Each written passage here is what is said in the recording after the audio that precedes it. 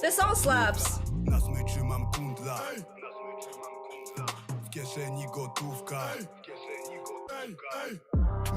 What the heck? Yo, you guys actually need to pop up more often. Bro, where can we get some more of this kind of energy in the chat? Like, my NA viewers don't have this kind of energy. But Polish viewers, man, are built different. What do Let's you hear it. Okay, what do you get when you jingle Santa's balls? Jingle balls, obviously. A white Christmas. I don't get it. Okay, never mind. Are you implying that Santa's balls are white? No, don't worry about it. Don't worry about it. What It's if he? fine. What if he tans nude at the beach? Moving on. How do you know? Maybe he's black from the waist down. How do you know what color Santa's balls are? Oh my god. Okay, don't worry about it. Let's go play our London only match. You should never tell me a dirty joke. I don't like, it's 2023. We should imply what color Santa's balls are. Oh, yeah, Okay. that's what we were. Yeah. Is that not the joke? When you grow up, you might get that one. I'm 21 years old. I want to get the joke. Can you tell me the joke, please? No. Chcę kurwa bana! Mnie zbanuć, napiszę kurwa słowo retard, kok i kurwa kancer. I chcę dostać kurwa bana! Type it correctly. Pierdolona zjebana!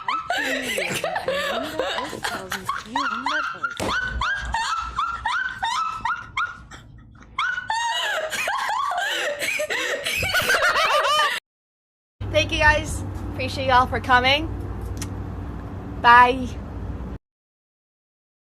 Are puzzles working? I need to warm up with puzzles. Also, I want a new Title Tuesday. Every company needs a professional ship poster. Yo, if I ever get hired professionally, that's what I'm gonna...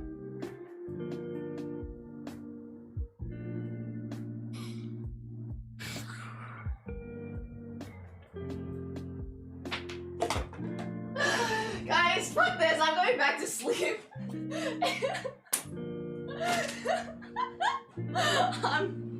Yo, this is not it, guys. This is not it.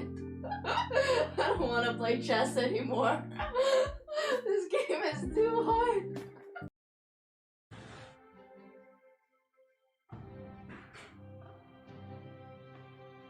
Okay, so I started planning this cosplay way too late, but I was going to get 6 of these, and then I couldn't figure out like how the fuck do people keep swords floating on their back. So I really only got like enough that too for both of my hands. Yeah, so watch out, chat. Watch out. We got the sword emoji. Yes. Wireframe usually. Show names. Okay. Spust. Duast. Okay. Okay. This is because Hopefully you're not bleeding. So I did not know I could do this. That's all right. No big deal. Wow. As long as you're not bleeding. Wait, are you Wait a having second. some extra powers? Yeah, look at that. Some That powers. is a wonderful look at that. What? Can We've got someone zoom Superman. in, please? Yeah. She's a witch. This will make the Twitter rounds. Trust me. She's a witch. This is gonna be viral. I'm telling you, extra powers. Look at that. I didn't know you didn't could even break do a anything. glass. Yeah. Oh, this hand.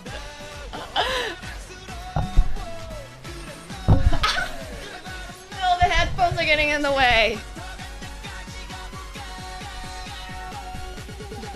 I don't remember this at all. Okay, here we go again. This is fine. Dude, how do you do the horse thing? I don't get it. I literally do not get it. Like, I genuinely don't understand.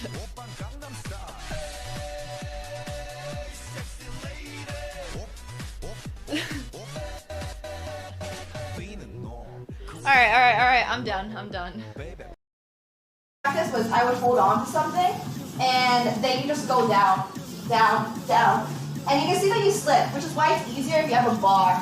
like a ballerina bar, but you just use one of the ones for squatting. So basically, like you hold onto the bar, like literally hold onto the bar, and you just keep going down. And you just do that over and over again until your legs fucking cooperate. But yeah, use American units. Okay, so 150 pounds. Is it really that technical? No, but like, it's just hard.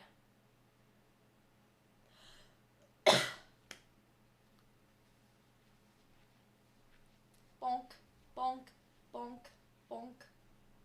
Okay.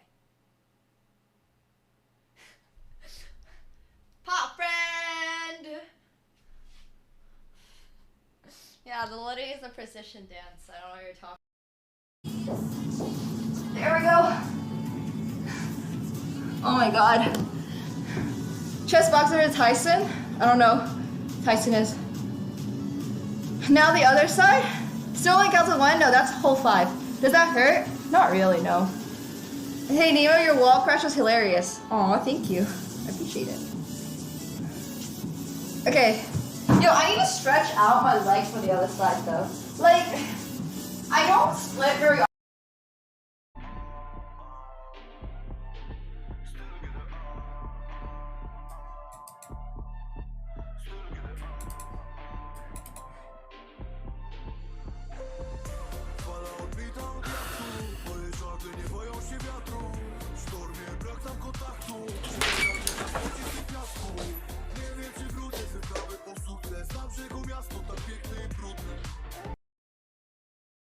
This in a different way so I don't sit so slanted, or I can move my camera more this way.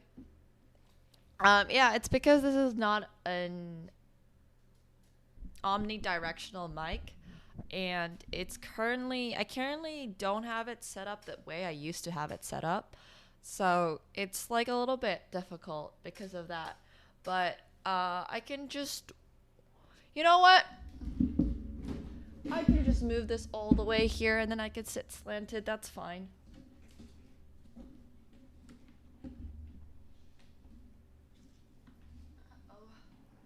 Alright. This is like we're slowly getting there. I probably have to fix it from a different angle. It's like hurricanes in Florida. Okay, as long as they are not like too serious, I think we'll be fine. I mean, I don't want chat to complain. So maybe this is like okay. It's obviously not Stanford or Harvard, but it's still a decent school. It's a Twitch streamer. Hi. Hoggers. Oh my gosh. XQC. Excuse. Slip. Okay, look. Holy shit, this is actually so hard. What the fuck?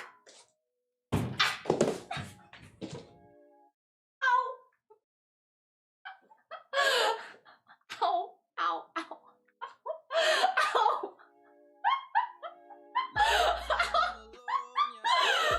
Fuck.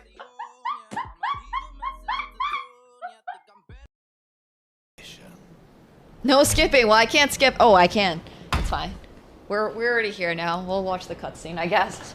Real boss time. Let's go.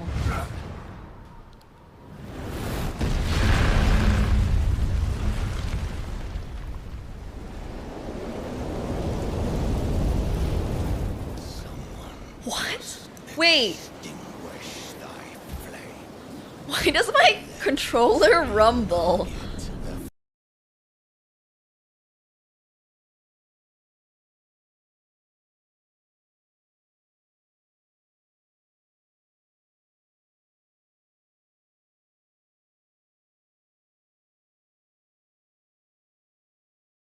I'm muted. Oops! Pro streamer, by the way. I've been streaming for 5 years now, no problem. Can't figure out how the microphone works. Oh shit, I hope that my microphone was not muted. So I was actually recording a video for a really cool collab, actually. I'm so excited for you guys to see it, but I hope that wasn't muted, so oops, it's fine. Okay. Anyways, today we are going to be learning some Tift. Dzień dobry. Cześć. My Polish is so rusty.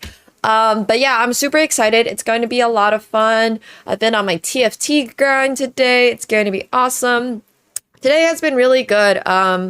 It's been really busy. I've been waking up. I've been apartment hunting. I don't even know where my cat is. I fed him. I launched my new model versus chess, which is crazy because we filmed that video back in May and it's been like in the works since May because oh my gosh, so many things, so many insane things happened between the filming of that video and right now. I'm not going to get into all the details about why it just came out now, but we have pinned the video. If one of my mods could actually be so kind as to tell me what what the command for it is, because I don't actually know what our own command is. But yeah, if you guys have the chance, I would so appreciate it if you could go watch my new YouTube video. It is really, really cool. We'll watch it. I'll put it on during breaks when I go to the bathroom today in parts. But yeah, I would so appreciate if you guys could go give that a thumbs up. It's pinned up top because it's been a whole journey.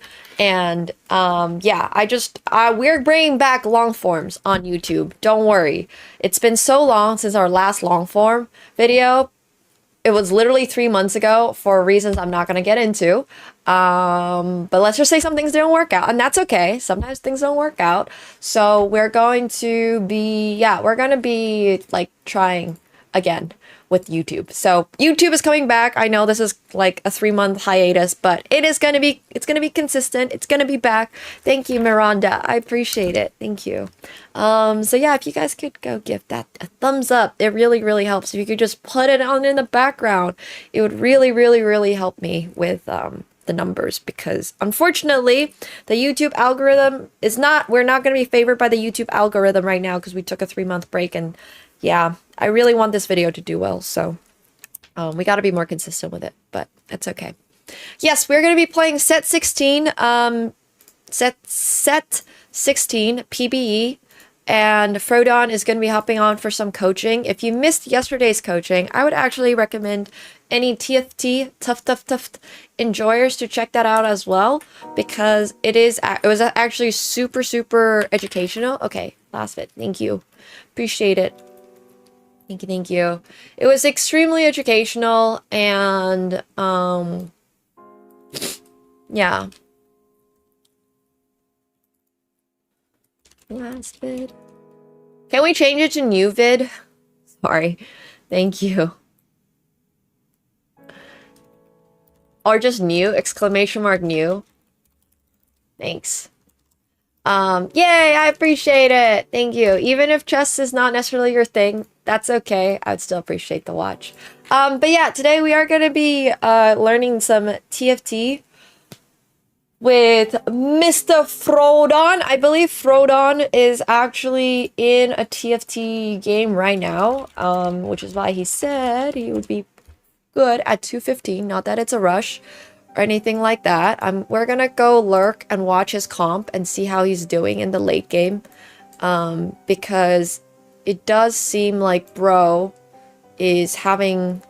Wait, how the frick do you use Twitch? Sorry, why is Twitch like this? Why is Twitch so annoying?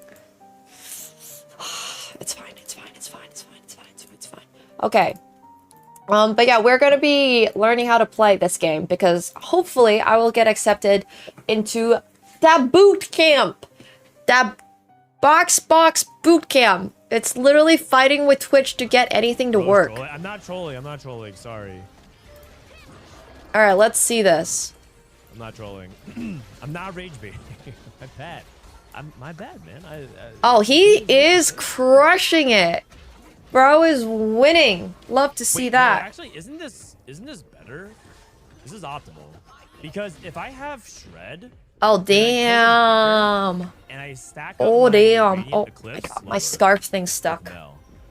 So if you really think about it, this is optimal. Because I'm going to get shred on the 5-7 creep round. Are we learning anything here, guys? Slower, I actually rack up more.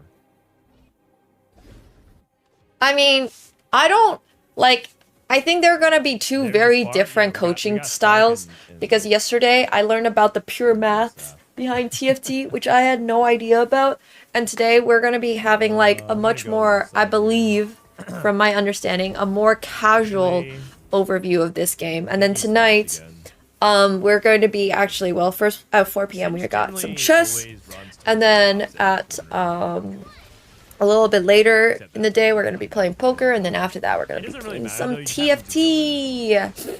But yeah, this should be really good. Maybe we'll swap. Ba-boom. We'll swap poker and. What is Mel stacks? Oh my gosh, bro is like crushing it. What is this? 3 Noxus, 3 Zon, 2 Arcanist. This is crazy. Whenever I build stuff like this, it just never works, and I think it's because I keep up like. I try to have 7 Noxus or something, and it's very obvious that you're just supposed to basically drop all of your traits when you go into the late game. So this is kind of fascinating. I'm learning so much. When it comes actual time to grind for set 16 like box boot camp, I am gonna crush it. We're getting to diamond or else. Like there is no way. This is the most amount of learning I've put into something in a while. This Orn. Mhm. How do I max cap here? He had just pretty good tempo. It was super ahead and played lead well. Okay. It's that streamer luck, bro. It's that streamer luck. And then I'm gonna put death cap here, then go GG for Going Demacia, 7 Demacia. I heard Demacia got nerfed, so I haven't been playing Demacia, but maybe it's all a lie. But it also looks like bro is hitting his units. He has 54 gold, level 9, has hit 2-star Mel, 2-star Mbessa, 2-star Tarek, 2-star Seraphine. Bro, if I was playing this game, I never hit anything. Sorry. I'm sure that's what every single TFT player who loses says. It's like chess players when they go on chess.com and they're like, oh yeah, I'm not climbing out of 800 elo because all my opponents are cheating. This is giving the same energy. But I swear, I roll and I don't get my units. Yeah, this is true. This is true, sad boy. Absolutely. But yeah, TFT game is really fun. If you guys have not yet checked out TFT, it's not like we're sponsored by this or anything. Riot Games is a very big company. What? He also, look, see that? See that? He doesn't even need to use his reroll and he gets a swing too. What is happening? This is some streamer luck. Streamer luck, I swear. I need to stream this on my main channel.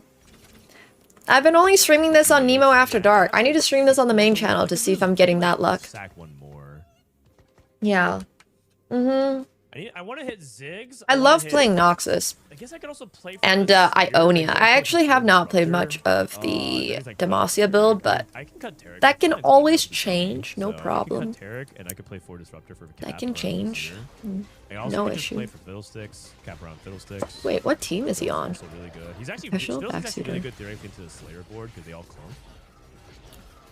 Mario Kart yesterday, I won one, lost one. With Mick. But it should be good.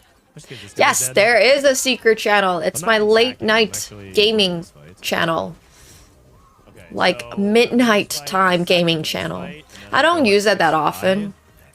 But Save my free rerolls. yeah. The thing is, I just mostly use it. I've been using it right now because it's for like tough. I actually think that a lot of my viewers like playing TFT. I just haven't introduced you guys to my TFT because I've played back in season 8, 9, and I'm 10. just gonna keep this for now. And I made it to plat 3. I didn't make it too far. Also, I think that set, it was set 9 or something that I made plat 3 on. I think I just didn't like it as much. But set 16 has felt really like, you can do a lot of stuff with it, right? Like, you can play whatever vertical you want, get to late game, and then you just chill. And then you drop traits, and then you find your, like, 5 costs, and then you put them on the board. So, yeah. Actually sounds Oh wait, he's losing to this. What do they have? Bro has a... Is he losing to this? Yeah, he is losing to Go this. to 10 and cap, He's... yeah? His opponent has 22. a 3-star Gangplank, a Belveth, a Mel. Warren, Hodge. Okay, I couldn't... It was, like, so fast. I could not really see it. Go to the glove, open glove. Yeah, I'm hoping to just be in the TFT box TFT bootcamp. This item is really good. I mean, it is heads up. I don't have shred. That's the thing. I still don't have shred. Oh. No That's shred. unlucky, man. I don't actually know the importance of shred. I also just played 2 I minutes. am a normie. I don't know why you want shred. Is shred important? Singed. Is that armor removal or something? Is that like TFT's version of armor? What's that item in League called? Mortal Reminder or something. Yeah, that would make sense. It's like Mortal Reminder. So I have this. Ooh, Okay, shred. that one makes a lot of Then I sense. can I can just dodge Fiddlesticks or something. I played a lot of League, so like I have a basic under. understanding of what these items on. Bro, I never build Mortal Reminder on my 80 carry. Dude, I go like pure attack speed on Ashe or Jinx or something, and it's like probably so bad. Because once again, I never learn itemization for my units. I just look at the guide, and whatever the first 6, they tell me, oh, just the 1.4k? Yeah, that's fair. That's fair. Zero 2. Magic resist reduction. Okay, Sunder is the armor reduction. That makes sense. Yeah. My Piltover is only 2 mana. It's not No, not at all, Mello. I think that's so normal. I have friends that only play TFT, and every single time I'm like, oh yeah, Azir. And it's like, they're like, who's Azir? And it's like, the guy with the soldiers, the bird-looking guy. They're like, oh yeah, okay, got it. Like, they're still learning what champs are, period. I guess, like, I have every single champ from League of Legends memorized. I've never thought about that before in my life, but wow, that is a ungodly waste of time. Oh man, I have never thought about that. Oh, I think I'm dead. Yeah, I probably can name off, like, every single champion in the game. Huh. Oh, it's champ? Yeah. I think it's different for TFT players, though, because, like, you guys don't necessarily have that many champions in a set. Currently, this set has a ton of champs, unlike some previous sets, but this set has, like, 50 champs or something, and previous sets might have had, like, I don't know, 30? So, yeah. Oh, I got my Radiant item! Radiant Rage Blade? Wait, That's Radiant pretty Rage good. Blade Is it does a- sound really good. Is it a Zero or is it Ziggs? Both are really good. Gwen. These are Gwen is really good for fun in mine. regular League of Legends, too. Oh, this set is 100? Oh, double that. That's crazy. Is it not? I have, you know, never Sure seen it's Ziggs. a bard. Long shot for Oh, you probably need to do something to unlock it. That's why I've never seen Bard. There's so many champions I've never seen because you have to. They're like behind a paywall, not literally, but yeah. Wait, I should pick up the Happy price tag. Sunday! Hope you guys are having an awesome Sunday.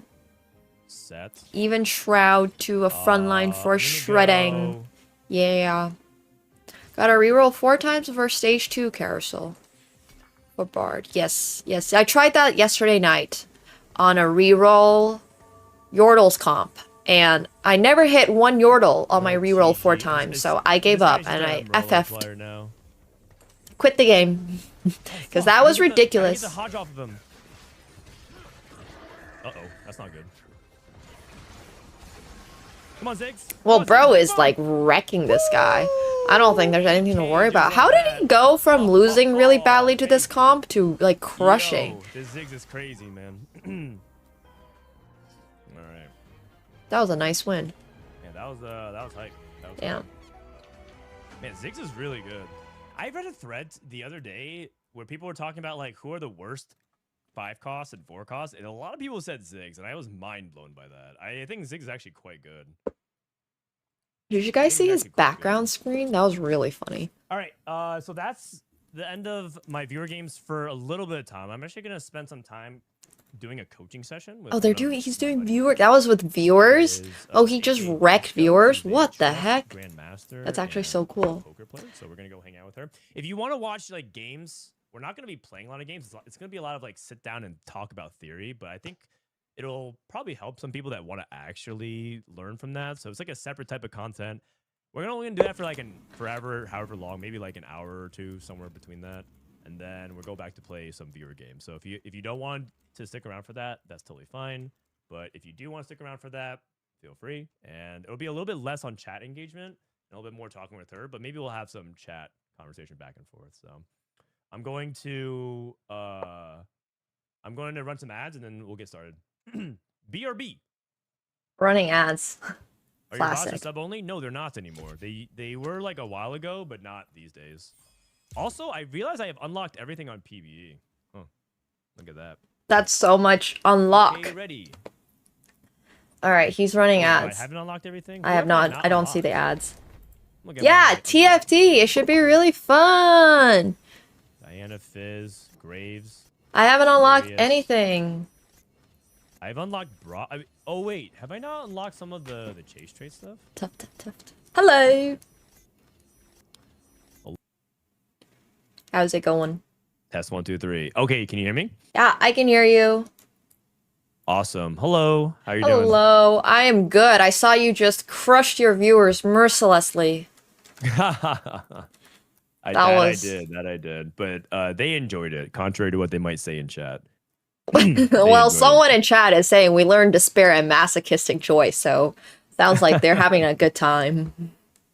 They are having a good time. All right. So, I don't know how much time you have. I'm sorry I'm a little bit late. That's but- okay. I got 90 minutes. Okay, 90 minutes is plenty. We probably don't even need that 90 minutes. So the way I feel like we could spend our time most efficiently here is I think at first, I think we'll walk through some general approach to not just the set, but TFT and trying to get where you're at. And then I think it'd be helpful. We could do it 2 ways. We could VOD review, or you could do a live gameplay to help apply some of it. But usually I'm open to whatever the student wants, because a lot of times people just want to put the things that they learned into action. Or some people just wants to go through all the nitty gritty and VOD review. It depends. It's up to you. So you tell me how you feel when we come to that section. Does that sound good? Yeah, sounds good. All right. So before we start, I want to kind of get an understanding of where you are on your TFT journey. So why don't you tell me a little bit about kind of where you are with TFT, where you evaluate yourself? Obviously, try to be like a little bit honest or very honest about where you are. Are you suggesting I would lie to you? No, I'm saying that some people that I've talked to in the past weren't accurately representing their knowledge progression. And so it's just important that I understand what you do and don't know, what you feel comfortable with, what you don't feel comfortable with. And so that way I can properly assess what we need to do. Because the whole point of this session, I believe you're telling me, is that we feel prepared for an upcoming, if we got into the box boot camp, we feel like we're ready for that marathon, yeah? Yeah, that's the main point of all this. I would say I have a basic understanding of games in general. But TFT, That's fair. yeah, you know, the concept of how to win, I understand, you know, but with TFT specifically right now, I think I'm really getting stuck on like mid game. I understand comps. I've played a ton of PBE.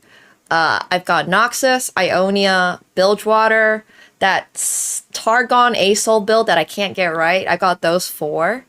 And then other than that, I don't think I really have like many other comps in my pocket right now. Okay, so you said Ionia, you played Bilgewater, Noxus, and you said the Targon? Yeah, like the earlier? Freljord build up into Targon. Okay, got it. Yes. Okay. And I think So that's really your about it. comfort of like what you want to play, and you feel like if I quizzed you on those things, would you be able to tell me aspects about that composition? You would feel like you would know those like the back of your head? No. Okay. That's good. I just need to know that. Sorry. Yeah. I'm not trying to make you feel bad. No, Sorry, it's okay. I promise get I have a it. point. I promise I have a point. Okay. Great. So, thanks for sharing. Where's your general rank at right now in terms of TFT? Would you Unranked. say? I haven't played in Unranked, 6 okay. seasons. Fair enough. If you were to assert yourself, where do you think skill-wise you would be? Iron. Iron? Really? True iron player? Okay, Wow. not true iron. Probably like somewhere in I'm probably gonna place like low gold. Okay. I mean, gold's not bad. Yeah. Gold's not bad. Okay. So our goal is to get to somewhere around like emerald and diamond, yeah? Yes, definitely diamond. Okay. Yes. That's totally fine. I think prepared. I think I got Oh. placed like platinum. Sorry, I didn't get placed. My highest rank ever is platinum in like season 9 or 10 or something. Okay, Set no 10 or 9, worries. yeah. That's totally fine. All right, so let's start off with this little document that I have right now. I'm going to share with you my screen here. Awesome. Okay. Okay. pull it So up. I prepped a little bit. I didn't do full sweat, so usually I have like a Google Doc and everything like that. I hope this is okay. Whoa, what? So, Sorry, what document is this? Like, what software are you using? Oh, I'm using Notepad++ because in TFT we like to type out our thoughts, whether good or bad, after a rank game, and we use Notepad. The thing about regular Notepad is that it's pretty low tech. So there's an app called Notepad++, which is just like an evolved version of it, as if it's like halfway between Microsoft Word and Notepad. So I use Notepad++ to complain about TFT. All right, I love it. Yeah. But there's no like formatting and font styling stuff. So I'm sorry ahead of time that doesn't have. It's okay. I just looked at it. I was like, oh. Yeah. Okay, so I prepped this document last night just because I know that you want to, and I'm going to send it to you. But before we start, I want to establish some important premises about what we need to do to climb for a marathon session in TFT. Mhm. And that's because it'll help frame a lot of how we discuss about concepts and approach. So let's just go over it point by point. The first is pretty straightforward. This is not like surprising at all, but climbing is purely about AVP and about whether or not every play you make statistically plays to a higher AVP. But I think what people misunderstand about it is that it's also equally important to make sure that you're not taking the 7s and 8s. And that has a lot to do with sort of the way you approach the climb and also your meta read, which we'll talk about in a little bit. But it's not just purely about like what comp can farm the first, what comp can get top 4, but also making sure to recognize how like what comps also avoid 7s and 8s. So you talked about Bilgewater, for example. I don't know if you saw this. I've been sharing a screenshot. I don't know if you have my stream pulled up, but I have it on the side. Yeah. okay. Mm-hmm. There is Bilgewater. So Bilgewater is actually a pretty good comp, but it's also one of the most popularly played comps in the game. And the average placement of it is a 6.4, Yeah. which is really, really, really low. I don't know if I've ever seen a comp actually average this low AVP. And even if you are a master at Bilgewater, what the important thing to take away is that this composition is vulnerable to 7s and 8s. And so it's one of those things where when you're factoring into how you want to approach a marathon climb, we have to think about what comps are we willing to play or what lines are we willing to play, which we'll talk about more in a little bit as well. But also, what are the ones we want to avoid because they have too much variance built into it to the point where a 7th and 8th. Because if you think about marathon climbing within a time frame, if you play well but you're getting top 4s, a 7th and 8th will undo 2 to 3 games worth of time. That's just inefficient, right? So that's why we need to think about avoiding that. That's good Does that all make knowledge. sense? Yes, it does. But Bilgewater mini game is so much fun. It's really fun. So if you want to play Bilgewater, I'll play it in you really have to unranked. master it. Okay. I would say that if you want to play Bilgewater, I'm more than happy to work with you. But also, preparing is just sort of it's a stat point distribution, right? You only have 10 stat points of time that you can allocate, and Bilgewater requires more investment to learn that versus you could probably learn 2 or 3 different lines at a same performance level of Bilgewater. And I think that might be more worthwhile for your time because I'm assuming you're not going to do TFT 100% of your time moving forward. Until the boot camp, right? I'm gonna try to do a lot, but yeah, unrealistic to do 100. Okay. Right. So we should be cognizant of how much time it takes to learn a line, which is actually another line we should probably write here. Cognizant of how much time investment learning comp/line takes. Okay.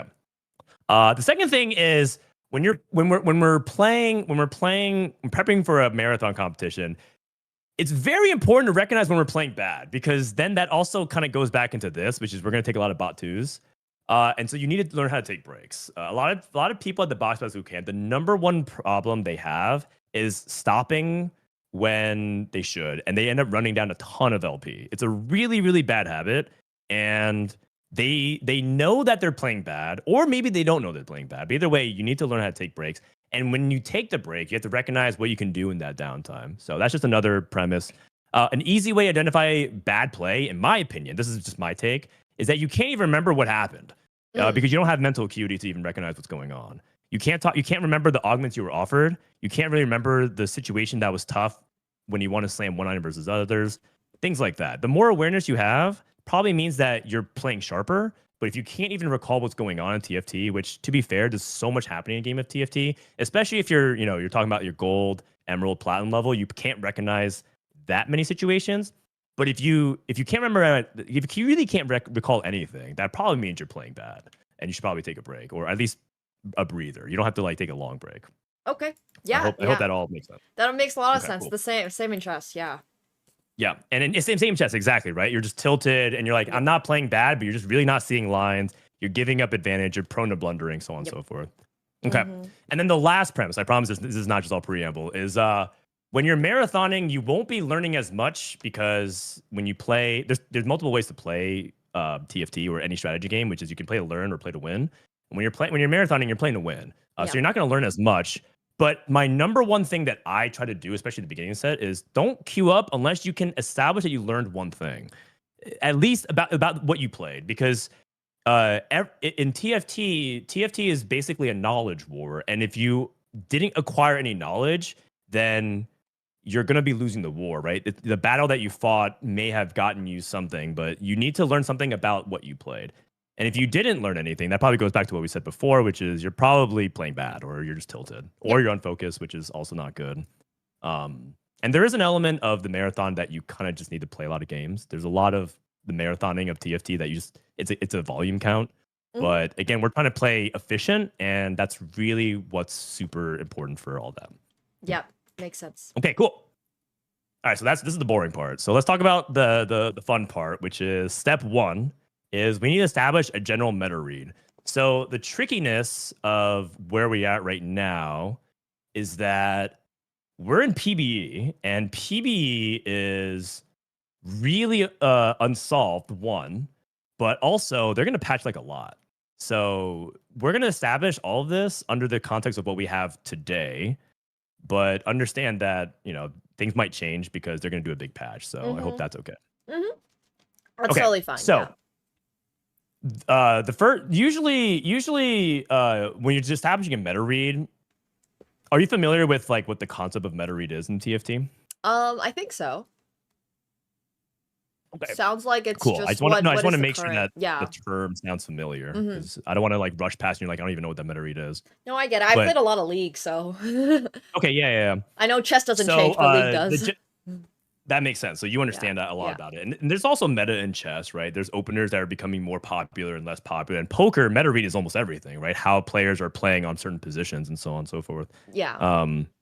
And that's constantly evolving. And in TFT, it's the same way. But the meta read comes down to one question, which is what are the key units and comms that are finding success? That's basically it. And from that, almost every foundational principle builds on top of it. And so these actually should be sub-bullet points, which is we need to identify within all of these different things, what are the key items and components, because those are the building blocks of how you can play everything. And then specifically any overtuned outliers, and this is stuff like augments. These are things like units, right? Some units are just straight up broken, like Aatrox right now. Oh yeah. Or anything else, like an artifact or something like that. And that just has to do with general imbalance of TFT set. Yep. And cool. So then I'm going to turn it over to you and ask you if I were to ask you what you think the meta read is right now in the PBE, what would you say the meta read is? So, or what would you say like in general the meta is at the moment? Right. Well, I mean, you kind of I know we had a talk, so I'm paraphrasing a lot of the stuff you've mentioned to me, but from that and the experience I've had, seems like almost any comp that can get you like tempo, being able to get econ going into like good level 8 earlier, or just having a lot of money so you can buy 5 costs and roll for like 2-star 4 costs is really important. The traits themselves, like a vertical line is not really important. So like 7 Noxus is not great, or 7 Ionia, it's not great. Like you can drop down to just 5 or 3, even 3, and then you want like, yeah, those really good 5 costs that synergize well with your team. And then items are always important. Yeah, items are always going to be important. Items are one of the key, just the things in general. Items are always going to dictate most of your game in TFT because they're some of the least the least malleable, right? Because once you commit to an item, on average, you can't really change it easily. You can reforge it. You can have augments that manipulate that, but that usually costs resources and time. And that's going to be something that maybe we talk about in our bonus section because we won't have time to go over everything today. But those are some important concepts. And that's why playing around items tends to be how you dictate your openers, which we'll talk about also in a little bit. I keep saying that we'll talk about later, but I want to give you an idea of mentally preparing what our topics are gonna be. Yeah. And my meta read is very similar. So I think you have the general idea. I would say that at a broad, 30,000 foot view, late game comps tend to be oriented around the power 4 and 5 costs, specifically around some of the unlockables. You're looking at Rise being very good. You're looking at, we have Brock, which is an Ishtil cash out reward, which I think I would stay away from. Brock is very overtuned, but that requires you to navigate winning and losing situations with Ishtil. That's very high risk, and very high reward. But like we said before, we want to minimize our bot twos, right? So I wouldn't recommend that for a new player. Never seen Brock in my life. Like I have not seen anyone. That's a thing. Oh, he is glorious, but he is very hard to play. Okay. Okay, I have not even heard of this champ. So that's crazy. Okay, good. So you can do research into it because the whole point of this next week that you have before the actual launch is for you to explore these concepts, right? Yeah. So you definitely, try out these different comps and lines that are really strong that you see on our website, TFT Academy. You can go ahead and do that. You can also just avoid it because you're probably going to go 8th a lot playing this. But the idea is you play around Ishtal, and Ishtal gives you quests. If you finish the quest, then you get Sun Shards, which is a different resource. What was the last set you played in TFT? 10. Set 10. Okay, so Heartsteel was the resource the like mechanic that you would play for a cash out, right? Ishtal is similar to that. I cannot tell you 2 things about 10. Okay. Heartsteel was the one with the boy band, the pretty boys. You would collect hearts, and every 4 rounds you would get like a random chest cash out. But don't worry about it. If you don't remember set 10, that's okay. You're breaking my heart because set 10 was one of my favorite sets of all time, but it's all good. That was the music set, right? Like with it was the music set. Yeah, I think I spammed the one with Thresh in it because they all had like the cool cowboy skins. Country. Wow. Wait, you should tell Borthdog that. He said he has never heard anyone say country was their favorite version of that trait. Look, and he said that I liked it crazy. because of the aesthetics. I can't tell you what they did, but it looked cool. Yes. Well, the thing is, each set they try to have like a summon trait, right? Like do this. This set's Noxus, for example. Yeah. Do this and you summon a unit. And he said that country was considered a failure at Riot because they have never heard a single player ever say that country was their favorite version of summon. Like everyone has their favorite version of a summon. There's all different kinds. And so you are literally the first person I think to ever say country's their favorite. Yeah. Anyways, we're getting off topic now. We're just yapping about TFT. Other units worth playing around, right? Aatrox, a strong unlockable, and this is just me giving you information because you don't. This is why you come to me, so I can give you the shortcut. Aatrox is a very, very powerful unlock. Silas is an insane powerful unlock, and these are all the conditional stuff. I would say the best unconditional line, and the unconditional line means that you can kind of load up and try to play this almost every game without feeling like you need a specific augment or whatever, is Yunara. The thing is, I think you've identified it, is that you don't actually need the 7 Ionia, for example, to unlock all of Yunara's power. You can just play Yunara, activate 3 Ionia, and kind of mix and match different traits. And so I would say that this is a pretty important line to learn. I think this is probably one of the most important lines you can learn in the game right now. And the reason why you want to learn it is not just because it's generically good, but also because I think its AVP is going to be really high. So you should generally be thinking about it. This is have you had an experience playing in Yunara? I have on Ionia. She's Okay. felt like really OP when other people play her, and felt extremely underwhelming when I play her. So Okay, no worries. Maybe we can walk through that so that way you feel good. The premise of this board that we're playing is that it's a board that's actually relatively easier to play because you're playing around a lot of 3 costs and 4 costs and almost no 5 costs. Rise, for example, doesn't even have to be part of this board. okay, You can actually just play this entire board without Rise. And this is 1, 2, 3, 4, 5, 6, 7, 8. So you're just playing exactly this board. And then you can play Rise on 9 if you this want. is just That's a really- activating like Quick Striker Yunara. That's her basic only. Oh, It's only 2 Quick Striker because the only other 3 Quick Striker Ionia. is Ash from Right. the Freljord. mm-hmm. And then you play a very good, efficient front line. Everything kind of works really well together because Sejuani is a defender, and that works with Kennen. And then Kennen is an Ionia, so that ties in Oh, with yeah. Yunara. Makes sense. And then Wukong is the Bruiser, which ties in with Kabuko. And Buko's an Invoker, which ties into Lissandra. It's actually just very, very efficient. Okay. I'm trying to see if I can put the builder up. I Maybe love just do this. the builder version of it. So But it's a very, very efficient board. Okay, and this site also helps you figure out how to unlock units. Yeah. It should, yeah. I mean, Okay. every site generally does, but some sites are better than others. I'm not gonna say which one. Just saying. TFT Let me see. So Academy. Peric, Lissandra. Yeah, it's a pretty good website. I heard. Let's see, Kabuko. Where's Kabuko? I can just type it in here. The thing about builders these days is that there's so many champs this set that it becomes really easy to lose track of what's going on here. Oh yeah. I hope. Wait, is Kabuko I haven't played League in like a month. Is Kabuko a champion League? It's not, right?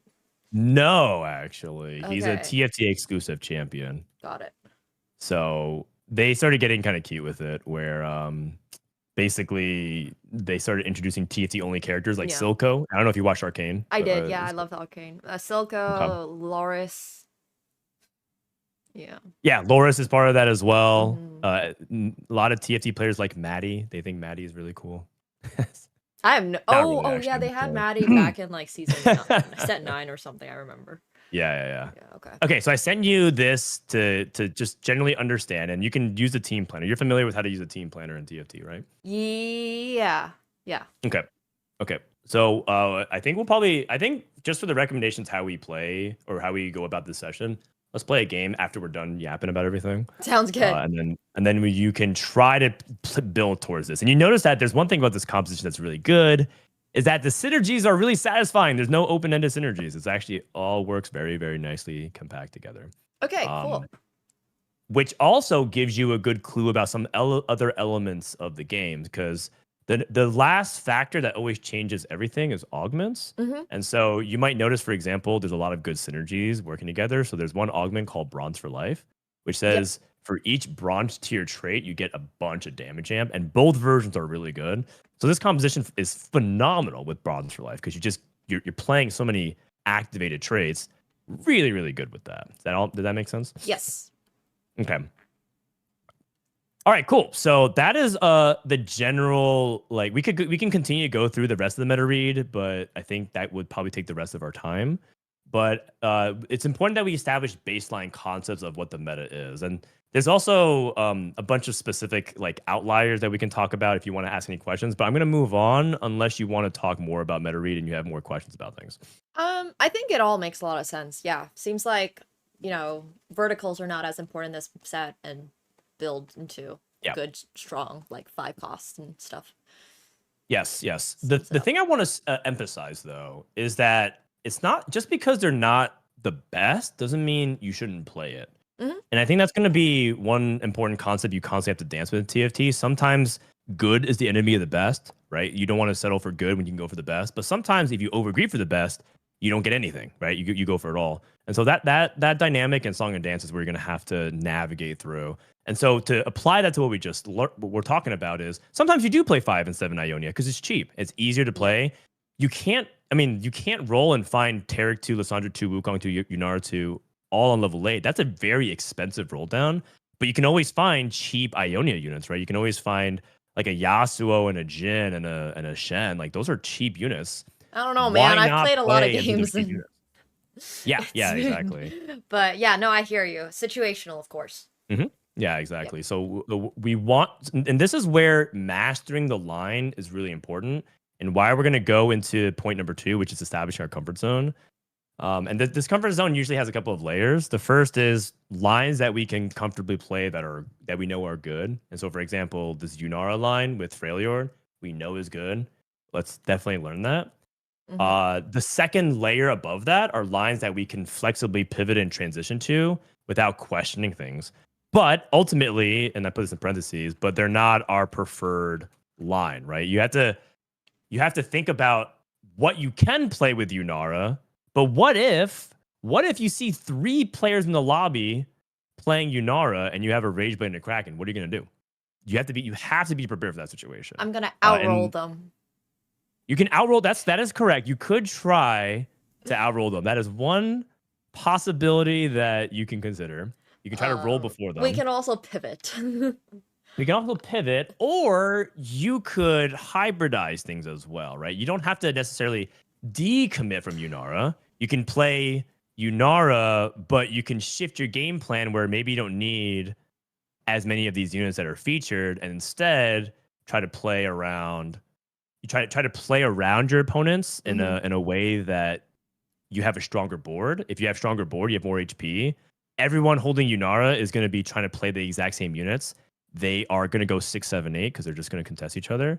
When they die, you go back into your main line and then you finish your board. And this is how a lot of the top players end up approaching things. They play somewhat of Yunara, but she's not the important part of the comp, right? And then instead, like for example, you could always play Yunara and then play like a Draven 2 instead. And Draven 2, give me the Noxus here real quick. I'm just going to go ahead and strip this down. So let's you just have a lot of faith in me finding a Draven 2, but Sure. But the reality is Draven uses the exact same items as Yunara. Yeah. So if you have this, but let's say you find one Yunara, what you could do with this core concept is instead you're playing around cheaper things like the Noxus setup, right? Yeah. And then you can actually kind of piece together a board that kind of makes sense with it. You can just throw in literally any Ionia unit. Let's say we don't even find Wukong. We just play Shen. And look at that. Do you see how our board kind of builds together and kind of has and you could play this, and then eventually when the Yunara players die, you can collect a Yunara and go back into the board that you want. That makes and so a lot of sense. This is the kind of mastery you need to seek with a line, with point number 2 of establishing comfort zone. This is kind of a half pivot, right? It's a transition that you're playing another version of it, and it's like 70% as good as the Yunara board, maybe even less. But that's good enough to beat the other players that are contesting you, and you don't have to fully pivot off. I would definitely Are you following say, me? This is pretty advanced, so I'm trying to make sure you can No, follow. it makes a lot of sense. Unfortunately, I think what I would actually do is if I couldn't find my Yunara, I would push for 9 and then go find Kindred. That's like how my brain works, if that makes sense. Yeah, Instead of rolling. That makes sense. Or And that is Draven. something that you can do if you have a lot of HP and gold. But the average experience that you're going to encounter is you're going to have to think of an alternative to roll for on 8. Okay, And so this board, it's cheaper, Oh, go ahead. like both health and like econ wise to roll for your Exactly, unit than it is to exactly. level up. And okay, got it. the benefit is if you play a board like this, and then let's just throw in other units, right? Let's throw in Tarek, and we'll throw, because he's just a generic tank, and then we'll throw in Aphelios. Let's say we can't find Last Whisper. If you just play this, but your whole board is upgraded, you have Scion 2, Draven 2, Darius 2, Kennen 2, and they're on 1-star Yunara, 1-star Wukong, 1-star everything else, you're gonna beat them. And you rolled less gold, and you're gonna have more HP. Yeah. You're just gonna beat the board because your board quality is a lot higher. Yeah. So yeah. Cool. Is that how we doing? I just want to check in real quick. Yeah, I think all of that makes sense. I do have a really bad habit sometimes of like absolutely stocking up on econ with no econ augment, and for some reason that's just a thing I do. And That's okay. like, Those I are die habits with 40 that gold. those are habits that you're gonna naturally get better at that over time. That's sort of Okay. like a repetition thing. Yeah. Because what you're experiencing is sort of it's kind of like how people are scared to invest money. They just keep it in the bank account. They just don't know what to spend it on. It's very similar to that, but the more you just kind of dive into it, you'll like learn through trial and error of when you shouldn't versus when you should. Yes. So When to spend my econ don't is worry a about big problem. Like sometimes you're Okay. like for certain cons you're supposed to roll around like level 6 or level 8 or whatever it is, and then Yeah. I just kind of struggle with those concepts based on the comp. So then I get Yeah. stuck with a lot of gold, or this was supposed to be the moment where I'm supposed Mhm. to like roll and tempo up, and I just don't do that. So yeah. That's good. That's good. And it's good that you recognize that. And that also actually feeds into the point that we're talking about, which is it's because you're not comfortable. You don't have your comfort zone. For example, you probably didn't even know until just now that I told you that you can roll for Draven instead of Yunara on 8. Wow. Now that you know, you can spend your gold more efficiently. When you roll, you're gonna roll and see, wait, I see a Draven. I already have like some of these units. I can try to play into that and try to unlock a little bit more of that, right? But then you realize some of the downsides of greeting, because then you like basically took too much damage. So you basically play with more knowledge that you acquire, the more confident you can spend your money. That makes a lot of sense. Yep. Mhm. Cool stuff. Okay. So we established a comfort zone. Any questions before we move on to point number 3? There's 4 points, I think. There's 4 core pillars, and then I don't we'll think play our so. game. Okay. No. Cool. Yeah. All right. This is the galaxy brain moment. I Okay. hope this might shatter everything you know about TFT. And a lot of players, if you can understand this concept, you'll win the casual division. I'm 100% confident. Okay. Okay. But if you don't, that's totally fine. The core important thing to understand in TFT is that you shouldn't be thinking about the game in terms of composition. You should be thinking about the game in terms of something called lines. And actually, you know this. You know lines of play in chess, right? Yeah, the yeah, whole like point of- opening, yeah. Exactly, but systems. one move dictates a path of decision trees that branches down to others, but it's all within sort of a confine of what is possible based off of one single decision, right? So you know how that works. And Yeah. the important thing is that we don't learn just the destination. Chad's gonna laugh at me because I talk about it all the time, but TFT is really not about the destination. It's really about the journey. It's like it's a very big platitude, right? That I Wow. drop, but I actually described to you an element of the Yunara line. Not that you're playing a composition, but you're playing a line because you deviated from making Yunara your main carry. And instead, you think about not only what can I play with Yunara, but what can I play around units that also play adjacent to Yunara. And it's not about just Yunara is good with Rageblade and Kraken, but what are the 1 cost, the 2 cost, the 3 cost that are also good with Rageblade and Kraken? So I'm going to throw it right back to you. Can you name me another unit that's really good with this item combination? Rageblade and Kraken. Rageblade Kraken, other than Yunara, oh my gosh. Besides Yunara and Draven, because you already know 2 users Yeah, of them. yeah, okay, apart from Yunara or Draven. I don't know, Gangplank? No, that doesn't seem right. Gangplank is not. Gangplank is a fighter, and he's really Yeah. good specifically with like crit items or Bloodthirster. Oh, like, I mean, I guess all the ADCs, like Jinx, Ashe, I guess, but they don't seem very, like, good units. Aphelios seemed weak. Same for TF. Misfortune, maybe? Okay. Misfortune's a 4 cost, so it'd be Oh. kind of impractical to plan around Right, right. Yunara with a 4 cost because I'm asking you specifically the pathing, right? We're talking about pathing out options that your opener can create. And you were right the first time. I was waiting for you to finish your thought. Ashe is actually good with these items. Yeah, So is Jinx. They're actually some of the best items for those units. okay. And they're cheaper than Yunara. So now all of a sudden, you're realizing that these are different units you can play around early if you get them, Yeah, right? That you're following me. And the key to understanding is how can I play around these items that give me the line to play Yunara, as opposed to saying I'm just going to be playing these units, because what ends up happening is if you tunnel too much on the comp, you miss all the different options that you can get to, or all the options that you'll be able to find in your shop to get to that Yunara endpoint, if that makes sense. yes. So I'm tripping over my words, but I hope I'm making sense. No, that makes sense. Okay, cool. So the way you can start developing a line, and we're going to be working on the Yunara line, is how similar or flexible is your spot? And there's 2 components of it. One of them is your items, because I keep asking you what's good with Rageblade and Kraken.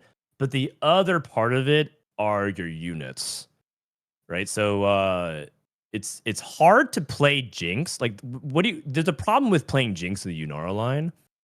And the main reason why is because she's a Zon and a gunslinger. And that's a little bit awkward to play into Yunara unless you have one specific unit. What is that unit? Oh. Wait. And you should know, I'll give you a hint. It's within the Ionia line you discussed. It's bad to play Yunara if you don't have a specific champ. No, I'm saying specifically that it's hard to play a line like Yunara. Oh, sorry, it's hard to play Jinx unless you have like a connecting unit that kind of puts Jinx to the Yunara. Like Mundo or something, like a Zon unit? It is not a Zon unit. I was saying it's an Ionia unit. It's an Ionia unit. Yeah. Are there any gunslingers in Ionia? Now I'm trying to remember. It's a good question. Is there? Is there? Jin? I mean, you tell Jin's a me. gunslinger? He carries a gun. That's correct. Jin is a gunslinger, right? Yes, okay. Okay, and so now we can start to like build a general idea of, okay, we have this gunslinger, we have Jin, we have Jinx, and you can kind of connect all of that into one. Shen is an Ionia, right? And then you look at other Zon units, that's a bruiser as well. You have Mundo, and now you just basically can outfit the rest of your usual Ionia builds.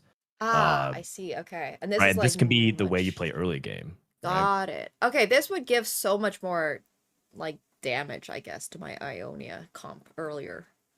Right. So that you have this and Vi, and then sense. Kennen's an Ionia defender. And you kind of notice that this is a very cheap, efficient level 6 that you can play for. And you get guaranteed unlock on Kennen. If you have Shen 2, Jin 2, this is like the way it can all tie together. And this is all elements of having line affinity, which you don't have to remember that term, but just the idea is it's not just your items, it's also the units that connect things. Right. Because it's like units that have good synergies with your build as it goes on the up, like getting to that. Exactly. Yeah. And the items, Now, obviously. The funny thing about affinity is that you can technically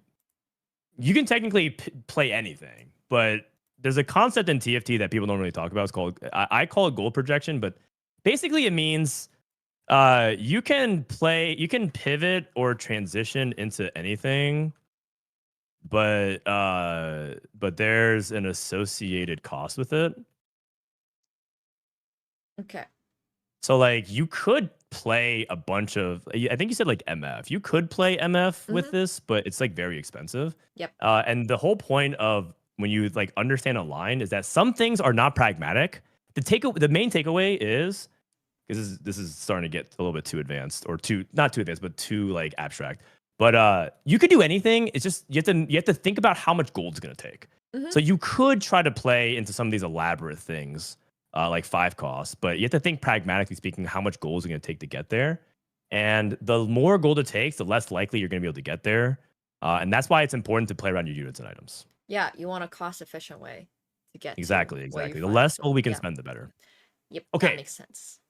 2 more things, and then we can start. The first is, this all doesn't matter if we don't understand what our win condition is, right? And this is the same thing in chess, which is you're trying to set up the mating net, right? And you're trying to understand how do you envision setting up checkmate. It's the same way of TFT. How do you envision landing the placement that you think you're aiming for? So the first thing you have to do is set the established expectation of what you think you're playing for. Am I playing for first?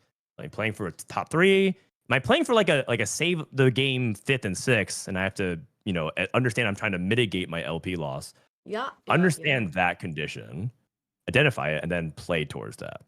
I'm always playing for first, and if I don't get it, I surrender.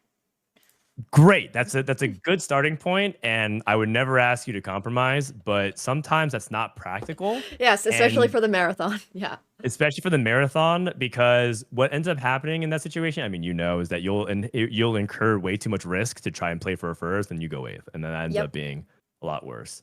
So, no, I appreciate the energy. That's really good. Definitely, when you're playing this composition, you have to recognize your win con, and so a lot of times the thing about this win con is just identifying whoever's holding your items. The most common win condition is whoever is holding my items or buffed by my augments need to be upgraded. This is like the number one win condition that is almost generic across every TFT game. Sure. Just make sure whoever's holding items is your carry or your tank is 2-star. If you're playing a reroll comp, a 3-star. That's pretty straightforward, right? And then the other element of the win condition is understanding like just straight up broken combos. Oh yeah. So there's like artifacts, for example, is a really big one. If you understand that this artifact is extremely powerful, on one champion, you might not even have to think about anything else. You just have to think about, I just have to get this one combo. Because if you really think about it abstractly, TFT is just like a game of numbers. I think you learned that yesterday when Bosef was coaching you. Yes, it was a lot of numbers. But if you just have like a crazy combo that multiplies higher than other people's big numbers, then you win. It's almost like a game of war. You just flip a card over. So if you just learn a couple broken combos, and that's where you can use me as a reference. You can always ask me, hey, what are some broken combos around Yunara? I could tell you, here's some like really powerful art. I told you one, which was, if you remember, off the top of your head, I gave you one with an augment. Do you remember what it was? The Rage Blade, that was... That's an item. I Oh, was giving you an augment. Augment. Yes, an augment that was really good with Yunara. Do you remember which one it was? No.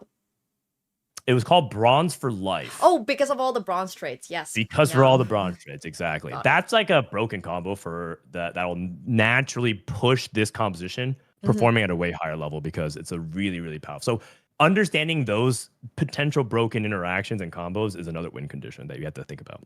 Yep. Makes sense. Okay, cool.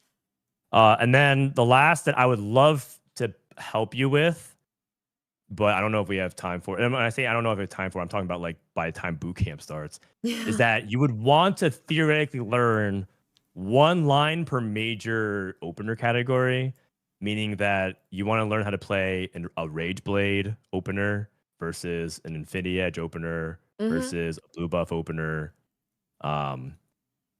So right now, what I'm doing is like whatever item I get, I've learned that it's quite important.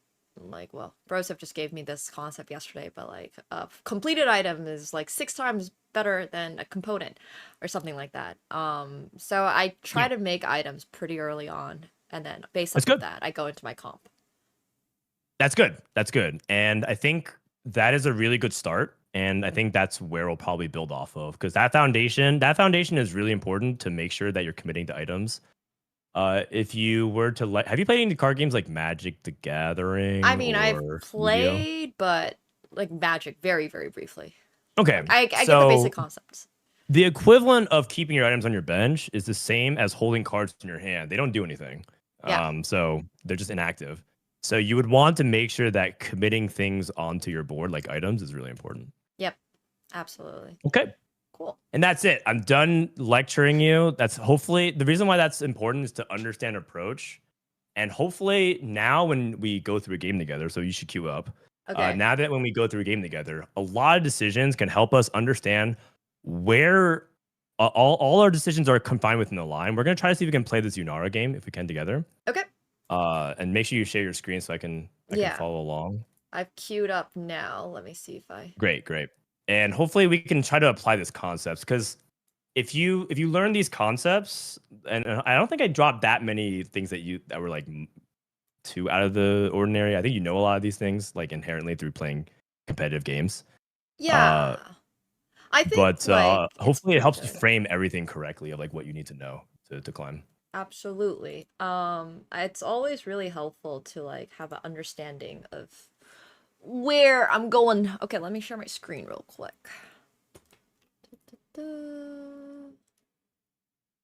Riot Games. Let me know if you see this. You're good. Yep, I got you. Okay, cool. All right. So we have our game plan. You know, you have this build that, like just you have it pulled up. Yeah. Great. Let me... Sorry, okay, but I do have to warn you. Yeah. I do have to warn you. You are going up against TFT Legend. Am I? Yeah. That guy's a legend. Wait, who? Where? Okay, never mind. It was a bad joke. Okay. Oh, okay. Wait, sorry. No, we're ready to go. Ready to go. Let's do My it. game is actually taking a moment on my OBS. Oh no. It's Okay. showing up on your screen, but I can't get it up on mine. Yeah. for some Wait, you reason. can't see yours. Wait. Okay. No, I can see mine, but it's for some reason my OBS itself is actually not pulling it up right now. Okay. Give me 1 second. Well, hopefully it fixes itself pretty soon. Yeah. Because you are gonna lose the next creep round if you don't play a unit. Oh no! Oh no! Oh no! Oh no! Okay. Okay, 1 sec. I'm gonna have it. Oh, I think it's working now. Nice. Okay, great. All right. Cool. Ba-bum. Okay. This is me just going Ionia because we're gonna do that. Yep. It makes sense. I mean, Ionia is where we're gonna play our core off. So we already have our opening building blocks, which is really good. And so we want to have connecting units to it. So let's pick up a Lowy if we can here as well. Bruiser. Yep. And then Exactly. okay, I can sell the Ixtal guys. I like to keep people at the start just in case. Yes, that's a really good general practice because it doesn't cost you anything to hold. If it actively costed you interest gold, you probably would want to sell. Yep. But this right now you're making a lot of decisions and you're pairing up, which is really good. You already understand that concept. You want to play around your pairs, which is Yes. good. And you have a bow. Wow, you have perfect. Look at your items, by the way. You happen to have a bow and a cloak. Those are really good starting components. Yeah. Together, it's Krakens for It's good. Let's just buy Nora. Briar here, I guess. Whoops. That works too. Okay. Xing Zhao is an Ionia, but I don't think he plays well in this build. I agree. This would be a pivot. You would transition your entire game plan to something else. Okay, I've learned that frying pan is not great because it actually takes one of your components from you. And that is correct. It's It not is. as important in this meta. Okay, so Steadfast Heart is okay for tanks, and it's also early. Spirit Visage is maybe a little too early for 10% nursing health. So I would prefer Spirit Redemption over Heartsteel, but we should roll our second option first. So let's roll. Just to see something Heart. better. Yeah. Okay. And I would probably go Spirit of Redemption All right. instead. Cool. Yeah, just to keep it nice and safe. Nice. In 2. There it is. All right, and then we can just put this on a Lowy, I assume. Yeah, I think I like it on Alawi or Shen. Actually, on Shen, probably. Oh, and then I'm gonna sorry. make Krakens already. Agreed. Kraken is really good. All right, if I was a little faster with that, I might have won. Don't matter. This is a learning process, right? Like I Okay. think we're not focused on the result. We're focused on like making what we want to do more than anything is making quality decisions. And we can talk about time later, but Yeah, yeah, time management is a skill that you'll learn later on as well. I'm very slow. That's okay. The TFT is made for you. Let's go ahead and buy the shop here. You just buy everything because it costs you nothing. All right. Okay, Blitz. And look at that, because you bought the Blitzcrank. Isn't that convenient?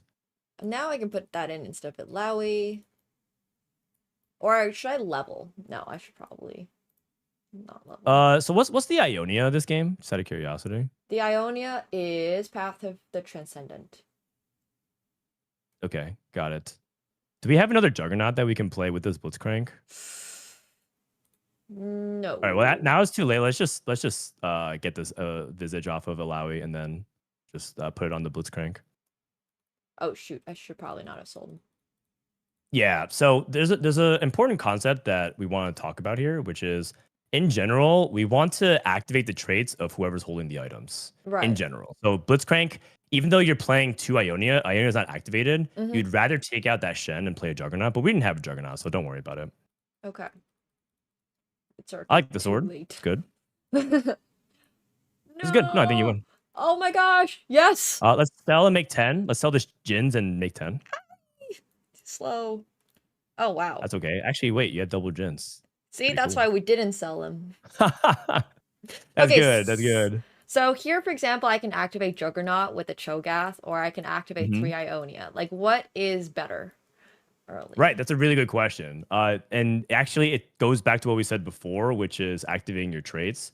I would say that Ionia is better though, right here, because you really want to make sure your Jin, who's your best unit, can play. But you want to move the Yasuo a little bit back because the issue with your positioning would be that Yasuo takes damage before Blitzcrank. You want Blitzcrank to Ooh, okay, got like it. in League of So Legends. he You can see be how like me on Yasuo this gets targeted. side. Yeah, probably on this side then. Yeah, Well, exactly. Depending on where people are placed. But like, yeah, that makes sense. I'll place him like right here. Yeah, exactly. Just to clarify one thing, the reason why I said put Visage on Alawi and not Shen, that was a mistake from me. The reason why is because I thought you had Alawi pair, and I thought you had only one copy of Shen. When you're thinking about like who to put items on in that situation, it's like who are you more likely to upgrade? And so I thought you had 2 Alawis, which is if you had Alawi 2, you'd rather have the item on Alawi 2 than Shen 1. That makes a lot of sense, yeah. Always want it on your stronger unit, and then you want to activate the trait Exactly. of that. So, Yep. our win condition. Okay, so what item are you looking for on carousel if you could pick? On carousel, you should always be thinking about like what I want. Okay, well, oh no, sorry, this is a sword. We did not want rod. Maybe Infinity Edge, i.e. That's correct. We want a glove if possible. Yes. There you go. Nicely done. Okay. I, for some reason, thought I had a bow, so... Sword makes sense.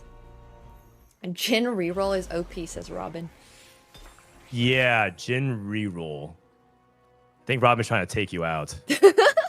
No, I wouldn't listen to that again. Alright, I'm putting the eye on Jin. Yeah, and that's good. That's then good. And let's level because we Okay. want to keep our tempo up. So we have a nice steady level here. In Cool. for Juggernaut, and then I'll move him like here. Yeah. Small tip here. Let's play Shinzao over Yasuo. Okay. Yeah.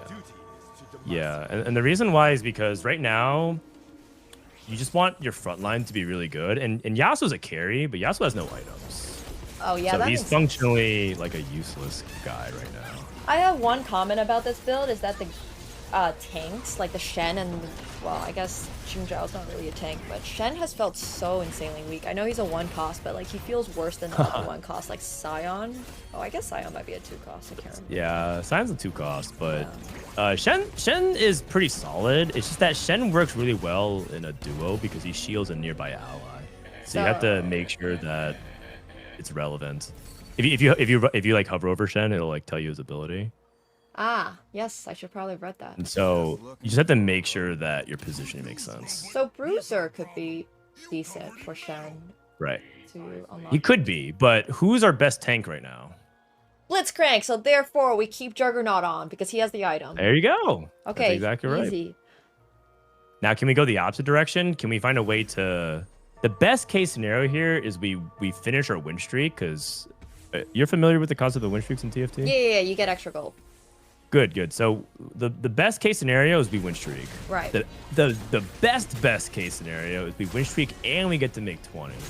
So we sell So you our have to figure out a bench. way to sell to make 20 here. Okay, well, I can sell 1 Yasuo and 1 Shen. Oh, no. Sell the Jin. Sorry, you're about to do that, but you should sell the Jin. Sell the Jin. Because you already have Jin 2, and the statistical likelihood that you get Jin 3 without rolling as you push levels gets smaller and smaller because your odds of 1 costs Yeah. continue to dwindle. Look, And so a lot of times it's actually a really common bait for like new players to just hold every copy of a 1 cost as they level. Yeah, you know, I don't usually do that, but I was just trying to like, live out Robin's dreams of Jin reroll, you know? Don't- Dude, Robin's going senile, man. Age is catching up to him. Don't listen to him. Okay, you're looking good. You're on a win streak. Everything's looking good. We want to hold this Cho'Gath if we could, but if it costs us gold, it's not worth it, right? Because we want to focus. Because level 8's really expensive, so we want to make sure that we keep our streak as best as we can, only if it makes sense. Only if it makes sense. So we can make a tank item here with Steadfast Heart. I don't know if that's like a great tank item or not. It's a good one. It's a solid one, I would say. Yeah.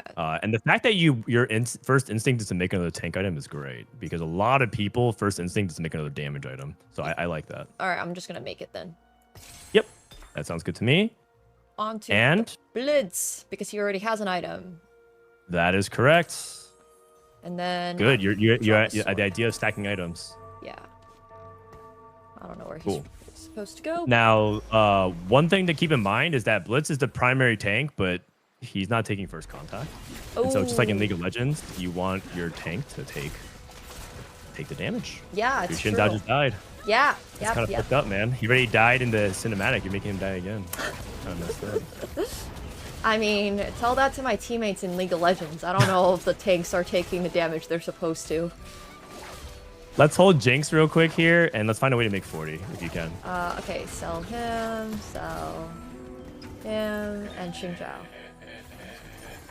Okay.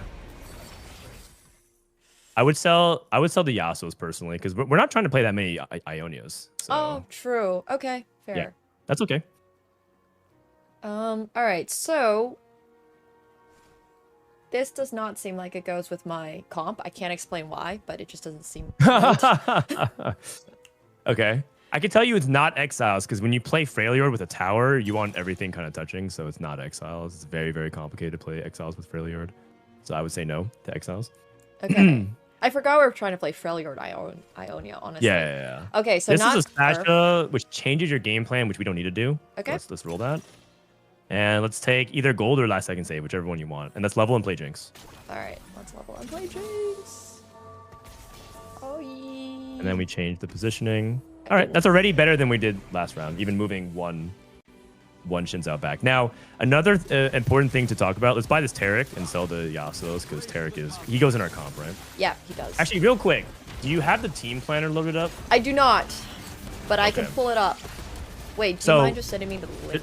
Oh, you have Oh, it. I did. It's in our chat. Perfect. Just, are you sure? Are you familiar with how to like copy the code and paste it? No, but it worked because you already had the code on it. Okay. Yep. So, all right. Well, are you familiar with how to pull up a team planner in the game? No. Okay, so if you go to the top right, there's a gear button and there's a team planner button. You click Yeah. the team planner button. Oh, you actually did use it before. I've used it, Wait. but I haven't copied anything into it. So if you press the back button, you'll see an option say paste team, but you copy that code from the website. So you open up that website, Oh. and you Clipboard and palette. if you open on the website, Yeah. on the top right, there's a copy link, copy team code button, and then you just click paste team. If you click the copy team button in the top right. I have copy link. Oh, copy team code. Ah, wow, There it is. amazing. That's And then you can click through so you can like make sure you understand, and then yep, it's all good. Oh wow, that's insane. How do I pull it up? Like Just click on the bar of the units. Just click on the units. oh, I see. Okay. Yeah, exactly. Cool. Nice. Yeah, it's good. All right, so now you won't miss a single beat, and now we're going back to our regular scheduled programming, and looks like everything's all good. Wait, that's insane. That's so helpful. Okay, so that means I would like a Lissandra or the Sejuani, but also item. We have Yeah, a exactly. sword. So, I would say that right now you're our last pick, so you don't get to be very choosy. But if they allow you to get Lissandra, you should thank them. And Let me out. yeah, I mean, we call that win trading in TFT, but Oh, it's not let's go. it's not something that Riot punishes very often. Okay, Okay, wow, not bad. I'll take it. But we don't Yes, you will. make the hex tech thing, right? Because it's not very good on my team. Gunblade? Gunblade, yeah. Exactly. So the other, yes, that is 100% correct.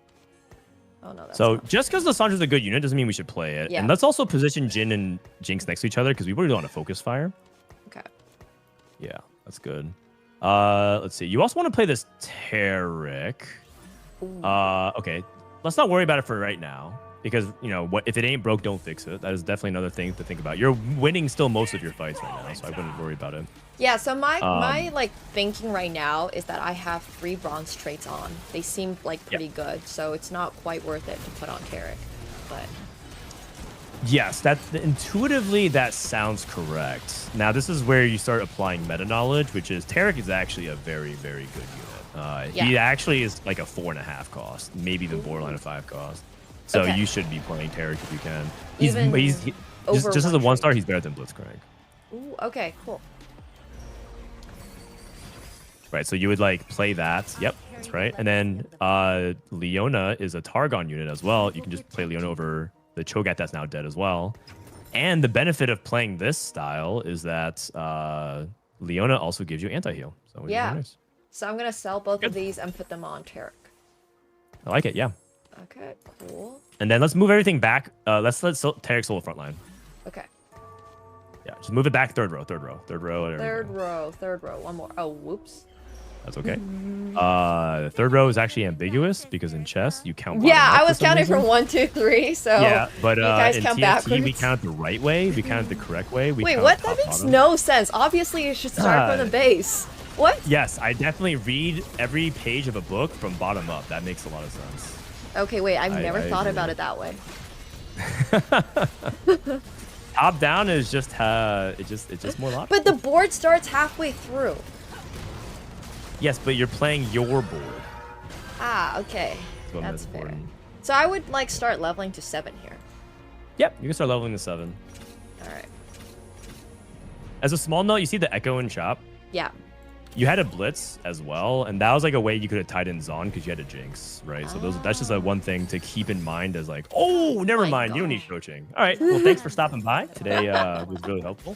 Okay, so I want to get both my Ari and Yunara in. Not the Ari because we're not playing Ionia. We're only playing 3 frick, Ionia. I keep forgetting. Okay. Yeah, so let's buy this Ash instead. You notice Yeah. you see that little green icon next to the Ash? That means it's on your team planner. Yeah, right. Buy the champs on your team planner. That's right. Okay. And now I would say,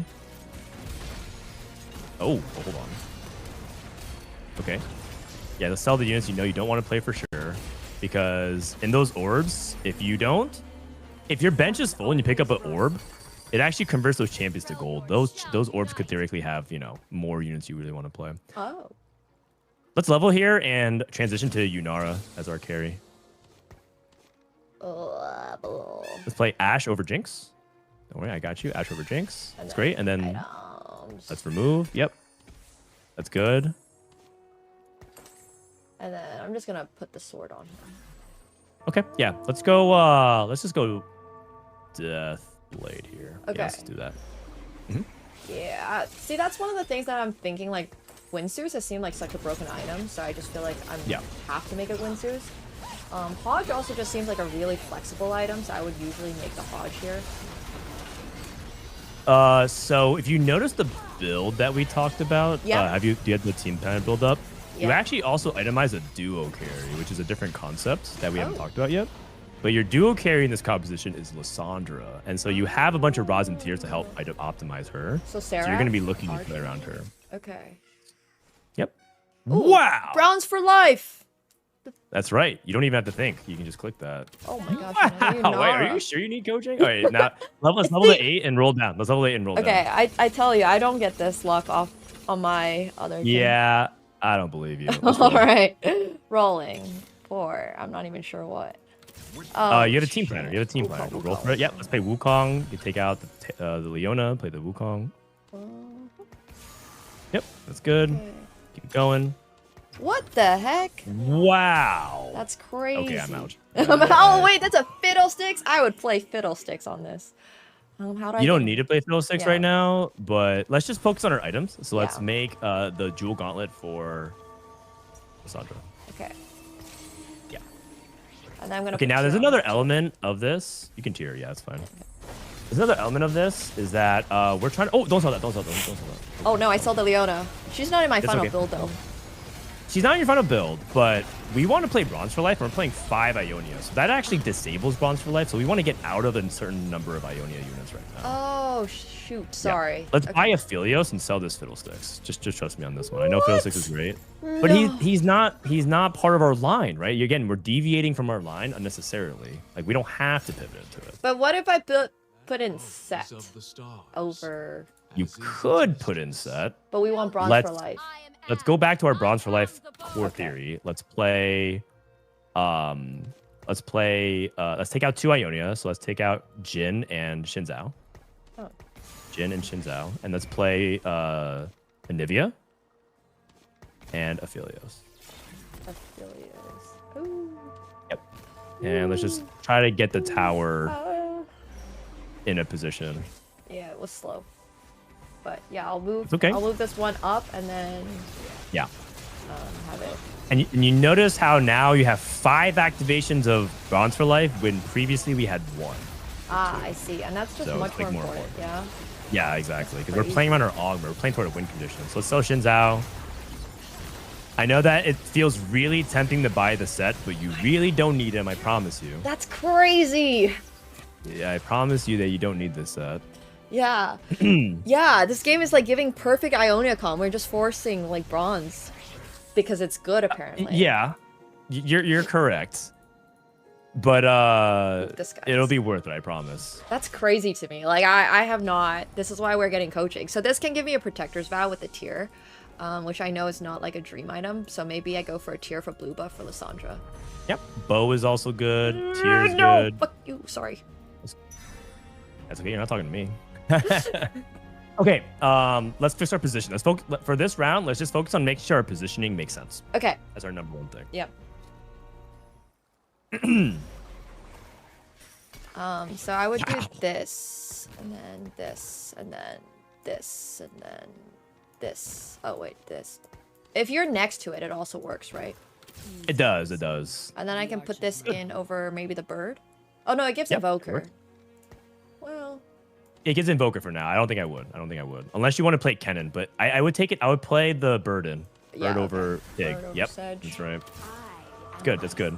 Let's take a breather here. yeah. So nice job. Yep. Nice job with the positioning. And for now, this is good enough because you're just collecting a bunch of value on your team. They're all nice and compact. Uh-huh. Late game positioning like this is very easy to punish. Like you talk about Fiddlesticks, right? Fiddlesticks Yeah. jumps in and AoEs in a circle, your whole team is dead, But and your family, That seems and like... all your friends. Yeah, I mean, that's League 2. Why do we always yeah. stack on top of each other? But the issue I have with Yeah, Brilliard is that you can't, like, get out of that. Like, you're all, like, you don't have... Or you just can choose to not utilize it, I guess. Exactly. And that's something that you'll have to think about later. But for now, I just want to put that in your brain so it doesn't shatter your expectations. Okay. But you're getting value now, but later on, you have to be willing to get to position like Ashe in the top bottom left and Anivia in the bottom right, right? That's like a way you can spread out Okay. without having everyone overcommitted to one AoE and then you just die. Can I make this Gwynsu's, or is that great? No, I should probably save it, huh? Oh, wait, it makes a Void Staff. Void Staff's pretty... Let's hold off on that for just a brief second, and because the reason why is that Void Staff is a good item, but it's not the highest priority, and there is such thing as over aggression with slamming your items. Okay. Because you're also, I know that there's been a lot going on, but you're also one round away from getting more items. So I don't want to sell this Kennen and the Sejuani because they play my final build, but I'm not making... Exactly. I'm not making 40 econ, and that's okay. That's okay. That's okay. Okay, interesting. Yeah. And that's okay because there's a pretty good chance that we're actually going to have to roll on 8 because we can't go to level 9 yet. Got it. Yeah. Tarek pair. That's good. This game also And wants so- to fiddle. And the game is baiting you now, right? So there's a lot of things that could have baited us. The Fiddlesticks could have baited us. The Vertical Ionia could have baited us. The Set could have baited us. But that would have cost us a lot of gold. Now we actually have a roll down potential because we need to 2-star. We need to find other units. We need to find the Sejuani 2. We need to find the Wukong. We need to find the Kennen, things like that. Okay. We also need utility. That's another big part of what we're missing right now. Oh my gosh. Wow, another Lunara. It's crazy. Oh, Yunara. I don't need her. Okay, so Nope. open this. Yep, it's good. I can still have a Gwynsu's for her, but she's not the carry. She already has her items. I can get a... Yeah, let's go Rat. red buff. Let's go red buff with the rod. We need anti-heal. That's really, really important. Let's go Rod. red buff, which is the 2 bows. The Two bows. Two bows. Two bows. Oh, yeah. Yep. And let's put that on Lissandra. And let's just make a crown guard for our front line. So let's make a tank item for our... This. Yeah, Okay. that makes it easier. We sell the Yunara Yeah, you can because sell we're that. never going to. That's correct. Okay. And this is a lower champ. So I could make that to make my Ashe 2, but Ashe 2 doesn't sound very important. That's correct. That's exactly so- correct. We can use save that for a Kennen at some point. That's exactly... Or Sejuani too, as Or well. Sejuani, yeah. So we just need to find Wait. one Kennen or such. You just killed the TFT legend. The TFT Oh legend. my god, the prophecy has been fulfilled. We've won the game. Yeah, so Where are we? Yeah, you know what? Just level here. I think in a different game you're supposed to roll, but Yeah. So we go to 9. You should go to 9 and yeah, let's just go to 9. Okay. 1 and 9. Let's play another Tarek. There's nothing wrong with playing 2 Tareks. Nothing Let's roll a little bit here. Tarek. Yeah, keep it simple. Leona? Do we bring Leona back? Oh no, you don't. Leona was good because she has that. You see that wounding and burning at the bottom of her tooltip. Yeah. We need that to make sure that units that have a bunch of healing can't stat check us. But now we have red buff, so now we have red buff. We don't need it. Okay. That's exactly correct. Braum. Oh no, we don't play Braum. We don't need to play Braum because we already have the failure. But I mean, you can just. Uh-oh. That guy's pretty strong. He has a pretty big back. We just need to hit our upgrades from this point on. All right, sounds good. And our upgrades are literally just hitting 2-star Sejuani and Kennen. Yeah. And that's Lissandra. correct. And yeah. So I should roll. This is roll. Wow, those are so tempting. There it is. Nice. You don't play Azir in this either. Crazy. No, we don't.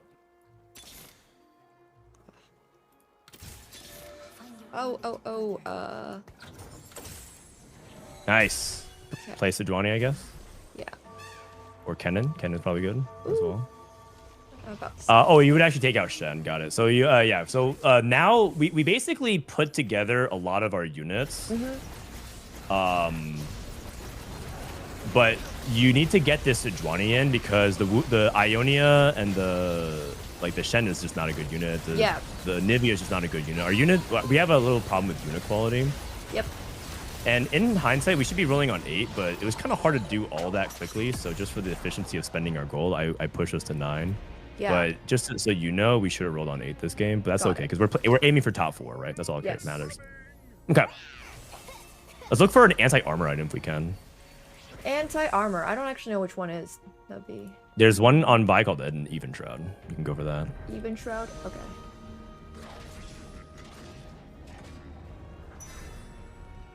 Nice. Sus. Okay. So now we want to take out Anivia. Aphelios, I assume. Oh, Anivia we want to take out Shen. Aphelios. We want to take out Shen and play Kabuko. The Kabuko's in your shop. Okay.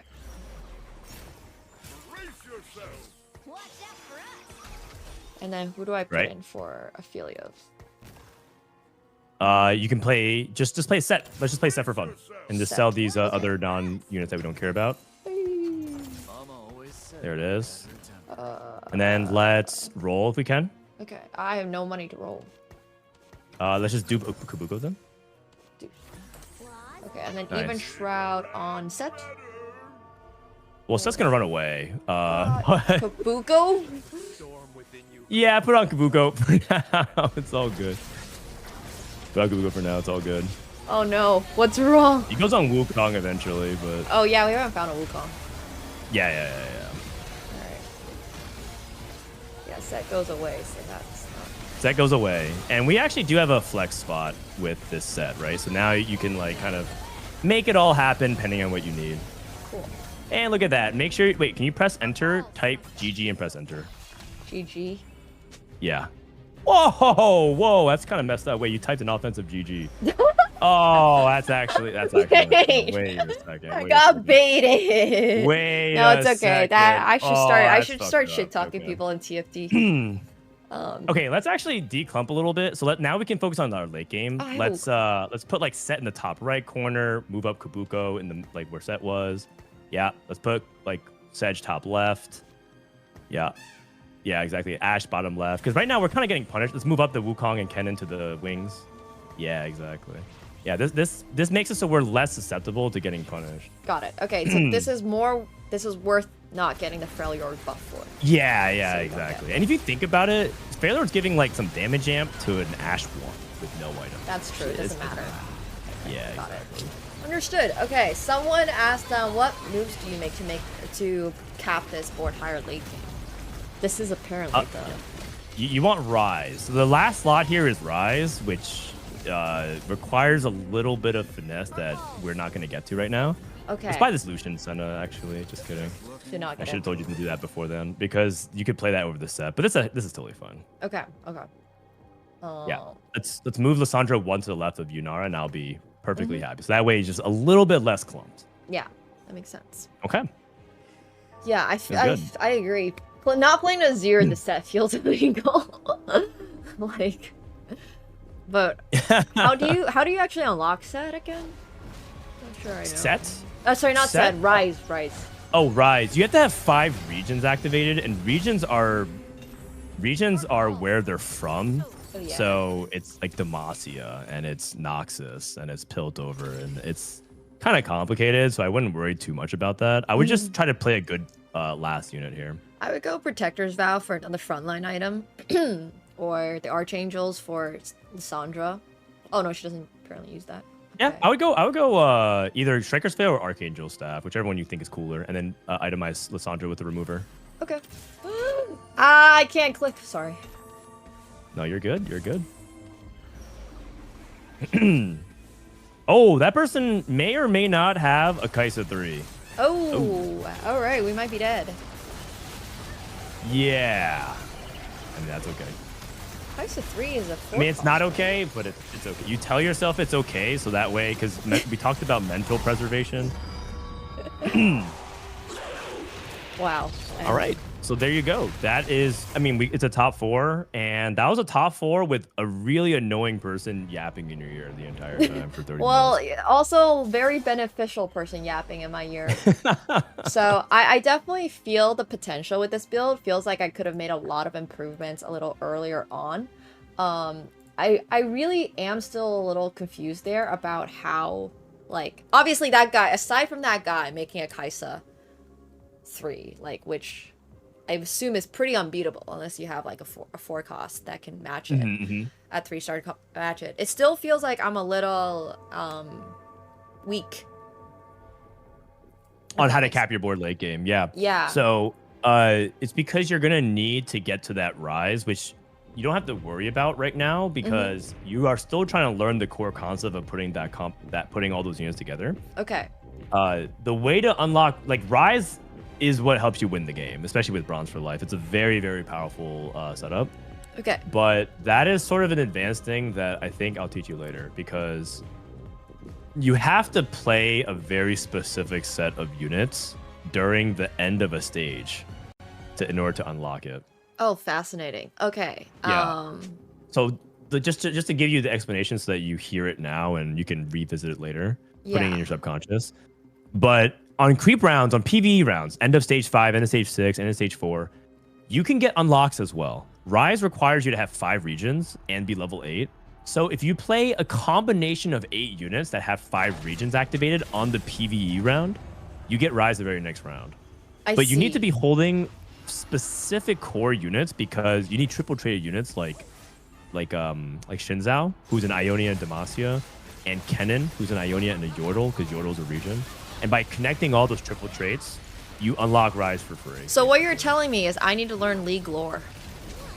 Yeah, a little bit. You need to, Okay. you need to nerd out a little bit. All right, that's yeah. I mean, I have a base understanding, but obviously I'll look at a guide and like list it out, and then I'll try to unlock Rise in a game later tonight or something. Because I have never unlocked Rise, so I need to just like do it once to have a feel for it. Because I think just doing it in a game requires so much. Like, oh yeah, pick this champ, I pick that champ.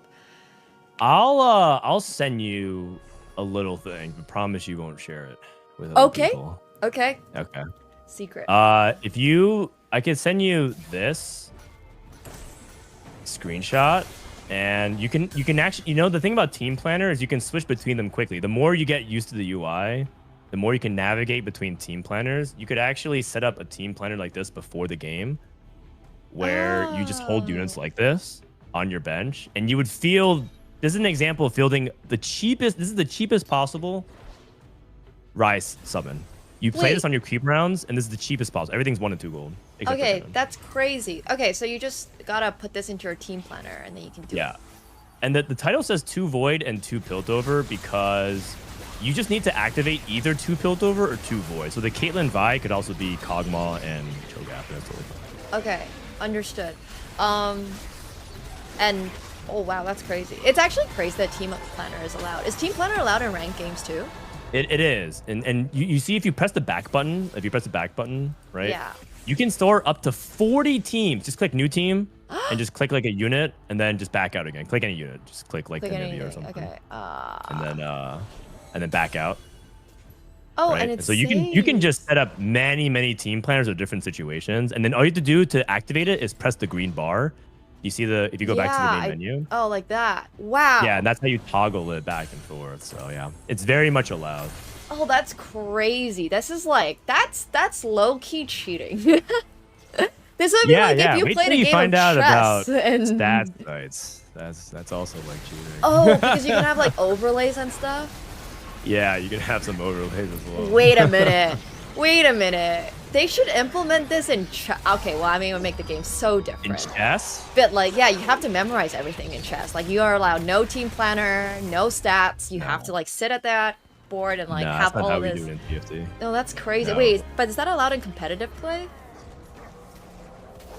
Everywhere except China. China is the only region that doesn't allow third-party assistance.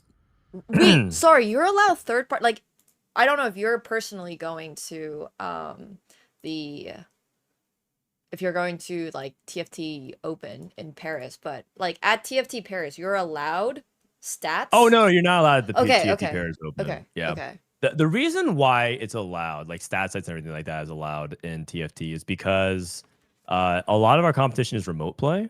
And so it's kind of hard to regulate the usage of stats websites and overlays. And so they don't officially ban it.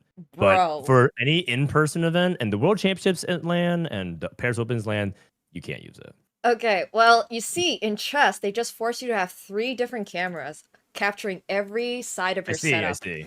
So, Right. not suggesting But that's for what if TFT. someone wanted to hide something in different cavities of their body that the cameras can't see? It's a different story altogether. See, that's I the see. Okay. yeah. Still haven't answered that question. We're still figuring that out. Okay. Okay. Well, there you go. Anyway, I hope the session was pretty helpful. There's a couple of bonus topics I want to go over if you have time, just like for 5 minutes. Okay. So, the first thing that I would say is that I threw a ton of information at you, but the most important thing, the most important resources outside of gold and health and whatever and items that we talk about, the fourth important resource you have to balance above everything else is time. And time management is really crucial in TFT. It's better to be fast and make a decisive action in a lot of scenarios. And that's where comfort zone is. That's why you need to get reps on things like the Unar line. So just always be mindful that you could theoretically like think a little bit more, but sometimes if you just get things onto the board quicker, you would win that fight. You win that fight, you end up getting win streaking, right? And it's a different game completely.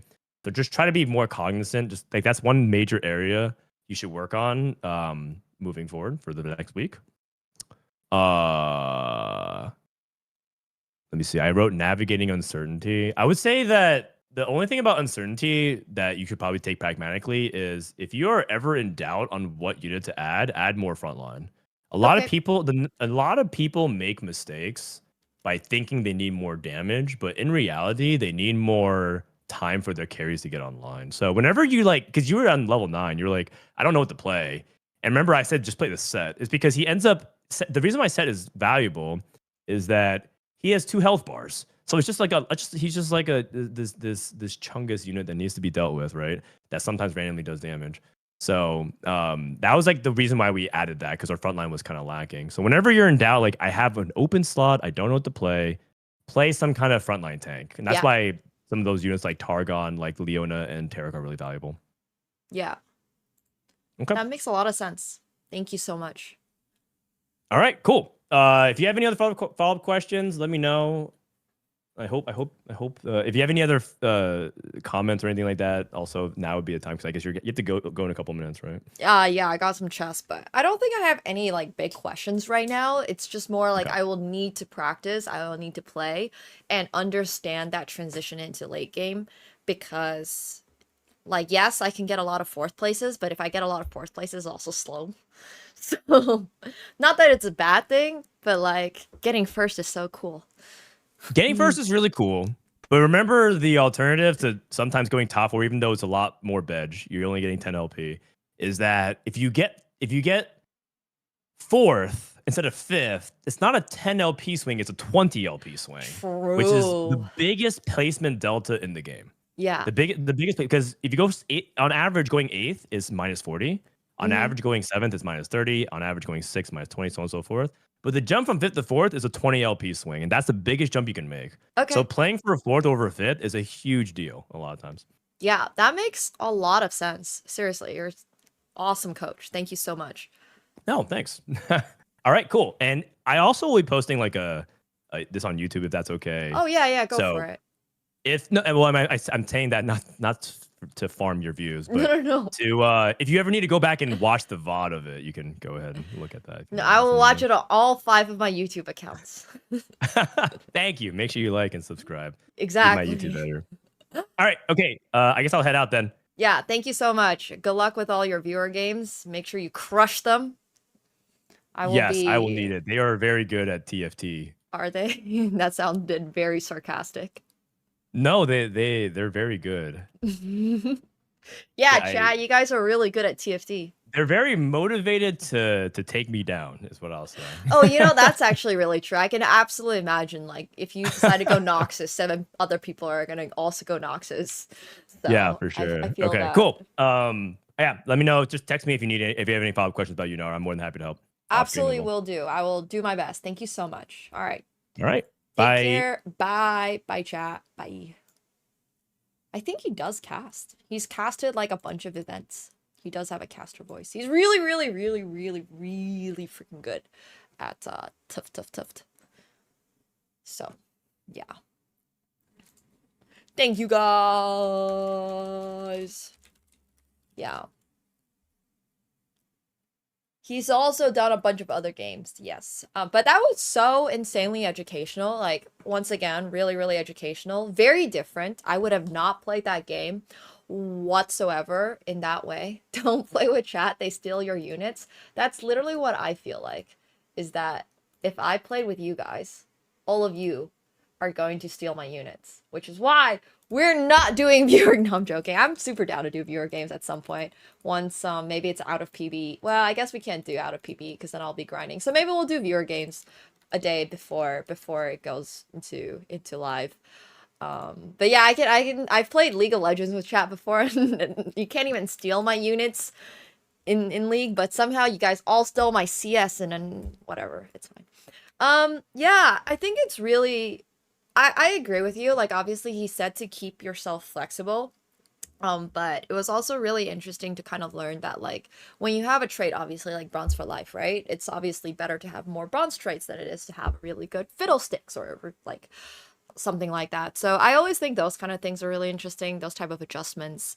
And he did also say at certain times, like, it was not actually better to put him on, and it was better to keep my current board, for example. So it's true, Opta. So learn a lot. It was good. And then we are going to be playing some more TFT later tonight. But first we are going to play a little bit of chess because we are going to do subs versus plebs. Instead of playing me in chess, you guys can play against each other, which should be really fun. This set is supposed to be awesome. If you have an enjoyment for really complicated, big sets that have a ton of different traits that you can go for, or different builds you can go for, this is the set for you because there's 100 different champs in it. They've basically put all of League of Legends into TFT, which I think is crazy. So yeah, subs versus plebs. For those of you who don't know what subs versus plebs is, it's our bi-weekly, bi-monthly, something like that event where you can enter. All you gotta do, if we have mods here, actually with some help would be appreciated. But you just gotta type your chess.com username in the chat with your Blitz rating plus Blitz rating in chat. Not that anyone's gonna read my stream title. to participate, and then mods will put you into the Google Doc. When we find you a dance partner, you guys are gonna play against each other, and it should be a really, really chill time. Well, some people, I'm just saying, don't stress about it. It's not like this is life or death. We do have prizes, we do have wheel spins. If a pleb team wins, we are actually going to give you gifted subs. Speaking of gifted subs, thank you Ray Blanco for the gifted sub earlier. I hope you guys have learned a little bit of TFT. And if you also have not learned TFT, that is okay. Because at the end of the day, you are also allowed to just play the game for fun. That's not what we're going to do this set. This set, we're going to get to Diamond. And then, yeah, we'll see from there how far we get to. But I think last game I also had like the perfect Ionia build. So if I didn't have Frodon as a coach, what I would have done was like to build it vertically up, going into level 8, and then scaled backwards, if that makes sense. Like I would have taken put all my Ionia units on, and then been like, all right, we hit level 7, and then start putting in Azir, start putting in like Renekton or Xerath or Nasus, whichever comes first, and then Renekton and stuff like that. So anyways, we'll test some more later tonight. And we'll also be, let me pull up chess. I think I'll be doing solo tonight because I do have to test some stuff. But also when I play TFT later tonight, it's probably going to be on my, we'll see how it goes. Typically, I do it on my backup channel, the Nemo After Dark channel. So you guys gotta show up there. But I'm also down to play viewer games on that channel. It's not like I'm not against it. It's just harder to coordinate with viewers because we probably won't have that many viewers on it. But yeah, if you haven't, this is where I've been grinding my TFT. I haven't cut my hair in like 4 years. I still have my blonde ends from whenever I dyed my hair years ago. So, yeah, Nemo After Dark channel. That's my secret late night DGen gaming channel where it's Catsko Cam. And there's a little bit more swearing. Because nobody is... I can't get in trouble. No, I'm joking. Yeah, I have multiple IG accounts. I have multiple Twitch accounts. I've got multiple... I actually don't have multiple TikTok accounts right this second that I'm actively using. I have multiple YouTube accounts. It's a lot, but it's worth it. But yeah, it's my After Dark channel. Awesome. So we'll be doing a lot more TFT. We're going to be playing a lot of TFT this set. Once again, keeping my fingers crossed that I'm going to get accepted into the box boot camp. Because the incentive, the initiative is that we're going to be trying to hit Diamond and also have a big charity component. So we're trying to hit big in TFT. And then today I'll pull up subs versus plebs Google Sheets. Thank you. I appreciate it. Yeah, I mean, if you want to play TFT or if you want to watch me play TFT, like I said, once the boot camp starts, I will be playing a lot of TFT on my main channel. Aside from the fact that, like, I do want to show you guys how I'm climbing, it is also part of the boot camp requirements to stream, obviously, but I might also be, like, playing later at night on the other channel, just so you guys can see it. But yeah. Okay, so let me pull up subs versus the plebs. If anybody does want to play chess against me later, you can hit level 6 to spin our wheel. I'll pull up the wheel. If you want to be added, type your chess.com username in and Blitz rating. Sounds good, Slipster. Let me pull up the wheel so you guys have a basic understanding of how that works. If you do want to play against me, you can spin the wheel at any time. This is not like a wait until the end of the day for it type thing. But you can get things like Ban Review Judge, or $5 on Phenom, or chess game against me, and this is how you would get a game against me. Otherwise, when we go with our... When we do Checkmate Challenge a little bit later, it is going to be subs and people who spin the wheel and lands on. Okay, cool. Anything else? No, I think that's it. Cool.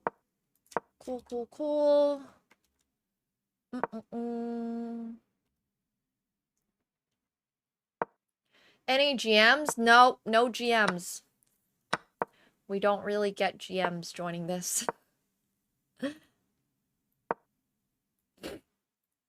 Typically, I mean, we get some like 2400s and stuff, and then I actually have to find them an opponent. Typically, we don't find those people.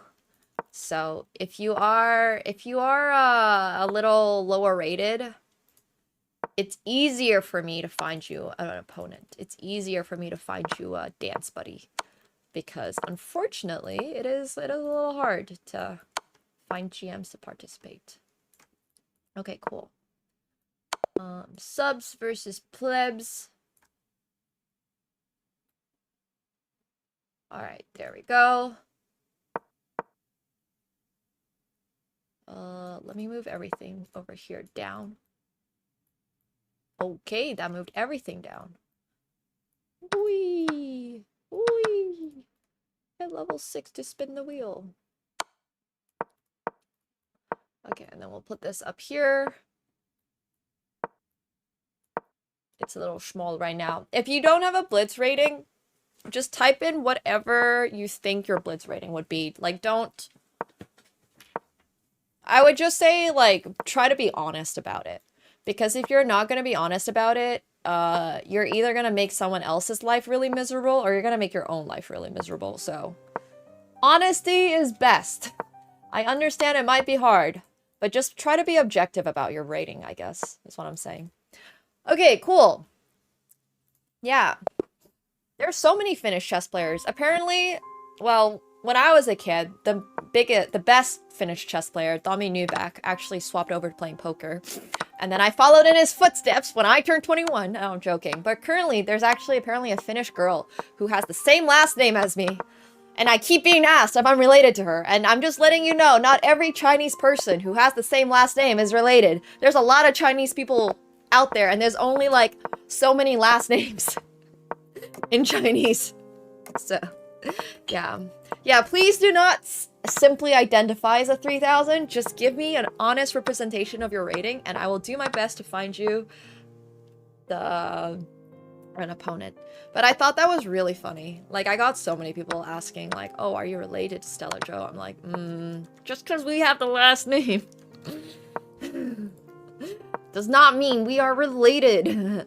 So, I know, it is really funny. It is. I get it. Look, I freaking get it. It's hard, understandable, but we're actually not related at all. I've never met her. I've only heard about her through the pipeline. I get that it certainly narrows it down, so... Yeah. Hello, Chibe. Hello, hello. Hello. But yeah. Okay, so let me see. Who else do we got over here? We got Skrillosaurus Rex. I don't know if I feel entirely fair putting a 470 against a 128, but we don't have... Oh, wait. No, we don't have anyone else right now. So once again, if you're looking to participate, where is my clear reset? Black. Okay. Yeah, I think let's put Skrillosaurus Rex against GM Ruffin, because I think that is, like, decently fair. It's not like the world's most fair pairing, but also at the same time, you guys are both at a rating where it's gonna be a close match anyways. It'll be a close match. So I hope you guys are ready. If you are ready, just come on to chess.com and I will start the game for you.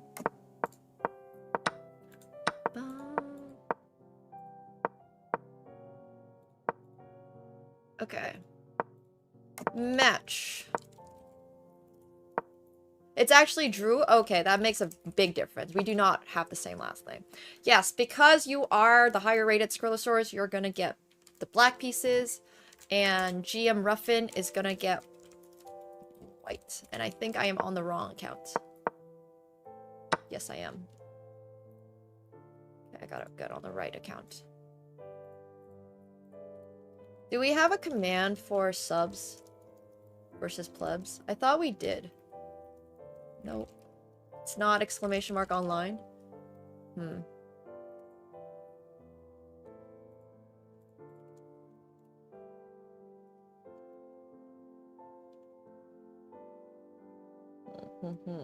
Yep.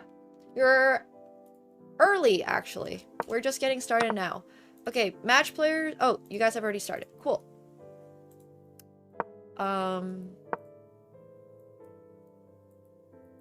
I'm just gonna type a little message in. I've turned the analysis off in case anyone is watching. But GM Ruffin is 128, and we're off for our very first game of subs versus the plebs. If you are a sub, you're going to be playing for the sub team. If you are a pleb, you are going to be playing for the pleb team.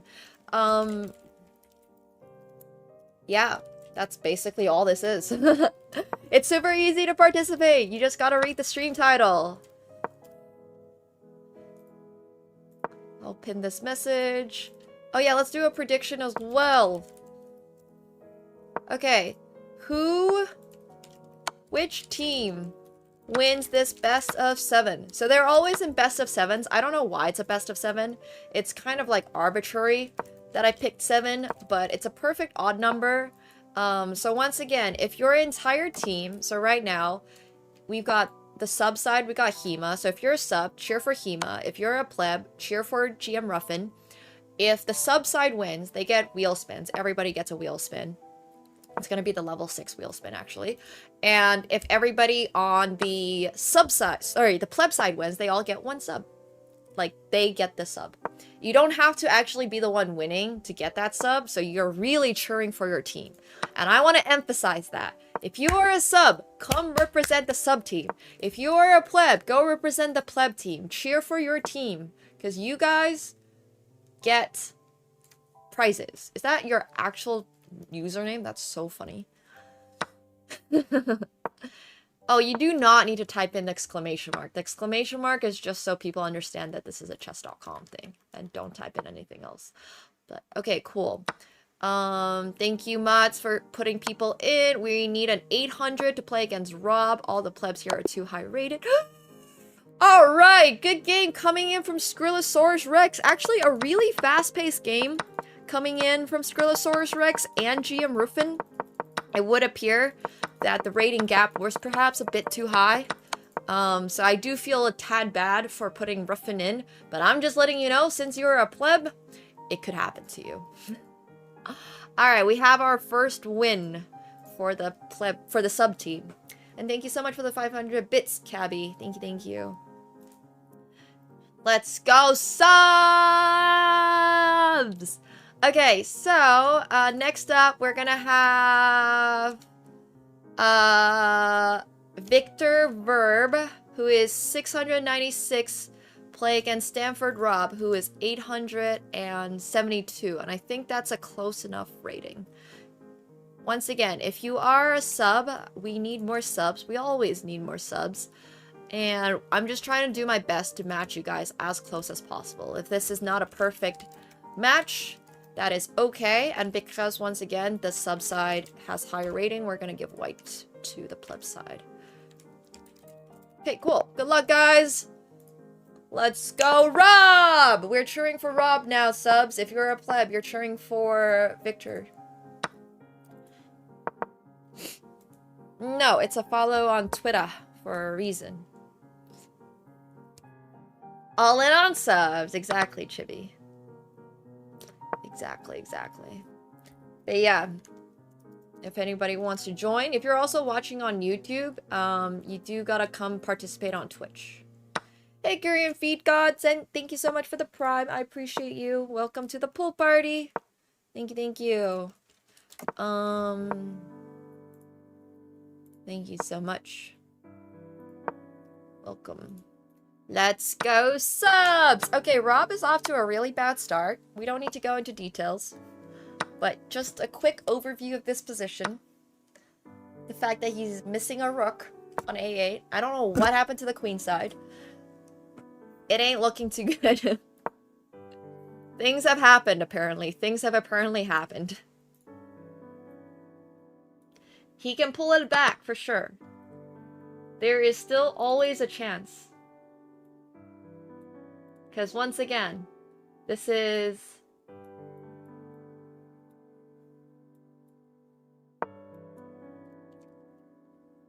Oh, this should be black.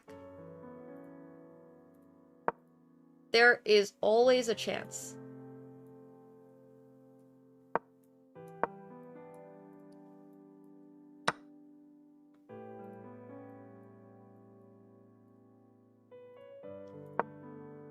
Alright. Let's go whoever sucks. Hey, no one here sucks, okay? You're playing as per your rating. So subs are all people who have a little minion icon next to their name. If you do not have a minion icon next to your name, you're probably not a sub. I'm saying probably because there are some ways that people are able to hide their like sub icon. So, yeah. Yeah, you can also choose to root for the underdog, but let's root for our team. Yes, you're a sub now. If you're a sub, you will be playing on the sub side. If you're not a sub, you will be playing on the pleb side. Yeah, they like me, but I guess they don't want me to know. Sometimes there's also just integration issues, but I don't know what happened in this game, but Rob's position has looked rough from the start, and it has not actually improved. This seems subpar. Let's go with that.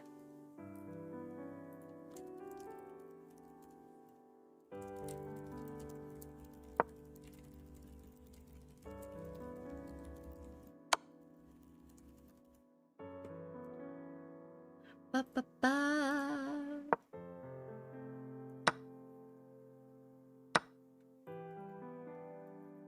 Time control is going to be 3-0.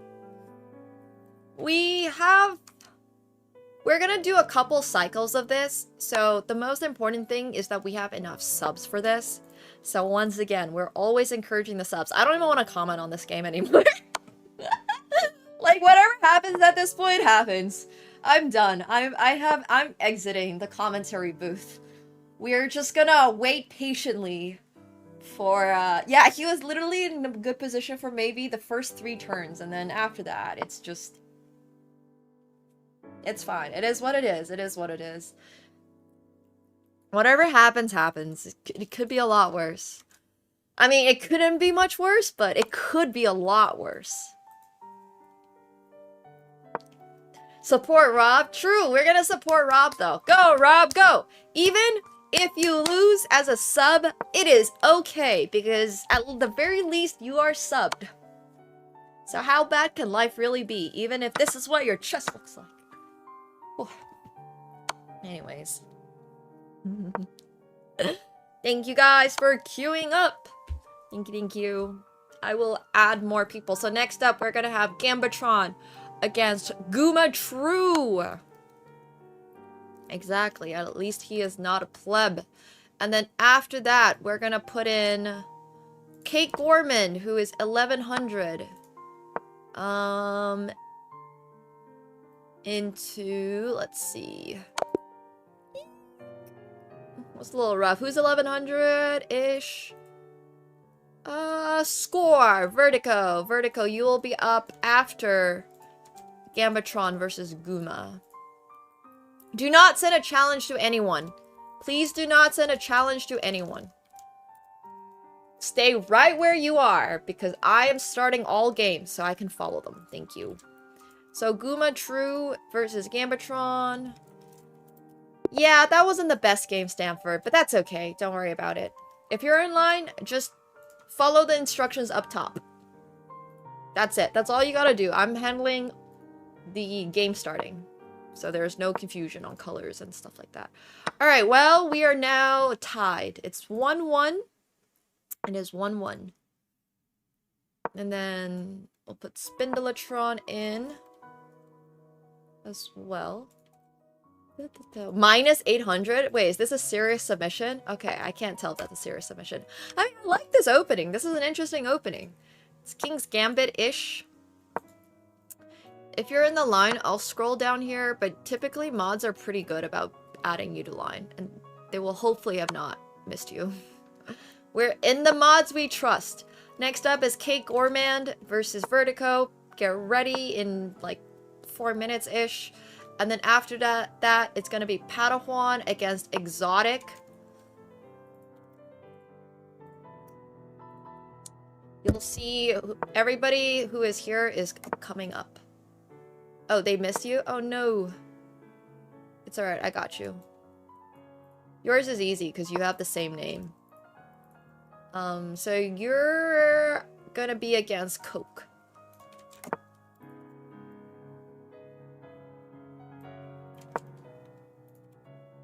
Coke dudes. We have some slight rating gaps here, but it's okay. It will all even out. Yeah, you do. You have the same one. It's nice. I mean, this is a very balanced game. Like, we've seen... Wait. Who lied about their rating? Why is Guma 1200? Wait a second. This is why, ladies and gentlemen. Look, it's fine if you do lie about your rating. I am just letting you know that if you say that you're 1850, but you're 1850 in a different... Yeah, I think they put their rapid rating or something. You do not need to give me any other rating. I don't care about your FIDE rating. I don't care about your, I don't know, Stardew Valley chess. I don't even know if there's chess in Stardew Valley. I don't care about that rating. Just give me your Blitz rating. Okay? Because this is what happens. But, I mean, he's doing really well so far. So, like, it seems like it's fine. Seems like it's okay. Maybe they just don't play any Blitz, but their rapid is, like, 1850. So, yeah. If you don't play Blitz usually, and you feel like your rapid rating is almost your Blitz rating, that's fine. I'm just trying to match you guys so that there's not, like, a big discrepancy. Yeah, if you're a Stardew Valley GM,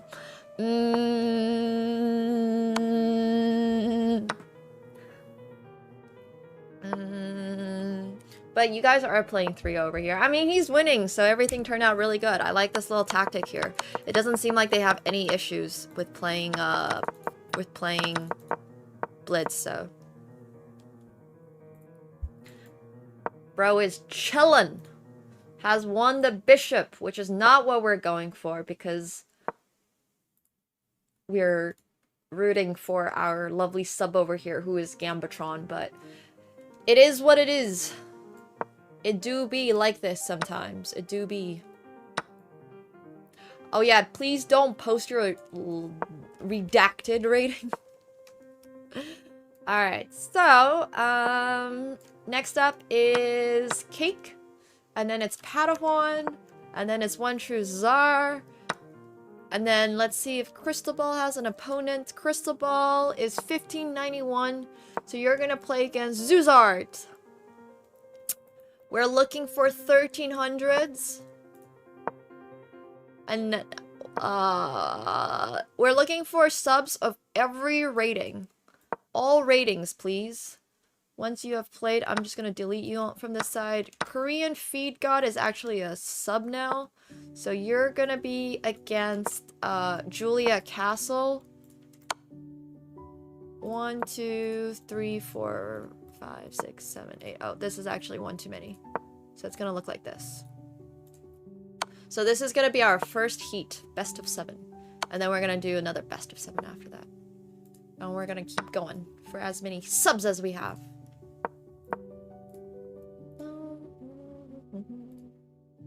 Alright, cool.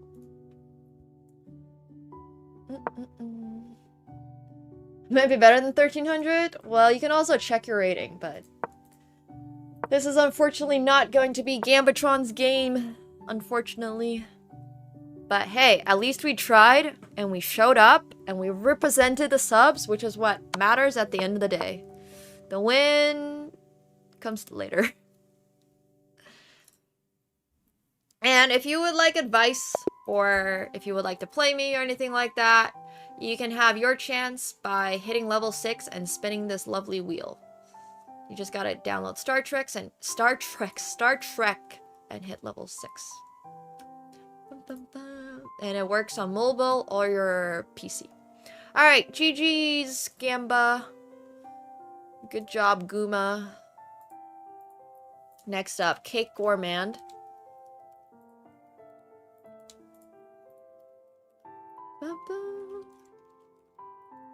Versus Score. Oh. Players not found online. Okay, we're gonna try Padawan versus Exotic. Oh, you are online? Cake Gourmand, you have a space in your name. Is that maybe not your name? Is that why this is not working? But I also don't see you online, Score. According to my... Oops. I keep accidentally swapping to my poker scene. Well, he did put in his rapid rating, so... He's a lot better rapid. He's literally just never played Blitz in his life. I don't know. Let's not suss him. He is honest. He is very honest. It ended up being a pretty fair match anyways. Oh, it's not gonna work on your phone. Okay, can you guys challenge each other then? And whoever's on PC, just send a message in chat whenever it's done. If you're on phone, I can't start games. If you're able to hop onto, his name is Cake Gourmand. If you're able to play on a PC or laptop or browser, even if you're on your phone, please try to use the browser just because it's a lot easier for the games to start. For whatever reason, it just does not, like, work. But yeah. I'll do my best. Okay, we're following Score. Oh, you did? The game started for you on your phone? Okay. Logged in on browser. Click that link. Cool. Cake Gourmand. Still not working.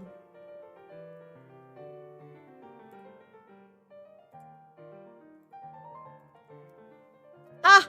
I keep mistyping that. Sorry, I need to, like, take that off of the... Alright. Well, can you guys just send each other a challenge to get the game started? Please, thank you. You only need to type your username in once if you want to play in Subs vs. Plebs. Spamming is not going to increase your chances. You can see the queue coming up.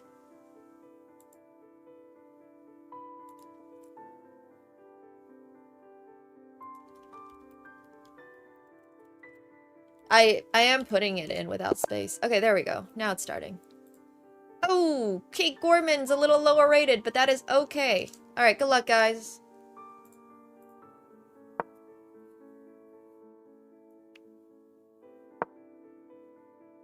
Good luck, good luck, good luck.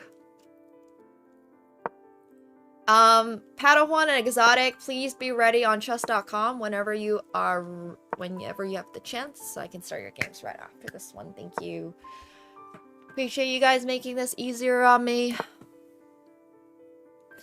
Subs need help.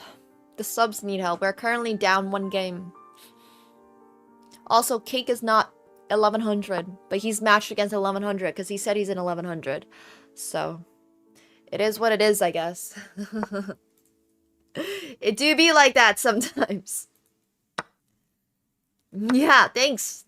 We appreciate you queuing up, Zara. And if you're watching on YouTube, you do need to come over to Twitch in order to administer your username. So, if you want to participate, it's all over here on Twitch. Everything on Twitch.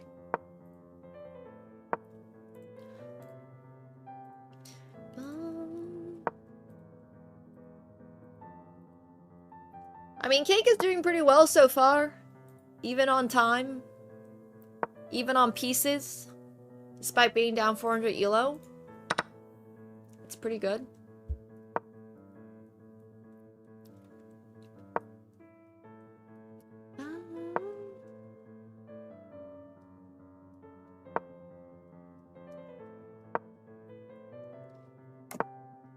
If you guys would like games or advice, once again, you can hit level 6, spin the wheel, rely on your luck. Because then you can play against me if you hit level 6. That's how you do it.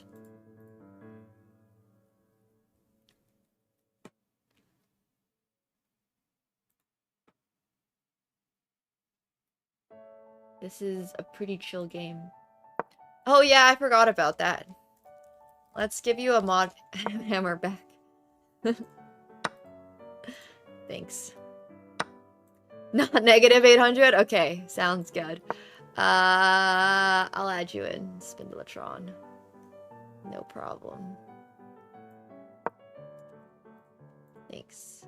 Okay, so we got Mr. Tsima, who's 1900. After Korean Feed God, who's gonna go up against Knashi.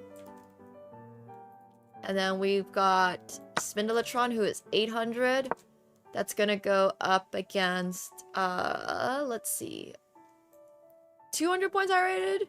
200 points high rated is okay, I think. Close enough. Looks close enough.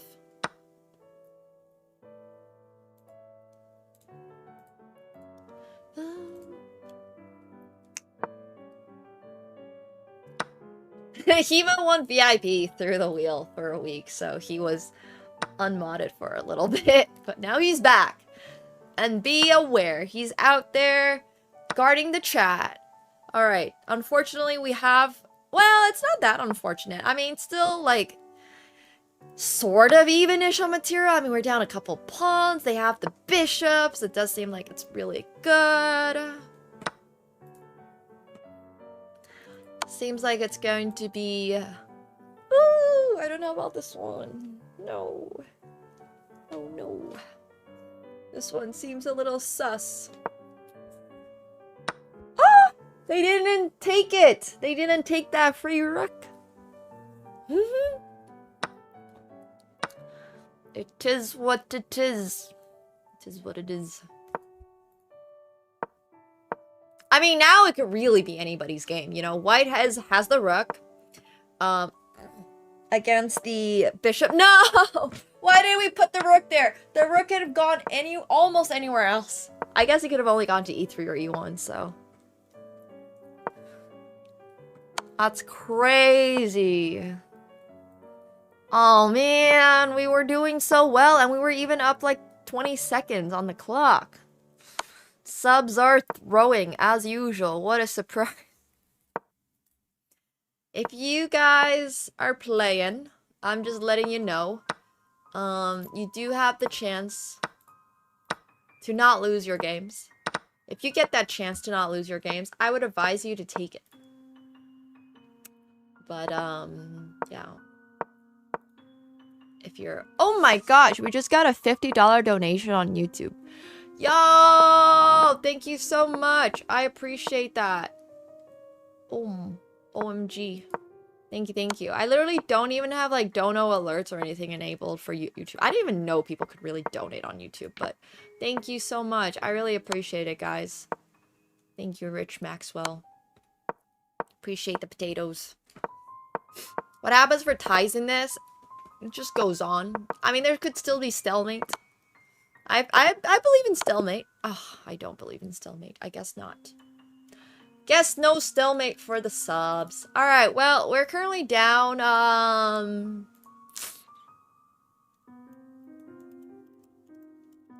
we're currently down 3 against 1. So Padawan, One True Czar, and Smithy need to win their games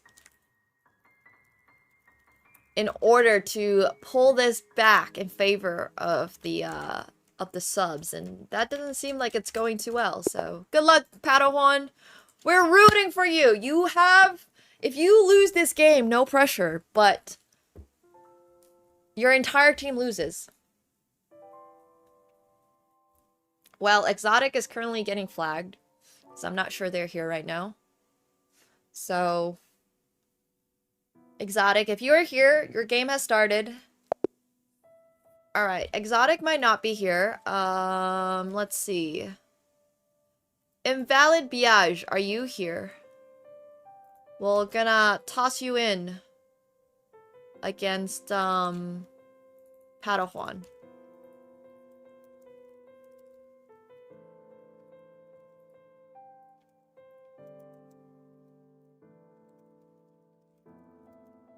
Invalid Biage is not here. Okay, the first 500 or 400 rated person who speaks up in the chat's gonna get a game against Padawan. We're calling a 400, 500, maybe even like 600. But yeah, if you're on the spreadsheet and your game is coming up, please just be on chess.com/play/online so I can get the game started. But we are looking for a 500 rated pleb for once. For once we're looking for a 500 rated pleb. Usually we're looking for subs, but today it's a pleb. While we're waiting, we're gonna get to One True Czar against Coke Dude. Oh, are you guys online? One True Czar? I have you on the spreadsheet, bro. Are you on chess.com? I need you on chess.com. You're not... Can you please click the link we have pinned up top? Thank you. A pleb is someone who is not subbed on Twitch. Alright. We'll try this game again.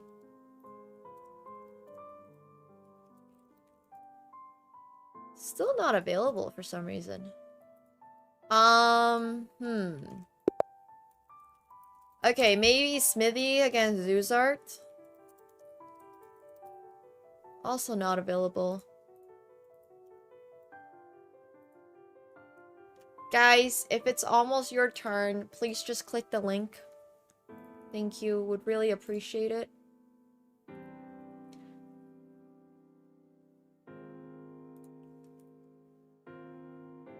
Okay. Zuzart, are you here? If Zuzart is not here, we're gonna put in... Ooh, that's a little high rated, perhaps. I'm not confident about that one. 698. Whoever gets onto that link first is gonna get their game. Because apparently nobody is ready. Please be ready for your games. Alright, Smithy, you're gonna play against TFT Benovu. Yeah, I see you now. Alright, good luck, TFT.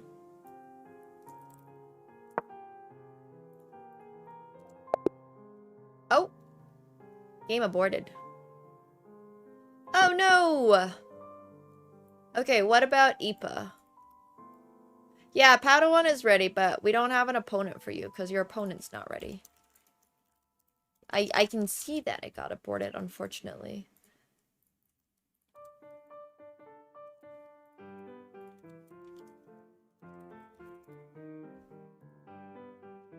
Alright, let's see.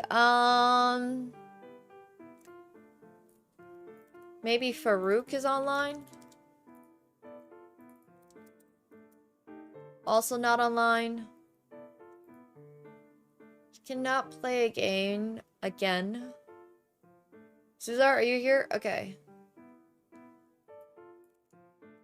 Please be ready on the website whenever your game is about to start. Because otherwise you're gonna lose your place in the queue. And you can see the queue really easily. You have to be on that specific link for the games to be able to start. Alright, good luck, Smithy. Good luck, Zuzart. Instead of all the pressure being on Padawan, now it's all on Smithy. Smithy, if you lose this match, I'm just letting you know, you're gonna let all the subs down, and you guys... Oh, sorry. You guys are gonna lose the whole... If you lose this game, you lose the whole match. So, I would recommend you to not lose, but no pressure. No pressure at all. Yes! We need all the lower rated subs we can get. We need all the subs we can get. If you are a sub and you want to participate on this, please, please, please do type your username in on chat. Like, do it! Do it for the subs! Do it for the subs. If you want to play, just type your username and Blitz rating in. That's what I need. And then we still need to find a 500 rated or 400 rated opponent for Padawan. So whoever is here, I'll put it in. Thank you, thank you. All good. Thank you guys for taking the time to play as well. Just make sure that you are on the link when your name is being called, because otherwise we're gonna have to move ahead so everybody can get their turn.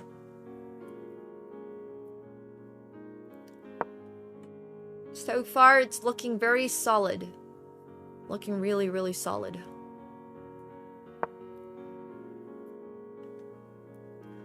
So next game, we are gonna try Padawan's 527. So I really want like a 400 or 500 for them, but if we absolutely can't swing that, we'll try to get the 698, I guess. Whoever is online, we'll try to get them on. Yeah. Okay, sounds good. I still need your chess.com username though. Hello, Omega. Hello, hello.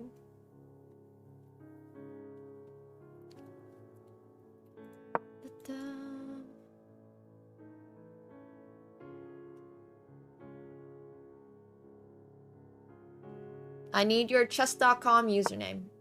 Guys, just read the stream title, please. Please! It's all in the stream title.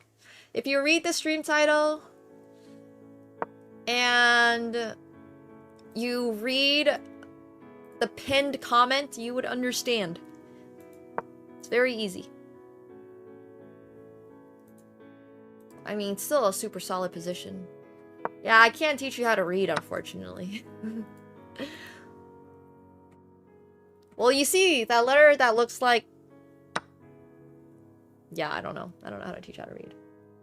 The one that has the line going up straight and the little dot above it, that's pronounced I.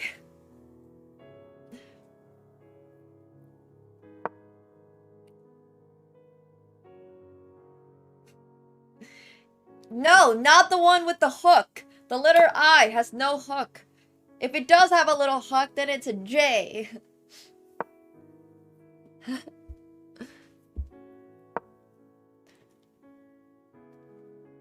Must be all TFT players in the chat. It's true. There, we've taught you 2 letters now.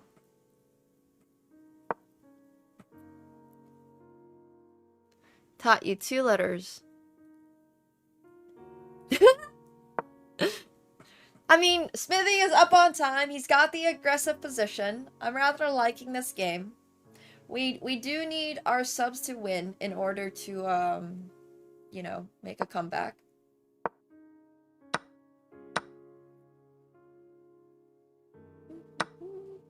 Yoink.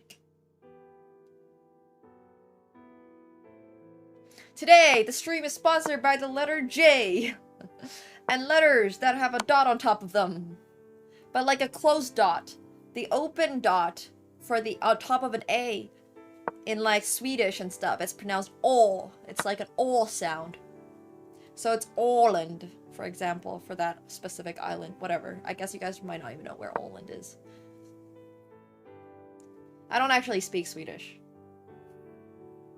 In Finnish, we have a letter that is Ö, which is an O, with 2 dots on top of it, like Mickey Mouse. But in Swedish, that letter is an O with a line through it. But Finnish doesn't have an O. Well, yeah, Finnish doesn't really use O. Yeah, but most people don't even know where Sweden and Finland are, so, like, I don't know. Telling people where... I'm not gonna explain where Åland is. It's fine. Oh my gosh, exactly. It's a bit like the U sound in German. No, there's no Ö sound in German, but there's a U sound in German. It's like a U with 2 dots. It's over there somewhere. Norwegian A with an O on top is also the O sound. Yeah, that's correct. Alright, GG Smithy. Nice little flag. Nice little flag. Hell yeah. Oh, there's an in German? I don't remember this. To be fair, I also never really learned German. Just lived there for a bit. Okay, good luck, One True Czar. Go subs, go subs, go subs. Go subs. I don't know if Coke is online.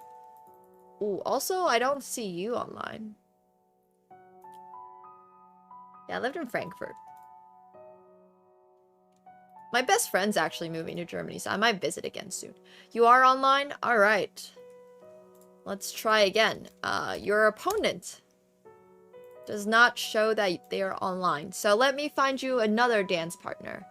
You are 627? 988? Jamie? Do we have a Jamie in the chat? Different languages just have different alphabets. It's not like anything crazy. But even within the Roman languages, Jamie is not online. Okay, well, in that case, let's see. Your bird is a grass? Wait, is this some niche knowledge that I don't know? I'm just trying to find... Alright, good luck, Farouk Dodd. You're gonna be playing against, One True Czar. If you're here. If you're not here... okay, not here. The first 500 rated is gonna get a game. Whoever's 500 in the chat right now, I just need you to be here. I'm also gonna start removing people that are not here. Not on the queue. Yo, thanks so much for the tier 1. Welcome to the pool party. And thank you so much, Crystal Ball. What the heck? 110 potatoes? Wait, that's insane. Yo, happy holidays to you too. Thank you so much. That's so many potatoes. Yo. Thank you. Hell yeah.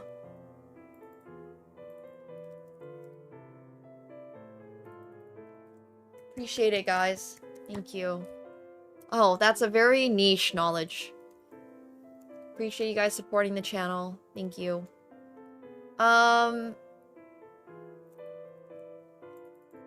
Look. I'm just trying to find people that are online. This player is a little too low rated for you, One True Czar, so we're gonna try to get this 375 against Padawan. If they're online, but I'm starting to lose faith in people. Alright, also not online. Y'all need to just click that link that we got pinned, okay? If you're not at that link, I cannot start the game for you. And unfortunately, for you guys to play chess, a really key important part for me to start games for you is to be online. Because it is an online game. I can't make you guys play chess virtually mentally against each other. Yeah, I'm gonna start removing people that are not online. If you're not online, we're gonna completely skip you. So we're still looking for a 500 and a 600. Yeah, you also need a computer for it. Probably, you can do it on your phone too, but for your phone, I just need you to be, on the... like, the browser.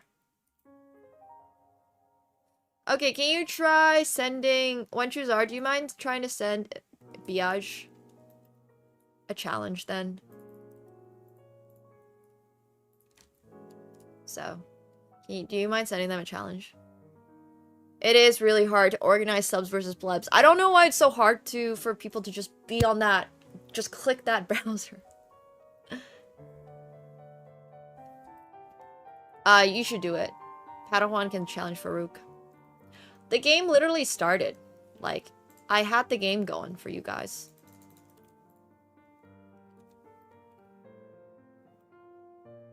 But apparently...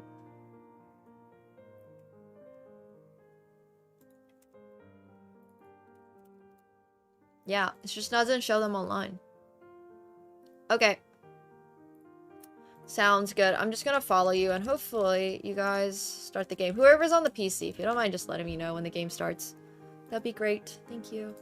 Thanks, Anonymous, for the gifted sub. I appreciate it. Thank you. Thank you, thank you. And then, we still need like a 500. Can they just type the moves in chat? Damn. If your opponent has sent you a challenge, please do accept it. Oh, Chessmaster is 624. Okay. That's not too bad. I don't know where Casco is.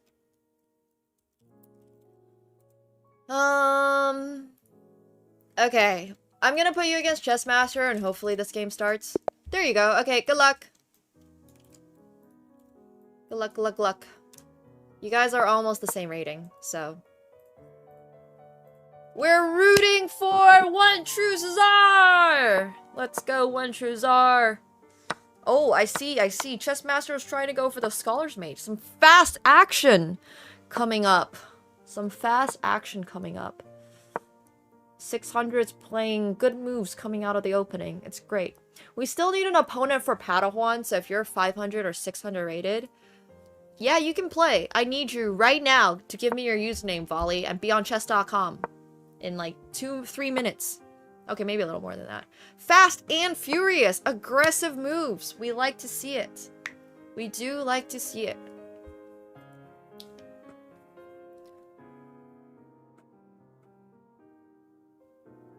Okay, I said that and then we took a little pause.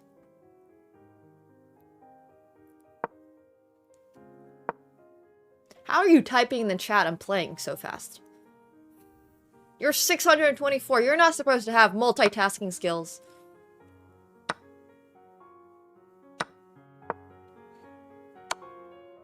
What in the world? What are these 600s back in my day had 0 multitasking skills? Hey Mega, I am doing really well. I'm doing well. Not Mesco? Okay, it's probably gonna be not Mesco against Padawan next game. So, can you guys please get ready? Thank you. Sorry Padawan, I know you've been waiting for a while. I'm really trying to get this game for you. But it's so darn hard to get people to type in their usernames and rating correctly. I just need you guys to follow instructions. Alright, this is some nice, like, fake long castling stuff. It's like an artificial long castle, but it's like a short castle and a long castle. Combined together and artificial. It's like a 3-in-1.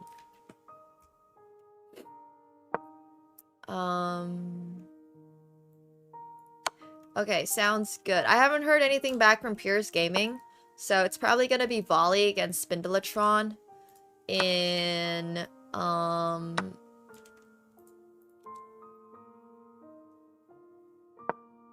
it's probably gonna be Volley against Spindelatron in like a little bit.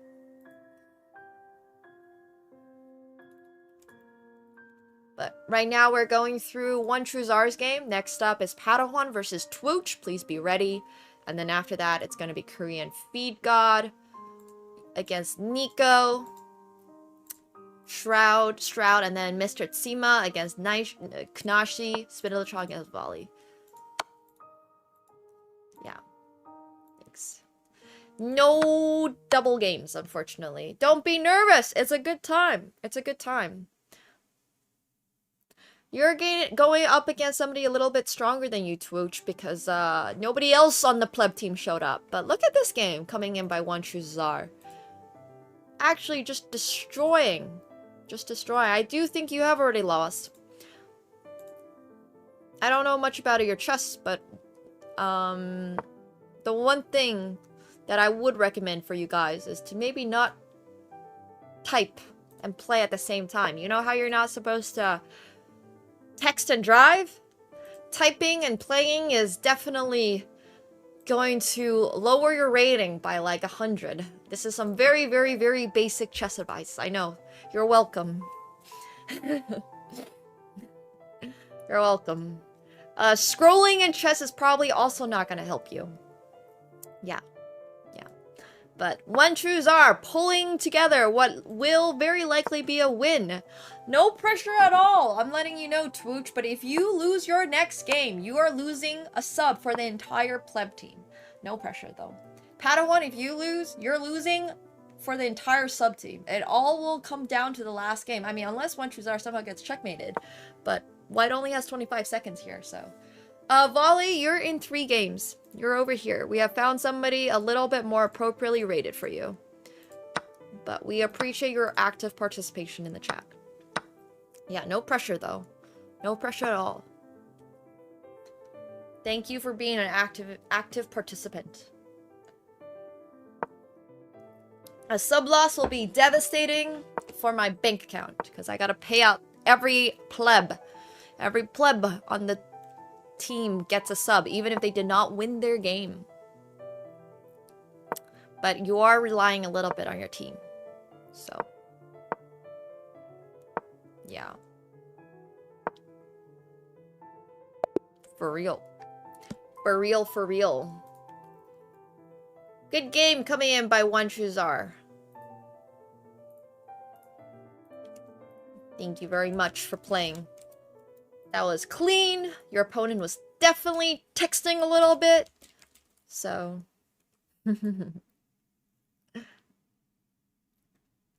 Alright. Next up. Padawan versus Not Mesco. Is that a play on my username? I can't even tell. Alright, good luck, guys. Good luck, good luck, good luck. The subs get wheel spins. You see this wheel spin over here? That's currently rotating. They get a wheel spin. They can get $5 on Phenom. They can play a game against me. They can land on a joke, in which case they get a joke. Okay. But yeah, we're rooting for Padawan here. Not Mesco is a little lower rated, but because they were the only person to respond and get online, they got the game. So I'm just letting you know, if you want to be the one representing your team, you also got to make sure you're reading literally the 2 sentences we have up there. It's not even 2 sentences. It's 1 sentence and clicking a link. Whammy is getting nothing. Unfortunately. Somehow, we have another wheel. So that you can also spin this wheel without, like, as a pleb, if you just download the game. It's exclamation mark star. It's literally right here. If you download the game, get to level 6. And then, yeah.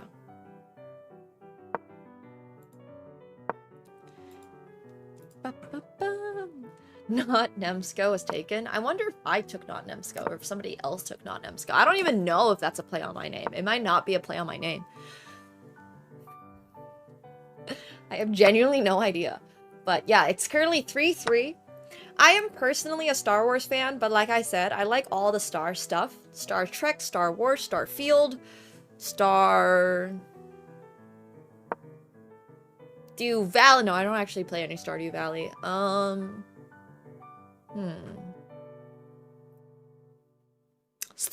actually, I've never played StarCraft because I'm a little too young for that, but I have a lot of friends that like StarCraft and were professional StarCraft players. Like Frodon, actually, I think, was a StarCrafter. I've actually never played Star Citizen. I've looked at it, glanced at it. Patrick the Star. I like Starfish.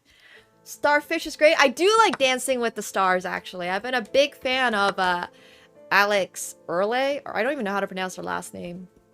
Don't know Stargate. Don't know Star Search. Star Lords. Is that the guy? Is that Chris Pratt in that one movie? I like Starfruit. I love Starbucks. Yeah, I like a lot of things Star. So yeah, download this game, hit level 6, spin the wheel, easy money. You can also get a sub. I like Star Guardians on League of Legends. I love the Star Guardian skins. I like Star... Oh my gosh. Oh no, they're not star themed, they're planet themed. I was thinking of, why can I not remember their names right now? Like Sailor Moon. I like Sailor Moon and stuff, but those are like planets. No, Exur. No. I like Michelin-starred food. I don't know. I've never had a... Well, I don't think I've played the star map of Mario 64. I like collecting stars in Mario Party. I do like starlings. I don't know what Starship Troopers are. I actually think the Star Spangled Banner is not the world's best design for a flag, but we don't need to get into the study of flags. There's a word for that. It's like vexology or something. I don't remember it now. But my personal favorite flag in the world is probably like Qatar's flag or Bhutan's flag. I also really like the Welsh flag because they have a dragon on it. Look at Padawan just cleaning house over here. I mean, bro has spent no time. This is a true student of Nemo. They have spent 1 minute and 13 seconds on this game, basically. This is pretty impressive stuff. I mean, it's very difficult to lose in this position, being up a rook and also being up pieces. So I'm just saying, it's looking like we started out okay. We won our first game, and then we lost the next 3 games in a row, and then we won the next 3 games in a. So we lost the next 3 games in a row, and now we have won the next 3 games in a row as subs. So congratulations, guys. Yeah, my favorite flag is my opponent's. True, I like it when my opponent's flag. Good job. Congratulations, Padawan. Woo! All of you guys are getting subs, even if you didn't win, and you might have played the worst game of your life, Rob. But that's okay. You're gonna get a wheel spin anyways. It is a play on my name. Okay. I like it. I like it. No worries. Stanford and I have good banter back and forth. It's alright. Okay, wheel spin for Stanford. Oh, unfortunately he lands on the whammy. Honestly, kind of deserved for his game, I'm just gonna say. Okay, next up. You submitted today. Nice, congratulations. Congratulations, I hope it goes well. Is it gonna be peer reviewed? Alright, next up we have Hema. Yeah, you played against Twooch. Oh no! I'm gonna spin that again because we can't afford to have you as a VIP. Shh. Hell yeah. I still don't know what your like degree or what you do, but you don't have to tell us in case that's gonna dox you. Okay, ban review judge. I mean, all of the slices are the exact same size, so. But we cannot afford to lose Hema as a mod this week, so he got a respin for that. All right, let's pull up a mod. Let's pull up a ban review. Stream manager. So for ban review judge, we have people that get banned for whatever XYZ reasons, and this is their opportunity to be judged by not the community, but by one person. Even I don't get a say on this. I literally get no say on this. If Hema decides that, why can I not pull it up right now? One sec. If Hema decides that they get to be unbanned, then they get unbanned. You might have also been the one to ban them, so it's true. It is true. What the heck? Why do I not have mod view right now? Excuse me? Why am I unable to pull this up? Yes, it's gonna be Judge Hema.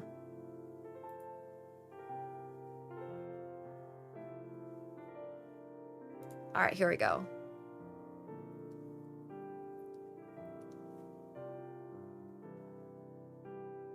Thanks, Kevin.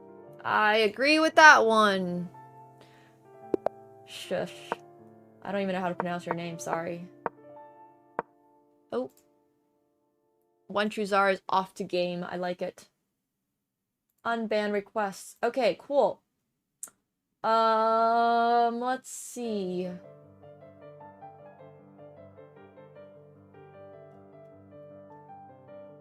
Wait, why do we only have 23 requests?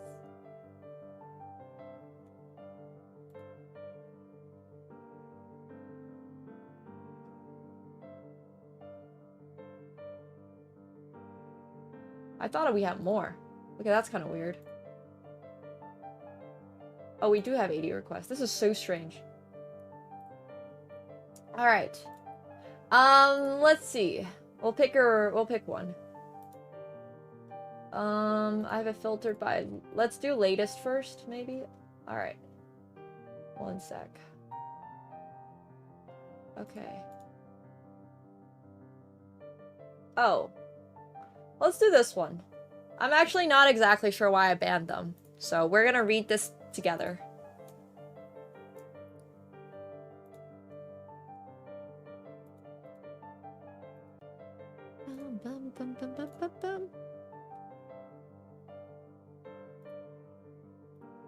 We're gonna read this one together.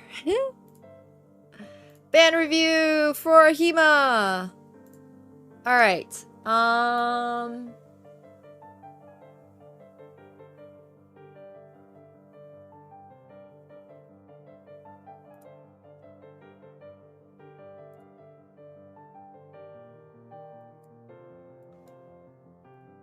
Okay, Hema is the only person.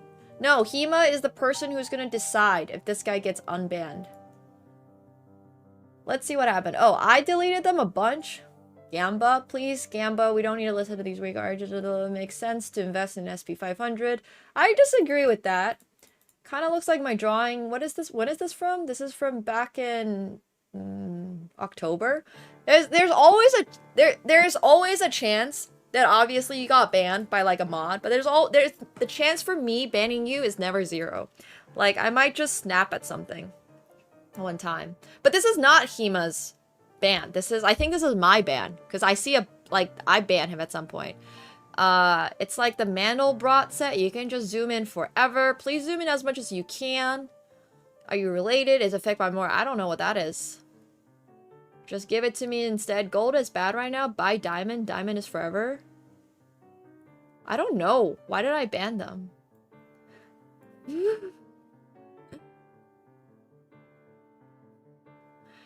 I probably just got really annoyed about something. And like, I sometimes like don't even like mean to permaban people. It's just because the ban button is the easiest button for me to access instead of typing out like / timeout for 600 seconds or something. It is so much easier to just press that ban button. So Hema, this is all on you, bro. This is all on you. You can choose to unban or not. But so far, I'm just saying, I don't think it's that bad. I was probably just really annoyed because I was having like a bad day or something. Mod comments. Let's see. Share. Oh, Kevin shared it. Okay, so, hello, I've been a long time viewer, especially on YouTube, for back in 2020 with the Riot and Hiko collab. I can't remember where it was I got banned. I think I was spamming a bit, but it was extensive. During a stock stream, I was making jokes that might not have landed, like hedge funds and selling the gold. Ah, that's probably it. It was probably, like, during the Tradeify sponsored streams and stuff, and I was just getting annoyed by backseating for trading. Can you imagine getting backseated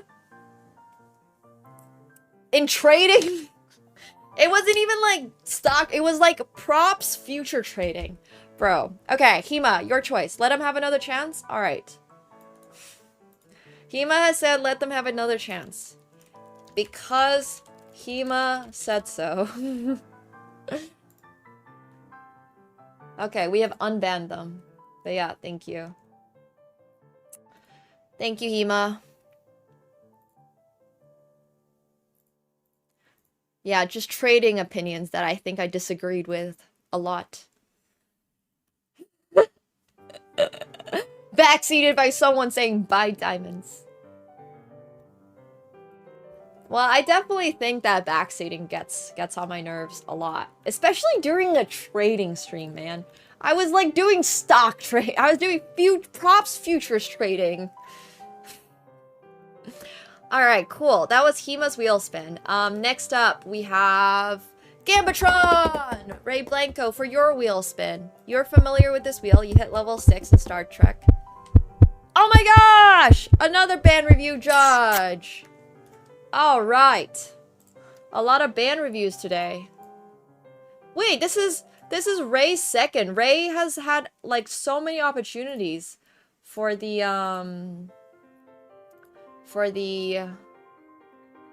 unbans.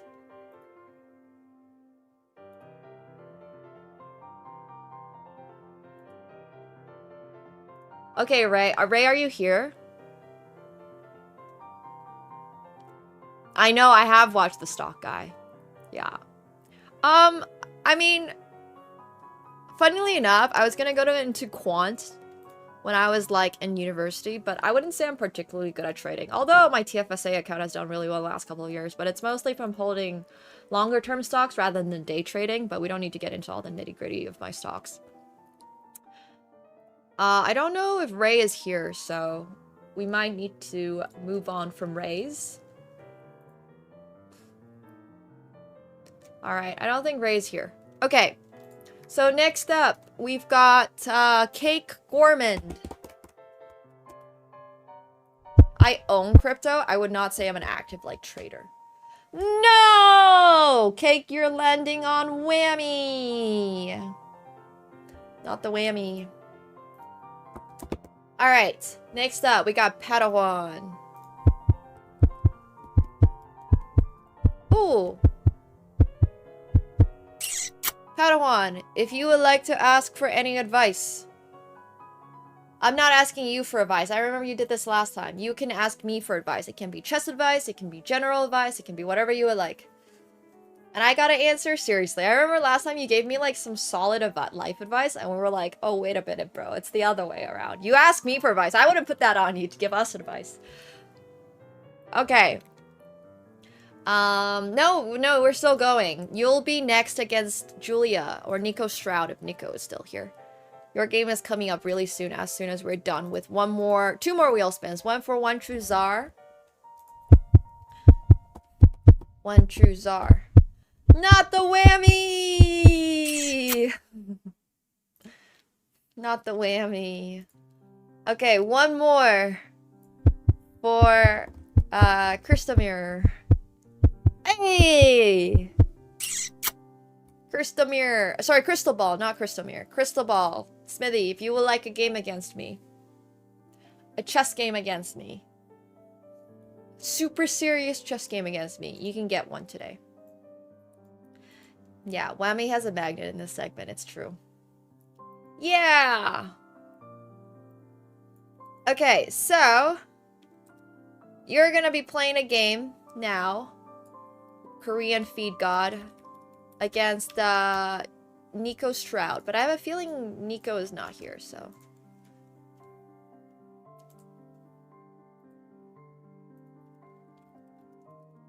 I play a lot more poker than I play chess, mostly because you can actually make money playing poker, and you can't make much money playing chess. And I also just really like poker as a game.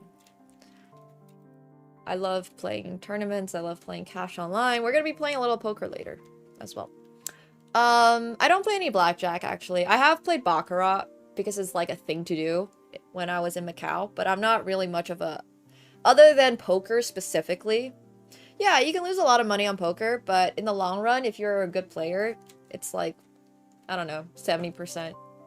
It's basically, if in the long run, if you're a good player, it's 0 RNG. Like, obviously RNG is still involved, but statistically, if you're like a winning player and you play 2 million hands or something, you're gonna be winning. So yeah. Okay, Yuhan versus Julia Castle. Good luck, guys. Yeah, I don't actually do much, like... Oh, Julia is here. I need you to be online. Need you to be online, please. Otherwise, we are going to get Mr. Tsima. I've watched Rounders. I watched Ballad of a Small Player, which I didn't actually love. I don't actually love, like... I don't really enjoy the sensation of gambling, which is why, once again, I mostly just play poker, because it is very, very, very different. There is gambling elements involved in poker, but there's also gambling elements involved in life. If you go outside and you're extremely unlucky, you can, unfortunately, face a lot of issues. If you buy stocks and Trump decides to set tariffs, like, you just never know. So once again, I just think it's about risk. Yeah, it's like, it's really, there's a lot of strategy. There's a lot of deviations to that strategy. There's a lot of, like, statistical analysis on whether or not you should play hands, and stuff like that. So it's honestly pretty great. Yeah, you can. Let's not go that far. But that's literally why I think it's been so healthy for me to play poker, because when I was just playing chess, I was an extremely like anxious. I have to calculate everything to the max because that's how I felt like I lived my life. And when I learned poker, it really taught me like, oh, yeah, you gotta take risks sometimes to do stuff. Like, I used to be such an anxious person before I learned how to play poker. So, but yeah. Anyways, I don't think they're similar games at all. Like, chess and poker are such different games, in my opinion. Everyone's like, oh, if you play chess, you must be good at poker. No, the only thing that kind of translates is, like, the grind. You gotta be on the grind set. Okay, sorry. Back to this game. We need a 1300 against, Yuhan. So, Noan, are you online? You're close enough rated.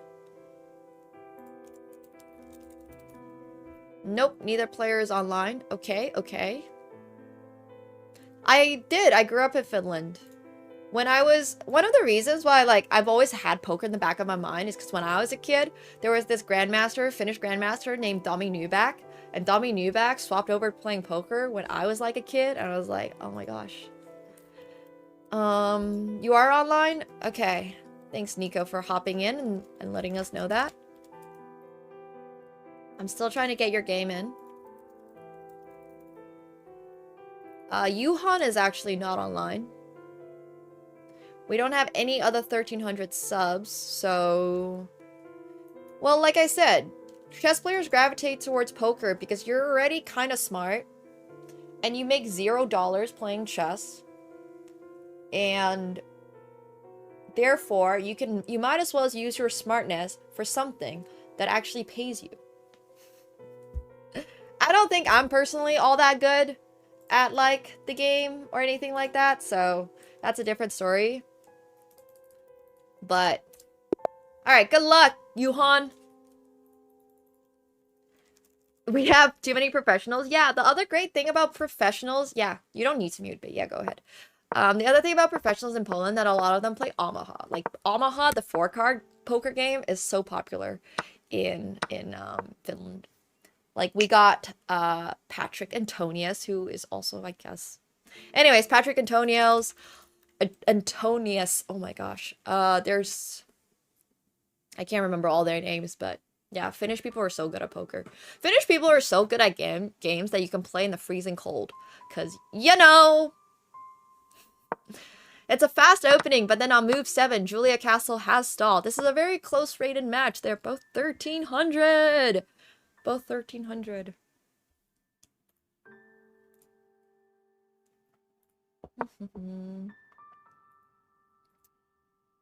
I wonder why Finnish people are good at poker. I agree. There's also a lot of Finnish people who are good at, like, CSGO. There's a lot of Finnish people who are good at... Yeah. If you prefer playing for fun, you know, you can also do that in poker, but obviously then you might treat it a little bit more like Gamba. My point with poker is that you can take it extremely seriously, learn all the GTO theory, game theory optimal. If you've ever done an econ class, one of the first things they throw at you in econ class is Nash equilibrium. And you learn about that, and you see how it applies in game theory, and game theory is fascinating. I love game theory. Not that once again, not saying I'm personally really good at it, but yeah. That's true, Remni, that's true. Nothing beats a Jet 2 holiday. Exactly, SA, that's what I'm saying. You gotta be rated like 2650 to make good money in chess. So... And you don't need to in poker. What matters a lot more in poker is good game selection, understanding when to play, where to play, which sites to play on, which should be Phenom. And then from there, you kind of go off of that. Or playing in free rolls. I make most of my money playing in a free roll. But that's a different story. Anyways, I wouldn't necessarily say if I was grinding like 200 NL or something, I'm a plus EV player. But I would say that I have made more money in poker by a landslide. So, if that makes sense, does that make sense to you guys? Whereas in chess, I would be exactly what my rating is. Whereas in poker, I can punch above my, like, pay grade in terms of skill because you can just game select.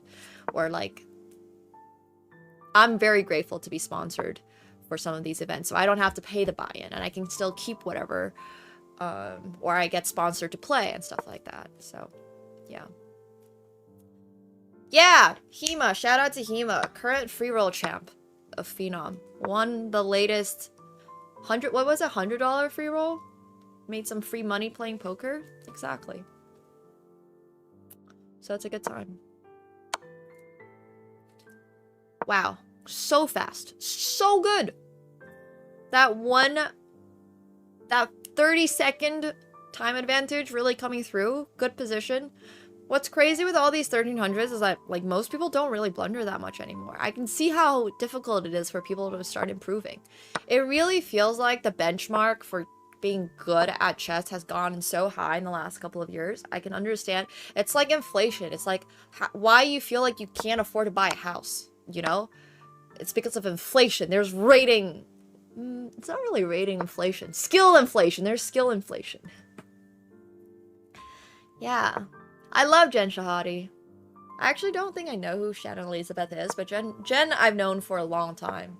Or I guess I should say she's known me for a long time, because she's known me since I was like a kid, like 10. Rating deflation, in fact. Yes. Hell yeah, Remy. Yeah, I played with Phil Ivey. Poker. I've also played against Magnus in poker. I've never watched American Pie, so I don't know what that is. Ooh, that's cool. I think I remember doing an interview with her for that book.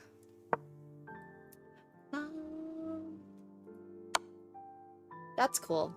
Being a poker shark is sick. It's actually sick. Oh, Yuhan has made their piece back. Let's go. Woo.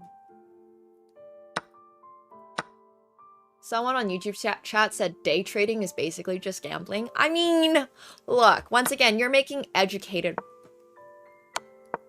trades. Yeah, I would assume. Look, you can tell me if I'm wrong, but it's the same thing in poker. You're making educated, like, based on stuff that you already know pre-existing, so. Nice game, Yuhan! Nice game. Yeah, exactly. Hell yeah. Let's go. Nice, easy win coming in by Yuhan. Congratulations. Congratulations. You're definitely 1300. What do you mean?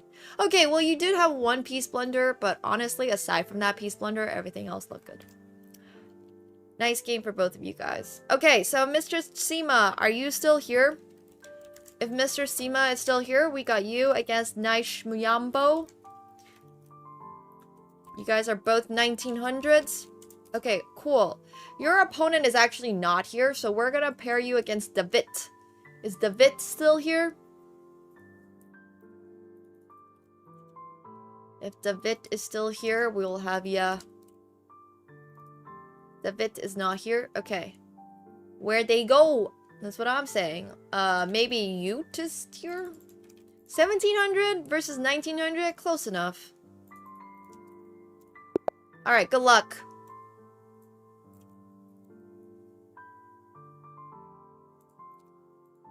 Oh, I'm not sure if your opponent's here. Alright, we need... Oh, they are here. Okay, cool. We're gonna be rooting for Mr. Seema. I'm also gonna give your opponent, 160 points, I think, is, like, pretty close. Yo, Rich Maxwell, thank you so much for the 20 potatoes. Thank you. Hell yeah, thank you, thank you. Appreciate you so much. Thanks for supporting the stream. We got Spindelatron next against Volley, because I think Volley is still here. And then, Powerless User. You're gonna go up against all these people have played, which is awesome. Oh. What the heck? I keep misclicking. Okay, so you're gonna be up against... Let's see. Somebody who is around your rating. Axur, are you still here? You're the closest. If Axur is here, Axur, you're gonna be up against Powerless User, who is you're 968, Powerless User is 841. And we also need more subs! Okay, cool. Awesome, we need more subs. If anybody is a sub and would like to play, please feel free to do so. Yeah, Philemon, I'm so glad you finally got it. I'm sorry it took so long, but thank you for the 500 bits. Thank you so much. Hell yeah. Bum, ba, bum. Yay!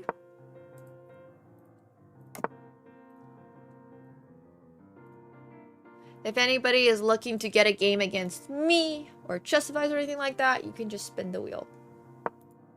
But to spin the wheel, you gotta hit level 6. I don't know, I personally love doing stuff like this because it's like a game on top of a game, you know?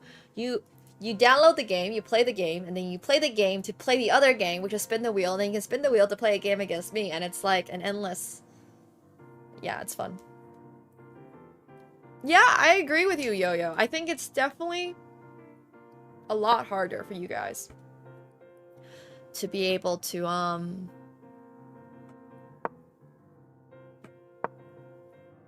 gain rating. I'm not jealous of you. I'm sorry. I like the time in which I learned how to play chess. Back in my day. You know? It is. It's literally gaming with extra steps. It's the Ponzi scheme of games. And then at the end, I tell a joke.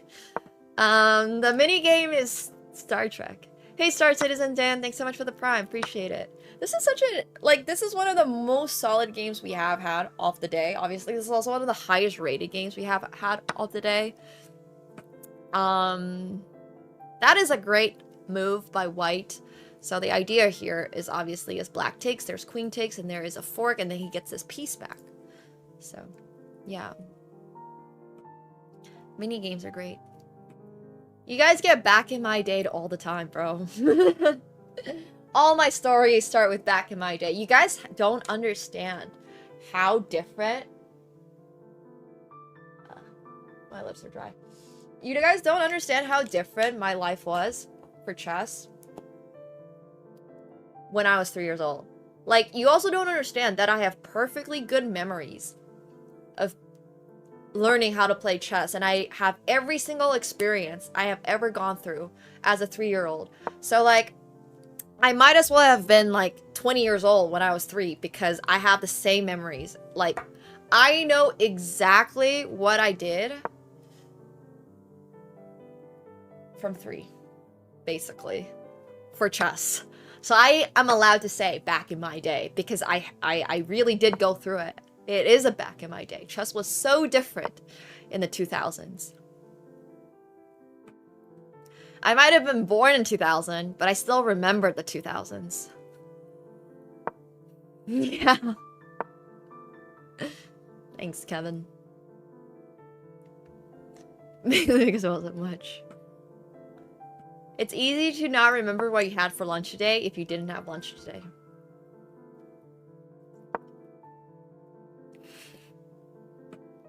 It's true, Philemon, very unfortunately.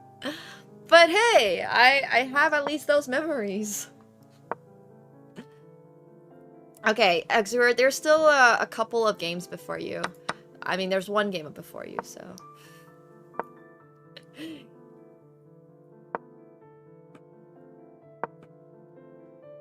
I was probably playing the Corsica. I was probably playing in the French National Championships in Corsica around April 2005. I have the receipts, by the way. I have the receipts. I can pull up my mom's long-lasting database of my journeys and pictures. But yeah. 2005, I played French National Championships because I qualified from playing, like... I think I was in the Petit Poisson group, which was like under 8 or something. And I came 4th, I think, at Nationals. But I was already finished by that time, in 2005. So I played both French National Championships that year and Finnish National Championships that year, I'm pretty sure. And I won the Finnish one. Yay. But I remember I so vividly remember going to Corsica when I was 5 years old. Torrile!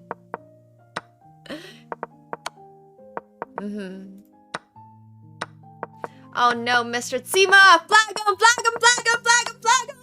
Oh my god! Oh yes! Yes! Yes! Yes! Yes! Yes! Yes! A true Nemo viewer! With that last minute flag being down a queen and a rook! I see you have learned very well. Bro has studied the game of flagging and not- no, I'm joking. I mean, this gets really complicated because obviously when you play f5, in this position, he already had this idea. So personally, what I would have done is like after this knight move, your knight's not really doing anything here. I would just like move my rook over here or something and then try to push c5. Because you had the right idea with pushing c5 at some point, but the wrong execution. This is just a move that really weakens your king side. And if your opponent was actually more observant, I think g4 was potentially even stronger for them. Because then like they can really blow open your king side. But dude, you won. Okay, that's the only thing that matters. That's the only thing that matters. You don't have to worry about anything else. I would have just been a little more cautious about opening up our king side. No reason to push f5 here. It doesn't do anything. I know you're trying to stop e4, but it just comes at too high of a cost. So instead of like trying to forcibly stop e4, the main way that you play these type of position is to counterattack in the center, if that makes sense. Because you can't really ever stop e4. You can't afford to do that. So you play c5 if they do this, and then you can consider moves like playing c5. Well, it doesn't work here, but yeah. I don't know. It's already looking a little sus. I would have personally maybe just not played this in the first place and gone for something safer. You can go a5 here as well, because if they push, now you have c5. If they take, then you have rook takes a5, and then you have c5. You're just trying to push c5, right? Even like a rook c8 with the idea of pushing c5. Just anything to get this pawn pushed up. But yeah. I can see your idea, but you should just keep your knight here to stop them from playing e4. That's a better way to play these type of openings against d4 openings. But d4 openings are really tough to play against. I hate playing against d4 openings. They're too solid. It's too positional. Okay, next up, we got Spindelatron against Volley. I hope you guys are ready. Come on to here. Click that link. While you guys are getting ready, I'm gonna go grab my smoothie really quick.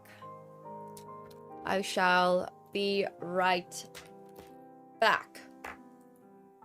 When I don't have time to eat, what I do is I get a smoothie, because getting a smoothie is basically like eating. I mean, I have a free lesson for you at 1300. Don't blunder!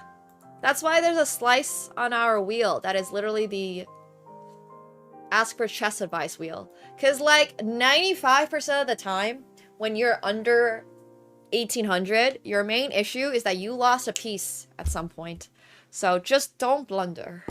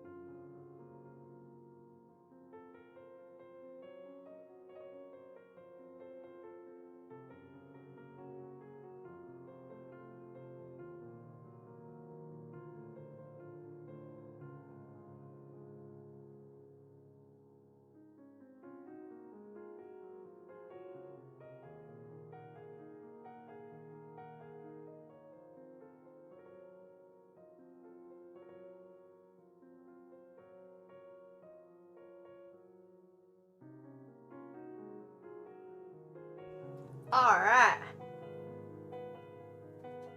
Okay. Okay, still not online. Spinelotron, do you mind coming onto the link? All you gotta do is just click the link. That's it. Click the link. And you'll be put into a game automatically. Please click the link. I am having an acai smoothie, I believe. Because they were out of blueberry. Ooh. It is acai, banana, dates. Yeah, the pinned link. Yes. And something else, but I'm not sure what that something else is, actually. Not 100% sure. Could be anything. Here, I'll give it another taste test.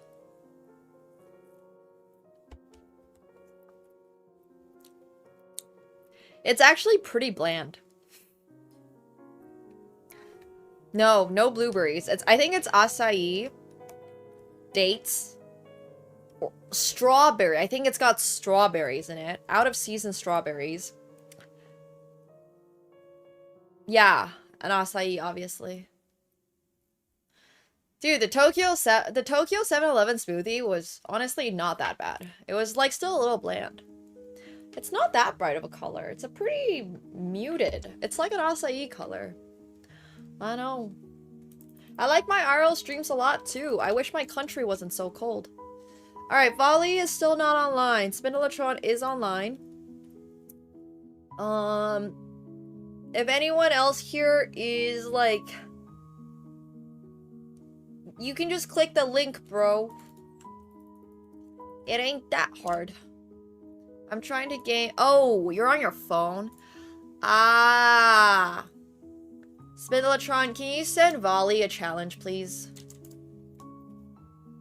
Because, I don't... Explaining this to phone users is too hard, how to use it. So...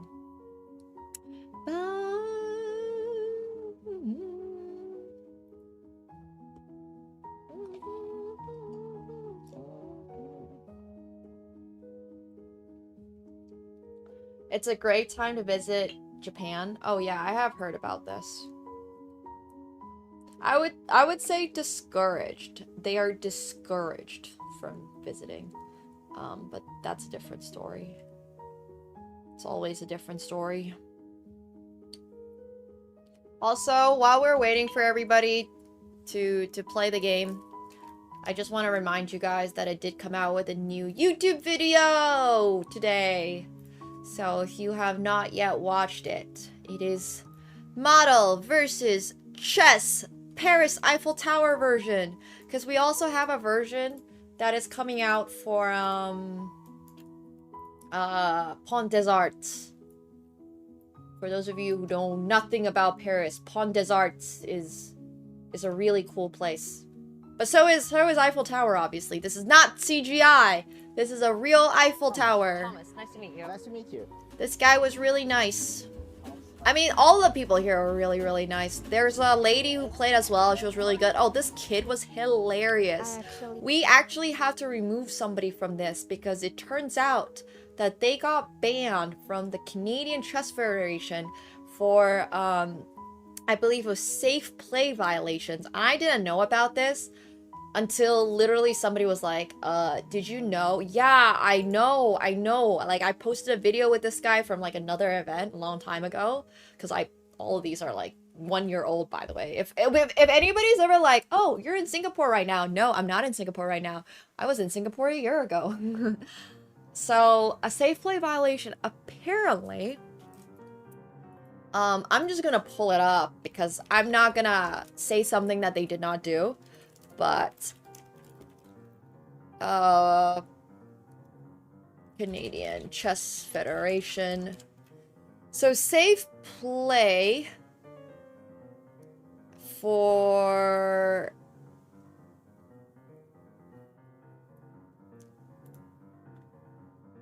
Let me see. Where is it? Violations. I'm not promoting cheating. No. They didn't cheat. They did worse. They did worse than cheat. They actually, so safe play is different from fair play. So he was suspended because we received a disturbing report that this person is engaged in inappropriate behavior and alleged criminal acts as a spectator of a CFC-rated tournament in 2023, including the surreptitious and inappropriate photography of a young woman without consent and with at least one girl being a minor. Inappropriate pictures were taken on her table without consent. Obviously, I had like literally no idea about all this because I don't know. Yes. So this happened with this player, and they came on this day. They're no longer in this video. But I had genuinely absolutely no idea who they were, obviously, because like, how am I going to possibly know? I wasn't informed. I haven't been in the chess space for a while in Canada. I did play chess against this guy twice, and I was like, you know, they were fine to me. Like, I had nothing against them or anything. I had no idea what even their name was. They introduced themselves. It was Francesco. And then I got a DM at some point, and I was like, did you know that this guy did this? And I was like, sorry, what? And they were like, oh, it's an easy Google. I'm like, how was I supposed to know what their last name was?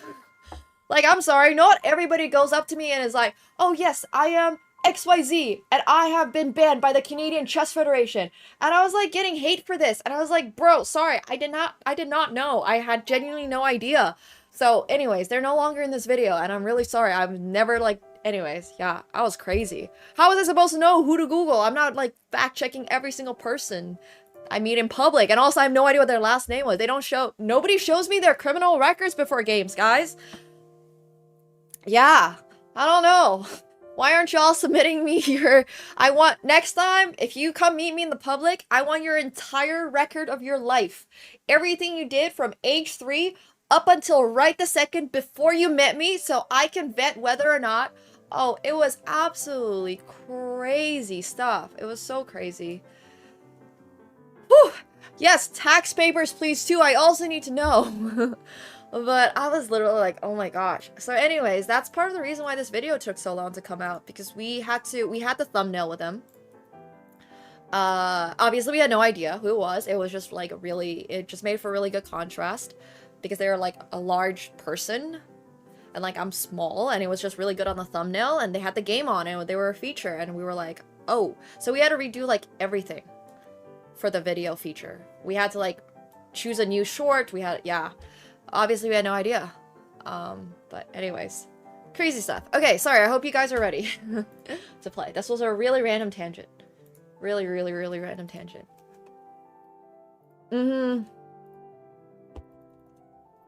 This isn't as exactly I say. That's true. I agree with you. I know. In Brazil, you guys have the best acai. Oh, Volley is still not online. Okay, if Volley is ignoring you, Spindelatron, I apologize. You sent too many requests to Volley. Okay. I watched a documentary on acai once. You know, acai are grown. They look like they look like large-ish blueberries, but they're grown on these really tall trees. So to harvest them ethically, people have to climb up there, and they don't get paid nearly enough because it's actually kind of dangerous. So I can tell you so much about random acai stuff. I have so many acai facts.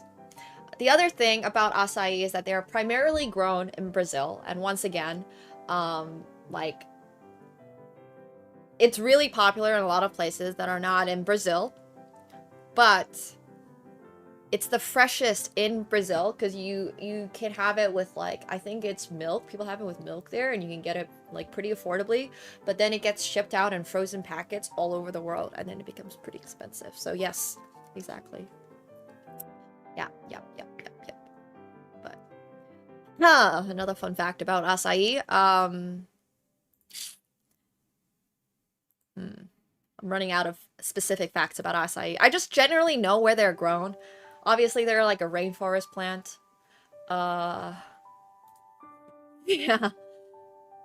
Thailand uses monkeys to harvest coconuts? Sorry, what? You can get your monkey to do that? I can't even get my cat to sit down. I mean, he can. He actually knows how to sit. I heard about this Joe Cozy. Is it true? That's kind of crazy. Yeah, monkeys will apparently...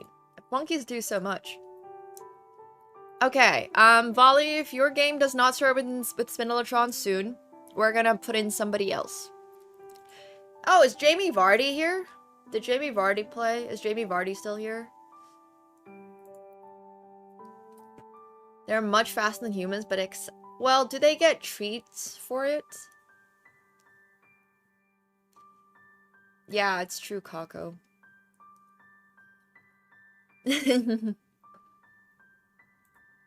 Jamie Vardy. If Jamie Vardy is not here, then we're gonna go to...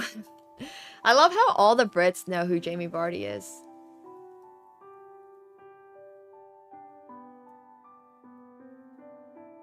Let's see. No, this guy has already played.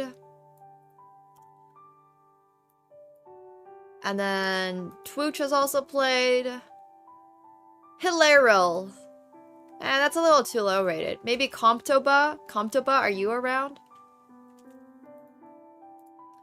Leicester? I actually have no idea how to pronounce that name.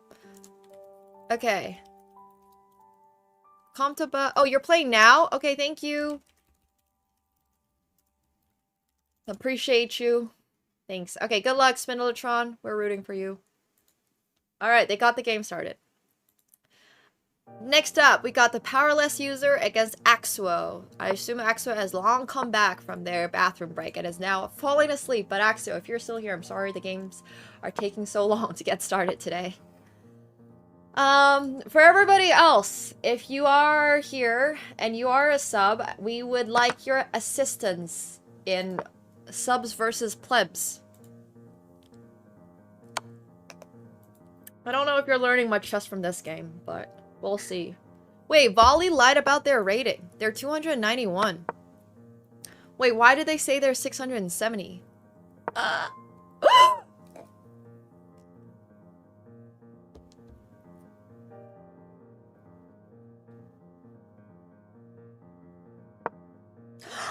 Oh my god!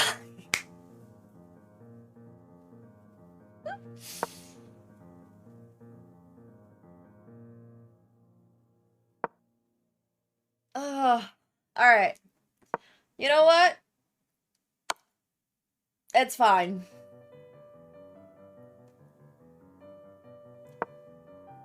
I know absolutely nothing about the Premier League seasons other than my ex was a really big fan of Arsenal.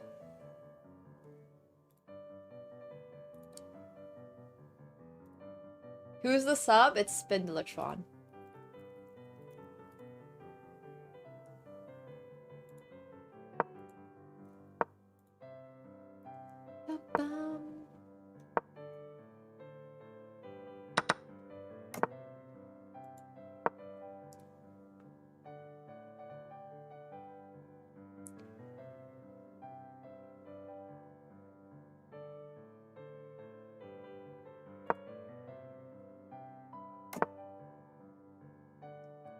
Thanks, Papa Noob.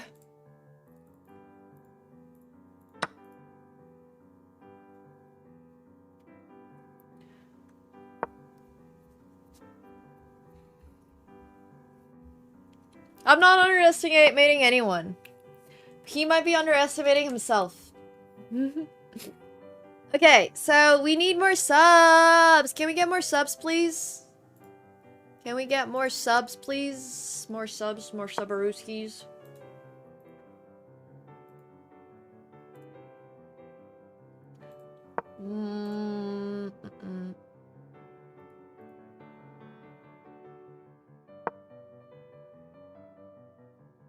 We need a lot more subs. Like, a lot more. That's okay. If you're 700, that's perfect. There's so many, like, 600 and 700s here for you. Any rating. Look at all the plebs that are waiting to be matched. That are waiting for a dance.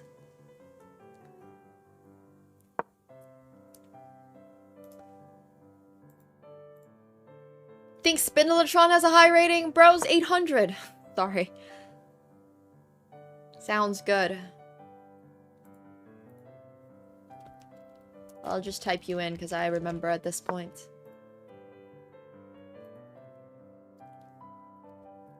We need a 700.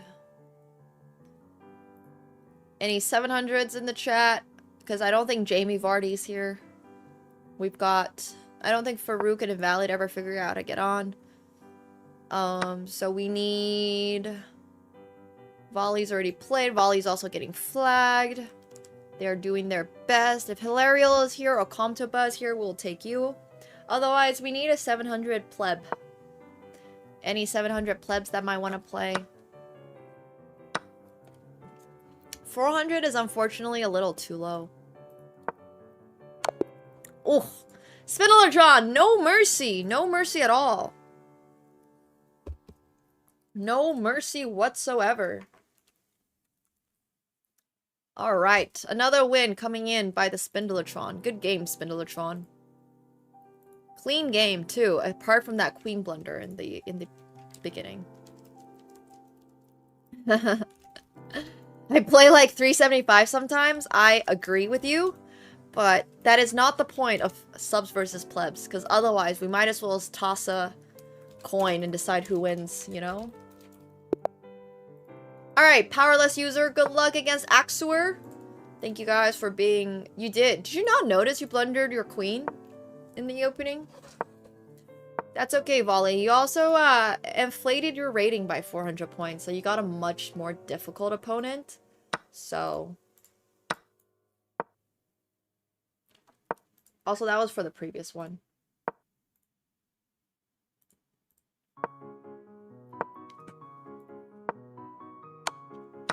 Beluga? Okay, thank you, Beluga. Yeah, all good. Beluga, you're gonna be up against, Philipso next game, so just get ready on the link that we have pinned up there.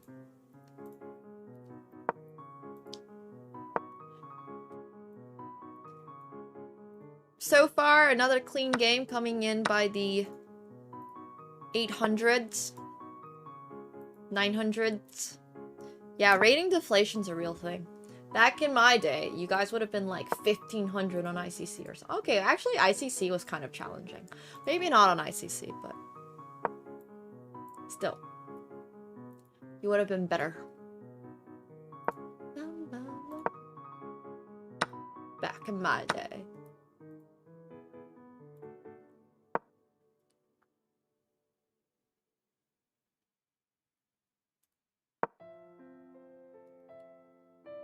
Back in my day.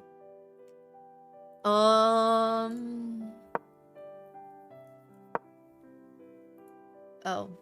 That's okay. Your name's not even Beluga? Disappointing.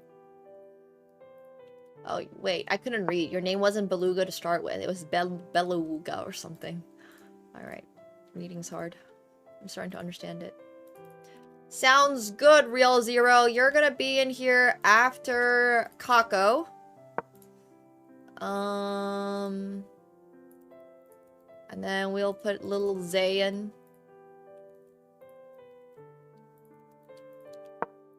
1214. Ah.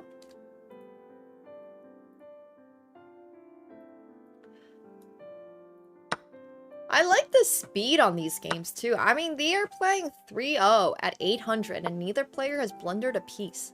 I know I say this every single time I watch you guys play these matches, but like, okay, apart from the fact that Spindletron blundered a whole queen last game, the 800s have been representing. They've been representing. Okay, so we also gotta find... Hey, General Director, thanks for the prime. Welcome to the pool party. Appreciate it. We gotta find a dance partner for Kako, so 1400-ish. If Ipa... Yeah, Ipa, if you're down to play... Oh, your boyfriend. Mr. Prince Charming is gonna play against Kako. And then Real Zero's 1800. I don't think this player is here, so we're gonna remove them. Like, they still... Nobody has blundered a piece. Nobody. It's still equal pawns, equal pieces, dynamic position, queen, knight, rook, rook versus rook, rook, queen, bishop. It's pretty crazy. Real Zero's 1800. If David's here, I don't think David is here. So we're gonna go to Did Banovu never played, right? If you're still here, Banovu, tough, Banovu, you got a game against Real Zero. And then for the 1200, we are gonna put you up against Charling, if Charling's here. Alright, we're just going down based on, prio list. So I'll remove him because they've played. And then I believe neither of these players were able to show up. Okay. Hello, General Director and Vitalets. Welcome, Vitalets, too. Welcome into the pool party.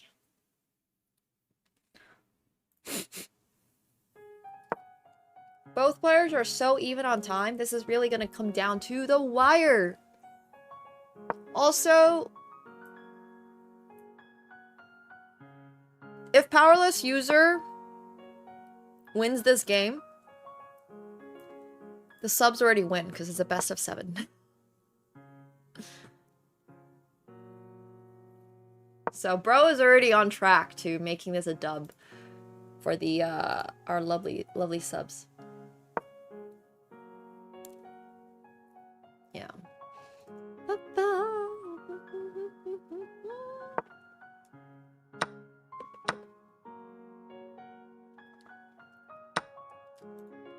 Thanks, Tommy.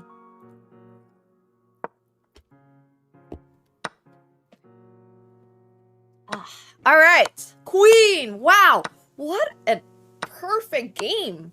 Played by honestly both sides. I know one of them won. Powerless User, not as powerless as one would have thought, but this was a truly exceptionally well-played game coming in by both sides. Well, neither are you 968 by that logic, because you guys both played absolutely insane. This was very impressive. I don't think, like, anyone really ever blundered until the time got really short. In which case, like, white is still completely like, yeah, I mean, H takes G6. H takes G6 was the move. This was a really logical move. You're capturing a pawn for free. You get the queen. You weaken the king side. I don't know what happened on this move because you could have just taken that pawn. It was really logical. You set up this whole time to do it, right? You have your queen here. You have your pawn here.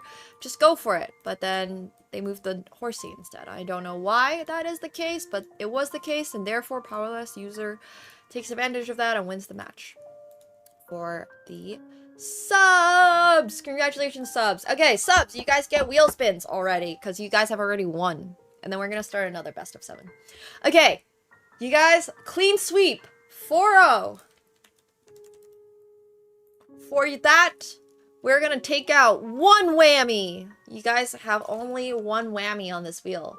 Less likely for you guys to get a whammy. You guys stomped. Nice, Slipster. Alright. Korean Feed God. Hey! You got a game against me. I think that's what you wanted, so I hope you will accept it. You don't get a respin anyway, so the option is to take it or not take it, and that's it. Alright, next wheel spin for Mr. Tsima. See, this is the advantage, this is the benefit of playing on the subs team. You get wheel spins. Okay, sounds good. We'll do it after the next leg of... So we'll do 1 more subs versus plebs, and then I'll play against you, if that's good. Alright, sounds good. Also, I owe 1 to Crystal Ball, but I think Crystal Ball left. This one is for Mr. Tsima. You also get a game against me. Congratulations. Congratulations. Oh yeah. Also, if you don't want to do it, that's okay too. But you don't get a respin. Spindletron! 1 more for you! I know Spindletron is currently in a game. Spindletron, if you're here and you want trusted advice, you can come in and take it anytime. No whammies! There's 1 whammy on the wheel. Hey Slipster, thank you for the 569 bits. Thank you. Yeah, the wheel's not even giving bad spins. I'm gonna say that and then... Alright. 1 more. Hey, Powerless User! Also getting a game against me. Hell yeah. Alright, congrats everyone. 3 games going out. If you want it, I'm just gonna type it in the queue just so I don't forget. And then we also got powerless user. Whee! Cool. Yes, it is possible to play against me if you hit level 6 on Star Trek to spin the wheel, or if you win in subs versus plebs. We like to gamify playing against me. It's a game to play a game. Get it? Okay, next up, we got Philipso against Titim Beluga. Good luck, Philipso. Good luck, Beluga. Congratulations to all the subs from last game. We're rooting for subs again here. Plebs, you guys want to win because if you win, you can get a sub. A free sub to the channel for a month.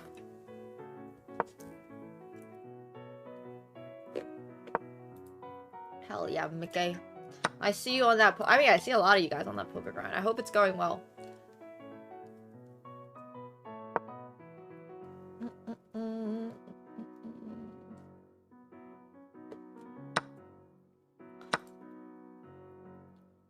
I don't know what Lala Spicy Lab is. Yeah, subs versus plebs is like... Think about it this way. Back in the day, we used to have gladiators. Gladiators. It's not a glacier. We used to have gladiators, and you would be pitted against each other in the pit. So this is like going into the pit. On one side, you would have the gladiator representing the working class. On the other, you would have the paid guys who are like dressed in the fancy gear. So subs are the gladiators dressed in fancy gear, and plebs are the guys that are not doing so well. And it's a fight to the death unless you guys draw, in which case it's just a draw, because obviously it's chess and not actual. It's mid-80 programs. Back in my day, this is how we used to do it. We should change the name. We should change it to Nemo's Gladiator Fight or something for next weekend. I'm super down for that. Let's do it. Hell yeah. Okay. New plan. We're gonna market this, instead of subs versus plebs, we're gonna call it Nemo's Gladiator Arena. And you guys are gonna all be gladiators and gladiatresses, because we don't discriminate here. I don't have another word for the in-between, so...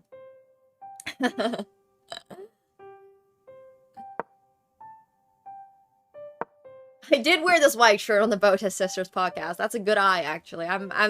People usually don't remember the outfits I wore, but wow, someone actually remembers the exact piece of clothing I wore.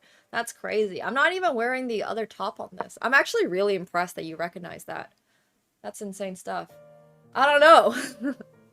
I mean, it is a pretty iconic shirt. I found this in a vintage shop in Lisbon. Yes. I'll host the Nemo Gladiator World Cup. Yep. We should call it the Nemo Gladiators Arena. Yeah, the Botas is on a podcast. Yes. Yeah. Nemo's Coliseum. Exactly. For a checkmater, you gotta ask whether you want the checkmate or want the mercy. Philipso has played such tremendous games recently. Like, it's hard to find anything to say, other than the fact that Beluga is obviously a much faster player. So, yeah, I found this dress thingamajiggy in China. It's like... Obviously, white is up one pawn, which means they're up a pass pawn, another pass pawn. Wow, look at that. They just defended the knight using the rook. Impressive stuff. Taking with the pawn is also really good here, because you're strengthening your pawn structure. You're connecting your pawns with each other. There was an argument to be made with taking with the rook, because then you keep two pass pawns, but this is also fine. Personally, I would probably take it with the rook, but we're nitpicking at this point. We've managed to get into an endgame with two 700s. This is some, once again, Nemo's Coliseum is like, has some insane fighters.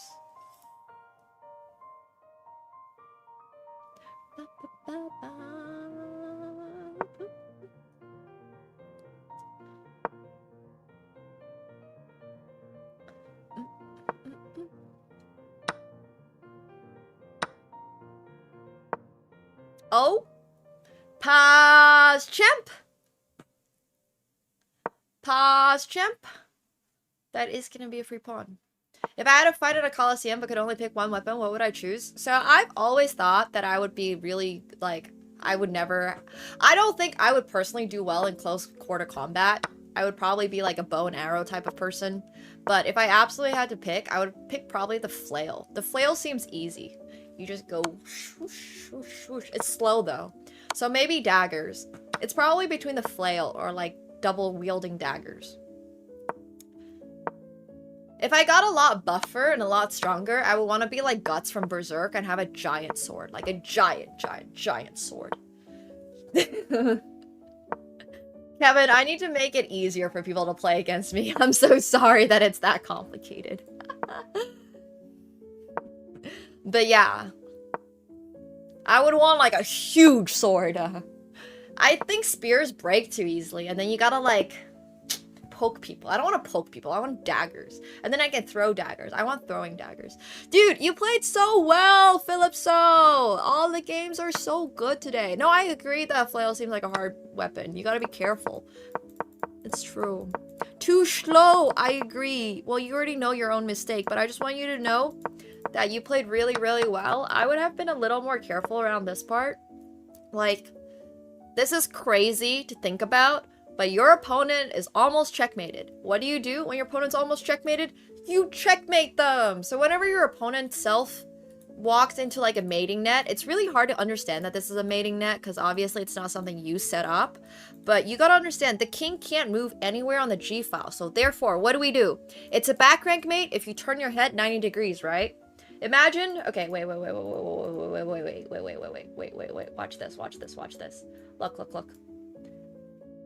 Checkmates on the side of the board are actually just... Fuck. Oh yeah! Look, watch this. Watch this. You're back rank mating them on a 90-degree angle.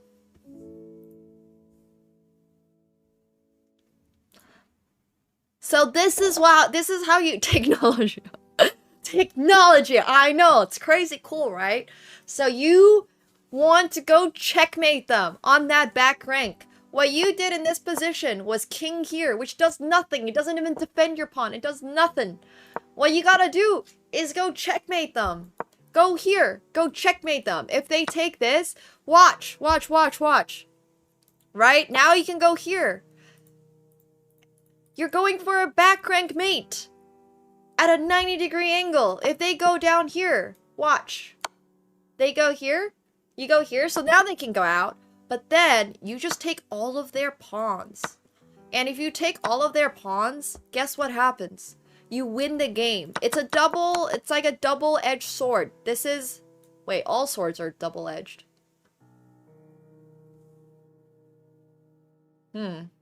Okay. It's like a flail. You yoink everything. You're threatening checkmate. You're threatening to hit yourself. You're also threatening... Oh, they're not... They're single-edged swords?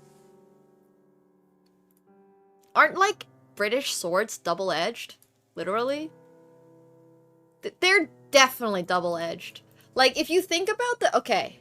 This is now going on a tangent. I mean, you probably still would have flagged, but I'm just giving... Like, the more information that you know about the game, the better it is. Yeah, like a claymore, exactly. A claymore is like a double-edged sword. Right? Hey, Grimpmeyer, thanks for the tier 1. Thank you. No, I'm explaining the concept of back rank checkmates on the side of the board. Not enough people think about it. Not enough people think about it. Most people only think about back rank mates when it's on the actual back rank, but it's also a back rank mate if you checkmate on the side. It's like... There's no word for side checkmate, so it's a flank mate or something. But it's a really important distinction, because if you don't think about that, it's a side rank mate, but side rank mate isn't cool. So flank rank. Flank rank sounds sus. But anyways, you get the concept. So you should have thought of that. But that's okay. Yeah, you got chess out. Well, one of the issues I have with the English language, because it's not my main language, is that I have a really difficult time with idioms. Like, I have learned I've heard of all English idioms at some point in my life, but in my head, they don't make sense conceptually because it's not something I grew up around. So, like, I'm always there thinking, like, oh yeah, what is a why is it a double-edged sword? Aren't all swords double-edged? Like, why do we say things like, you know, spill the tea? Like, why do we say spill the tea? I don't really know. Like, I have no idea why we say spill the tea. Or like killing 2 birds with 1 stone. Like, why are we killing birds, first of all? Birds are awesome. I don't want to kill birds. Yeah. So, like, or why do we beat around the bush? Like, why are we beating a bush, period? Why not make friends with the bush? Why not hide on bush? Like, I just don't understand all of these. I don't understand these idioms at all. Like, why are we beating a dead... Who started beating a dead horse in the first place?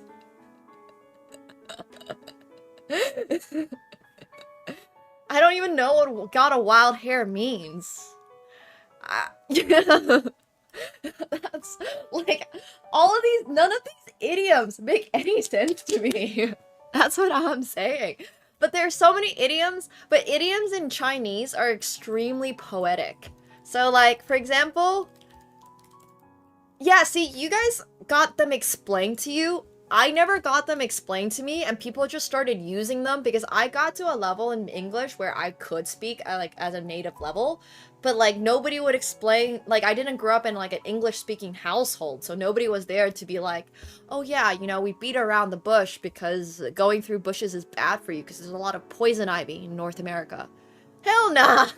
No one explained that to me. I don't know why it's, you know... They weren't explained. But for example, like... A lot of Chinese idioms are really funny. Things like... We actually have an idiom that's similar to two birds, 1 stone.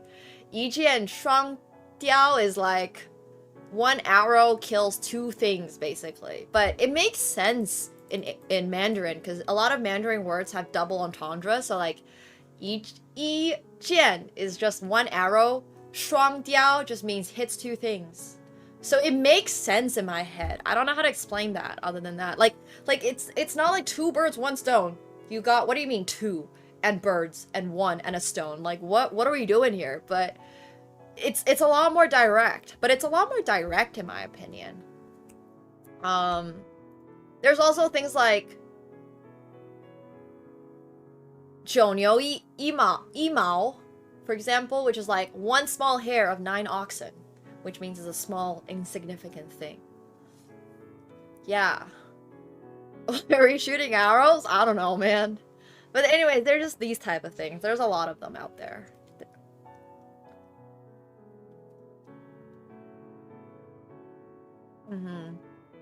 So there's like, this is another good one. Like, you know how there's like, there's like an idiom about, I don't know. Anyways. You've heard that one before? Yeah. There's just so many. There's so many expressions not known in the West. Yes. Yeah. Yeah, exactly. Why are we wishing people to break their legs? Yes, you can't have the cake and eat it too also makes no sense. Like, what do you mean? It's my cake. Why can't I eat it?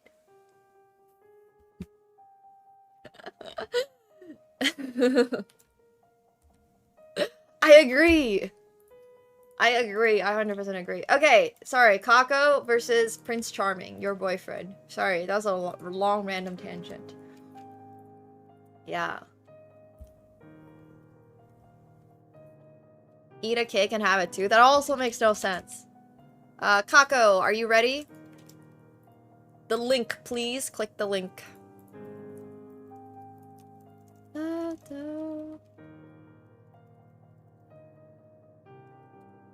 Oh, biting the bullet also makes no sense.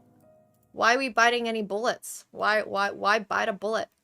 That's not sexy at all.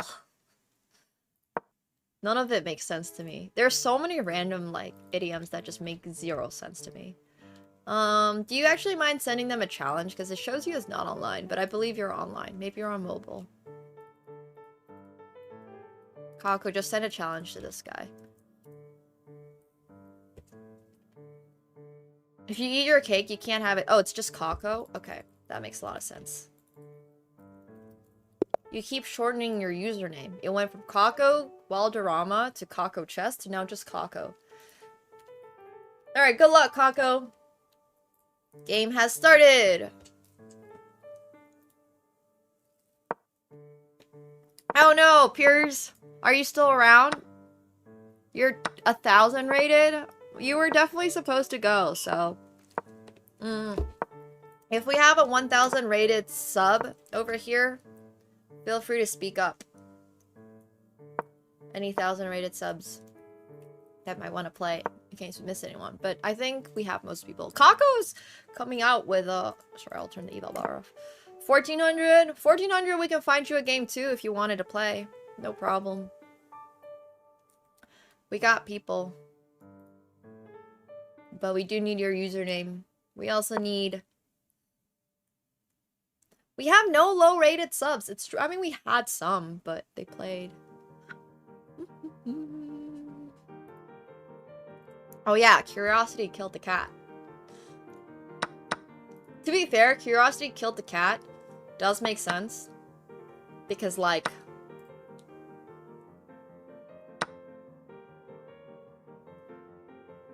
Yeah.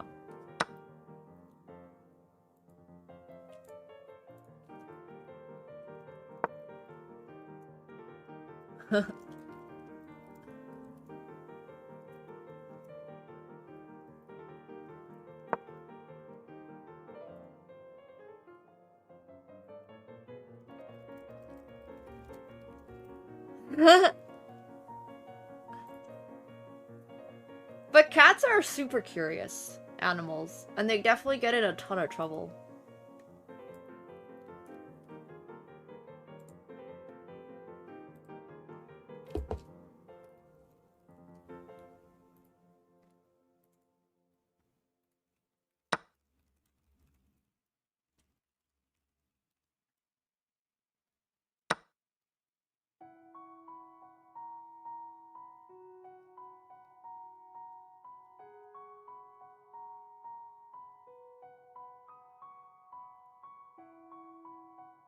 Bum, bum, bum, bum, bum.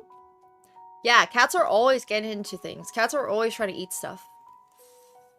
I don't know where the cat is. He's not up there. I think he's probably sad and depressed that I'm not playing with him because I've been spamming so much TFT recently.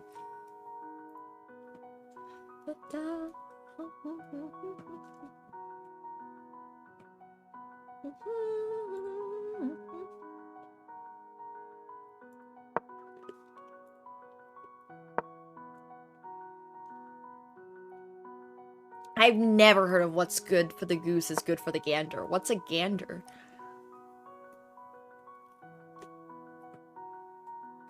Yeah, TFT is what you guys were watching. I've been super obsessed with Tuft, Tuft, Tuft. So much Tuft, Tuft, Tuft, Tuft, Tuft, Tuft, Tuft.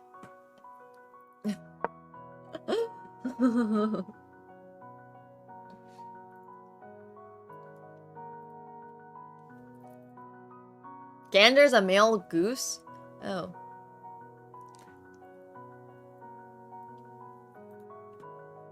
Alright, fair enough, I guess.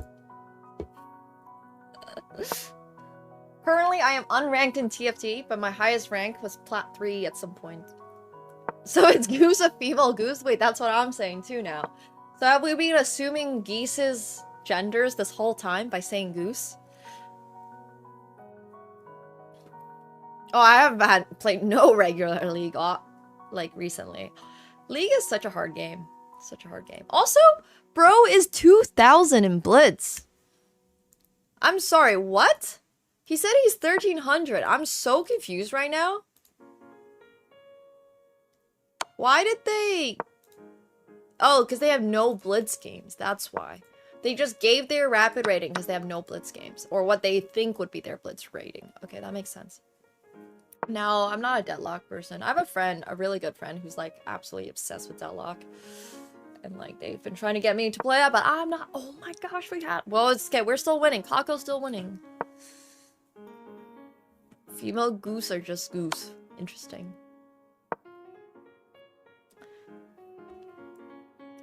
Wait, are baby gooses goslings? Like Ryan Goslings? Gooselings? My biggest tip for learning how to learning English is to really immerse yourself. Watch all English TVs. If you want a British accent, watch British TV. Although I wouldn't recommend it because sometimes their television is a little interesting. But all right, we finally found a Maiden 1. We had Maiden 1 like a few moves ago, bro. We also had Maiden 1 over here. Yeah, peripheral knowledge of League heroes absolutely helps with TFT. Understanding what items to build, like you understand that your, you know, Ambessa probably does not build a Luden's Echo, the Morellos or something. Like, yeah, absolutely helps. So, yeah, watch Downtown Abbey. Oh, that's true. Sorry, there is actually great British TV. My bad. Thanks, Zuka. I do enunciate my words pretty clearly. It's true. One of the other issues I have as a non-native speaker of the English language is that I have a lot of difficulty understanding accents of other countries. So I'm okay with European accents because I've talked to a lot of European people because I grew up in Europe. But if you have like a Southern accent, I cannot understand you, like whatsoever. I have been to the American South and I was there like... Thankfully, I was in Houston, so it wasn't that bad. But I was also in Raleigh, and it's not even like they have a very distinct accent there, but I was always there like, okay, gotta lock in here. Gotta like really... So one of the things I do is I look at people's mouths to see, like I have to, that's why I hate phone calls. Is because I have to be able to see a person's mouth move in order to understand them. If your accent is not like a clear, enunciated like English accent, like a British accent, or a very generic American accent, I have such a hard time. Yeah. But like, once again, it's just things I'm not used to. I can't understand a single Irish person. I'm sorry. I've never known anybody Irish in my life. Like, I don't think I know an Irish person. That's probably not entirely true, but I can't do Irish. Alright, Real Zero. If you are around, you are up against TFT Banovu as Kako missed 2 checkmates in 1. 2 checkmates in 1. Which is okay, but... Good luck, guys! I don't sound Texan at all, but I've never lived anywhere else. Yeah, fair enough. Let's see if we can do a little better than missing 2 checkmates in 1. That makes sense that in America, people are starting to sound a little more similar. But I have actually no issues with the Indian accent because I had an Indian ex and I had a ton of friends that were from India. So, like, I'm actually pretty okay with the Indian accent. That's actually not my biggest issue. Also, yeah, if you want to play, I just need your chess.com username and your Blitz rating if you're a sub. Unfortunately, we're probably no longer taking plebs, so we need one more sub. Yeah, people play the Coley. I play the Coley. Let's not talk about it, but... Oh, I do agree it's hard on the phone. Yes. I've never been to India. Never. Yo! Thanks for the SAR $10 donation. I don't even know what SAR is. Thank you. I've heard good things about the beaches in Goa. Bum bum.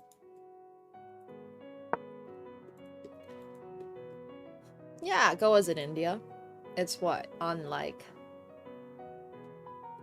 the Indian Ocean side? Oh, cool. Thanks, Kevin. Appreciate you. But yeah, I just need your chess.com username and your Blitz rating if you are a sub. If you're not a sub, I don't watch you anymore. Well, no. There's like the bay, and then there's the other side. Not all of it. Okay, I'm gonna pull up a map now.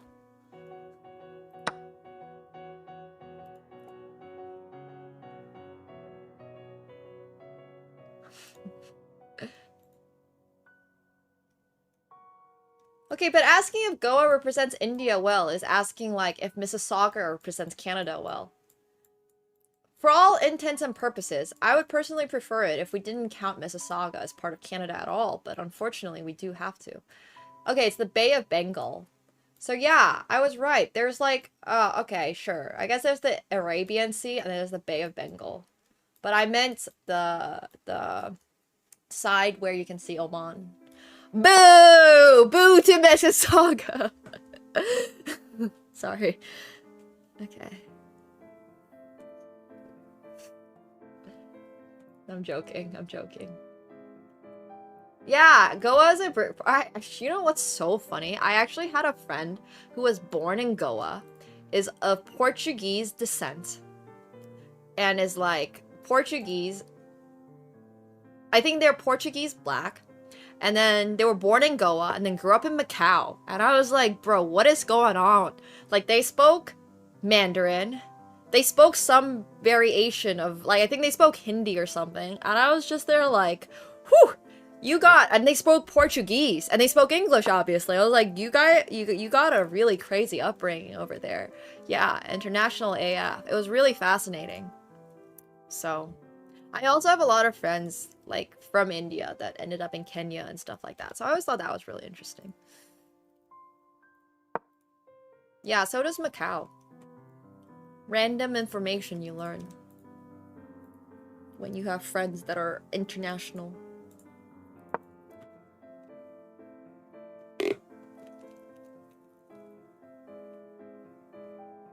I've never been further north in Canada than... Oh! I went to a place that was 2 hours north of Toronto once for a paintball competition. That was the furthest north I've ever been in Canada. 2 hours north of... Unless Winnipeg is more northern, which it might be.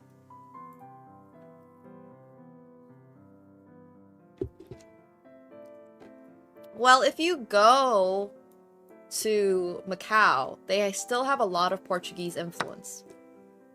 Which is kind of crazy. I did compete, yeah. Oh, Gatineau is further north than that? I did not know that. So probably Gatineau then. I don't think I knew.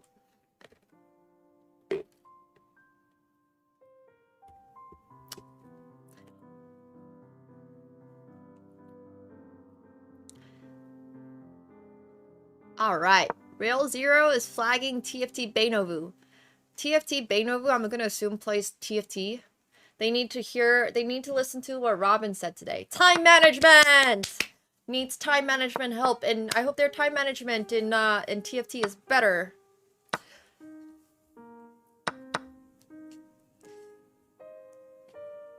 We gotta step it up a bit, bro. A tat slow. Sorry, there's an Asian cowboy accent? I don't know what that is. Whew! It's alright, Real Zero has the chance to execute Tibeto before he even gets flagged. It's so close to checkmate. What? What did we just play? Oh my gosh, dude. How do we play that move, by the way? Because, like...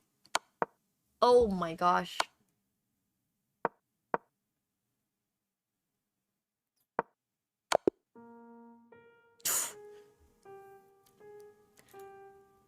Tuft, I just want you to know, you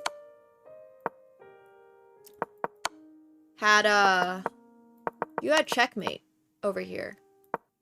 Yeah. Bam, bam, and bam! And you could have just won the game. There was checkmate over here. Actual, factual checkmate. Could have swung this in the favor of the plebs, but you did not. Alright, next up, we got LZ against Charling. Today does belong to the subs. Little Zay, if you want to hop online, feel free to do so we can get your game started. Charling might not be here, so we're gonna put you against Piers Gaming. If you're here, speak up. If you've fallen back asleep, that's okay too. I'm sorry it took so long. Other than that, we got Ipa. If Ipa is here, Ipa might be next. They might have fallen asleep again. I actually don't see you online. Did I get your name right? LLZAY?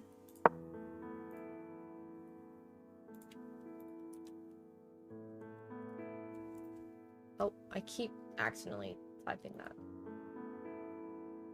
I don't think it's... You are still here? Okay, you guys are playing against each other. So, can you just send Pierce Gaming a challenge, please? Because apparently I can't start your game, and I don't know why. That's their chess.com username. But it shows neither of you guys is online, so you might both be on mobile.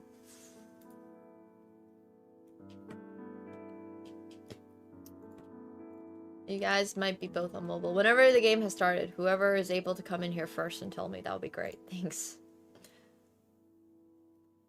Da, da, da, da, da.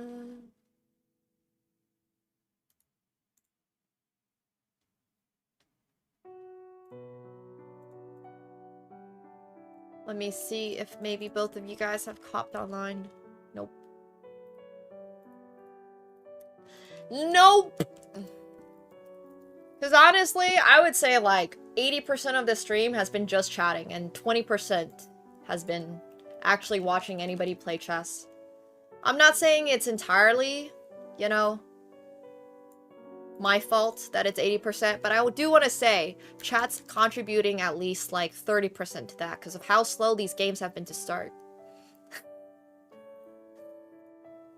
Like, why are y'all so slow to get onto the chess dog? Like, I can't get the game started. And we also go on random tangents, and then people fall asleep. I get it. It's fine. It's fine. It'd be like that sometimes, Kick. You don't know how to challenge? If anybody here knows how to challenge, can you please just challenge each other? Because I can't start the game. Can you guys both just click this link onto your browser? Thank you. Yeah. And plebs put in their name and then forget about it. Happens. Yeah, I do model on the side. My main competitive game is poker. I don't really play chess competitively anymore. Completely, like, of my own accord. Like, I don't want to play competitive chess anymore. So, we focus on the content. And then I play poker. Alright. Lilazay, I need you online. I see Piers Gaming online now. Yeah, right now I'm actually gonna be super grinding TFT. So, I'm not even gonna be playing. Wow, I can't say I play TFT competitively because I'm too bad to play TFT competitively. I play TFT competitively for a beginner. I don't think you can really say that, so. It's like being in PogChamps. I don't think you get the right to say you play chess competitively if you played in PogChamps once. Yeah. Oh yeah, poker is a lot... Well... It's a lot more adrenaline, but I don't find that makes it... You did? You clicked the link? Okay. I still don't see you online. Can you double confirm for me it's this? This is your username? Ba, ba, ba. Not technologically inclined. Are you on your mobile phone by any chance? Because if you are, can you please hop onto... a browser. Because it's really not showing you up as online. We're gonna play... You went to laptop? Okay.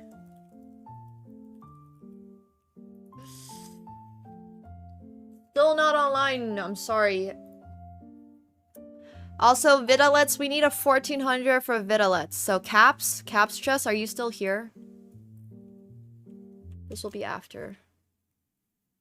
Or maybe it will be before, because we need... You are? Okay, we're gonna have Vidalets play first. because I think LZ needs a moment to hop on. So let's do this first, and then we'll have you guys play, okay? Cool. Good luck, guys. Good luck, good luck. Good luck, Vidalets. A little bit of a rating gap. I'm gonna give Caps a little more time for that reason.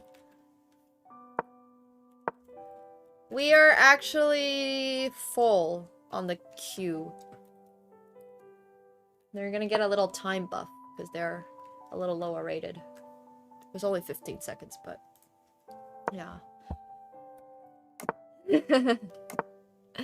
We just need Little Zay and Piers Gaming to hop on. That's all. That's all we need. This will be the last match, and then I'm gonna play all the viewers and subs that got wheel spins today, which I think is Korean Feed God, Mr. Tsima, and Powerless User. So I'm gonna play against them after this, and then yeah. I have never been to Indonesia, but I love Thailand and I love Singapore, so I've been in that area, which I understand is not the same, but.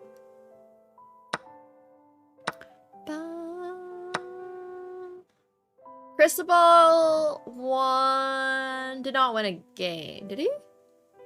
Oh yeah, Cristobal also did, but Cristobal's not here. Oh yeah, that'd be so cool. The link to the vlogs. Oh my gosh. So far, this game has been fascinating. There's a lot of weak pawns. We're not respecting our pawn structure at all. I don't remember who, but one of the Grandmasters would be crying right now.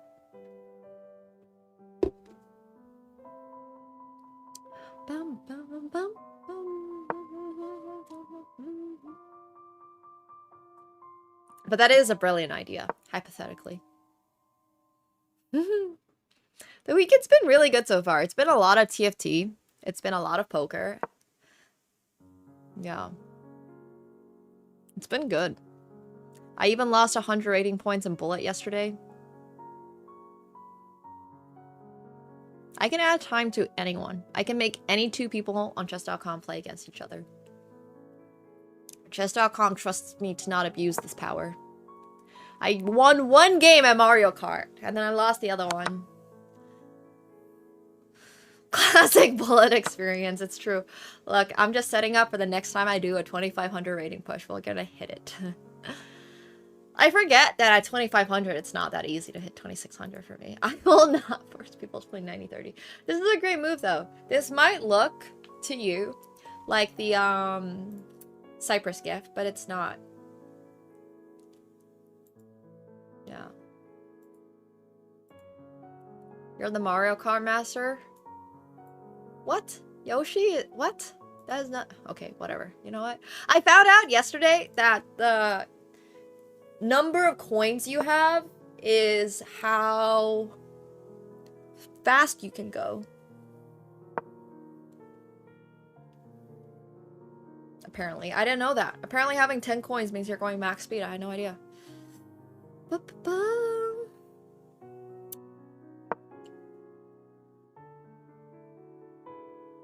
Unfortunately, I don't think we have more subs we're playing, so the next game that you see on the screen is going to be the last one.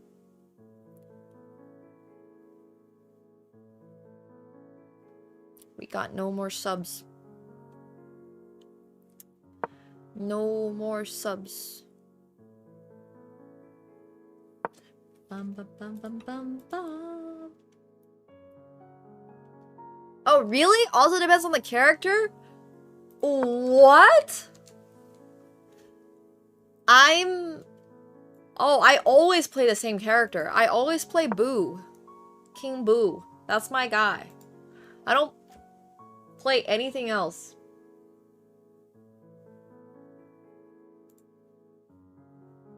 Thanks for hanging. I always played with assist mode on. Oh yeah. Everything matters? Oh, that's... Well, I know I know character... I know cart and glider matters because you can see the stats on the screen. I didn't know your character mattered at all. That's insane. I didn't know the characters had any different stats. I thought that they were always the same. It's fucking Mario Kart. I didn't even think there was a competitive element to it. Wait, sorry, there are tier lists for Mario Kart?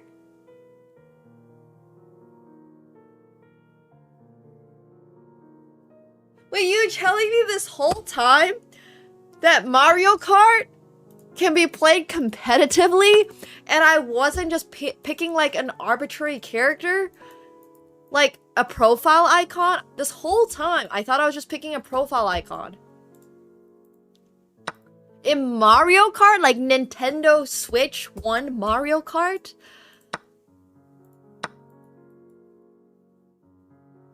But I can't even get to 20 coins. Because 10, I'm maxed out at 10. I can't, what? Sorry, this is actually breaking my mind right now. I literally had just learned yesterday that apparently coins affect your speed, and this whole time I thought there was no reason for coins. Wait, this is not obvious knowledge. What do you mean this is obvious knowledge? It's not obvious at all.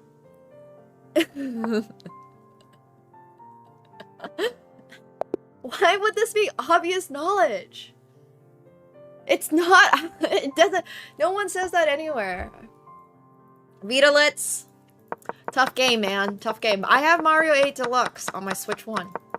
No, I had no idea about all this. We had a slightly rough opening, which I think contributed to the slightly rough middle game. Like, our pieces are just not developed, and they're just like... Like, your position is feeling kind of lanky.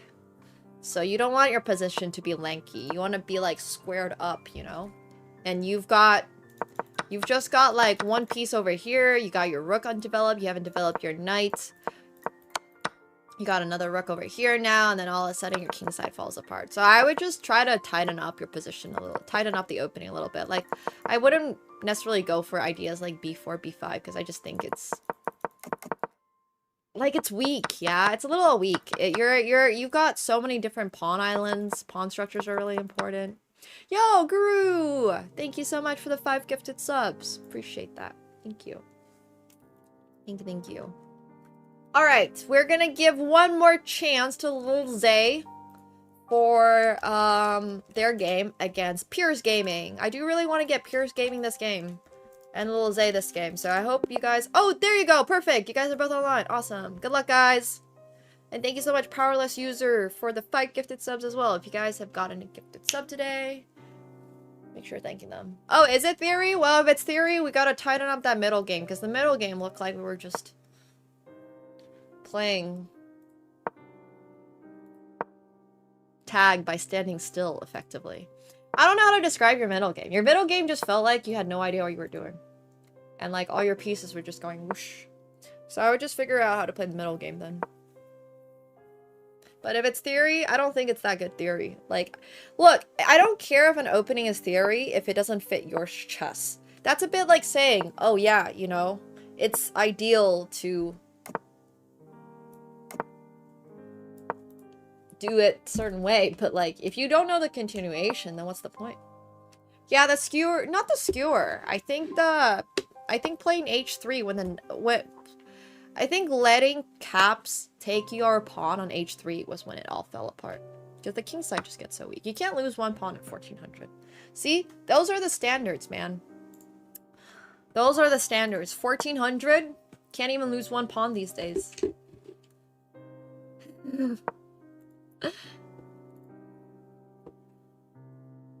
1400s are and yeah, the standards are just high, and we gotta keep adhering to that and understanding that standards are high. Fair enough, Caps. Depends. How stupid is your question? The more stupid, the more likely I can answer it. Also, Korean Feed God, thank you for waiting. This is the last game.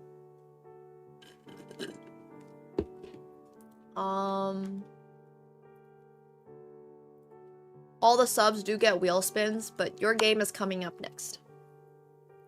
So, cool. And then after, you guys don't have to play the game today, by the way. You can play it a later day too. Mr. Tsima, you're up after that, then a powerless user. If you count university as a job, I was doing a double major in university in econ and math with a stats minor. And I was coaching chess on weekends to little kids to pay off my tuition. By coaching, what I really mean is that I was taking a bus for 2 hours into the middle of nowhere because they keep calling parts of Toronto, even though it's not Toronto. And the public transportation sucks. And I was babysitting like 10-year-olds, basically, who had no interest in learning chess. That's what I mean when I say coaching chess. So don't get too excited. It was essentially babysitting with chessboards in front of them. Yeah. No, I don't think that works, Ray. It's gonna be linked to your Twitch account, so. Nice, Caps. Like Twitch streaming with less travel, one-on-one. Exactly. No, Twitch streaming with way more travel. It was like taking me 2 hours to get to where I needed to be. It was rough, especially in the winter. Oh my gosh. I wouldn't, like, with the snow and the traffic and stuff, I wouldn't get back until, like, I would do this on a Saturday or a Sunday. I would leave my university at, like, 10 a.m. and wouldn't get back until 10 p.m. And it wasn't for, like, that much. I mean, it was getting paid fine for a college student, but with all the time added on travel, it was kind of annoying. So, yeah. Yay!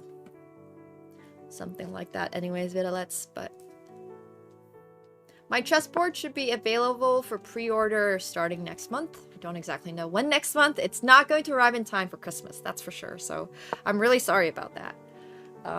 But yeah, we have a call tomorrow for that as well, so I'll have more updates next week. And then I graduated to doing $50 per hour to babysit. I was actually getting paid about the same per hour, but I did have to do the travel. So, yeah.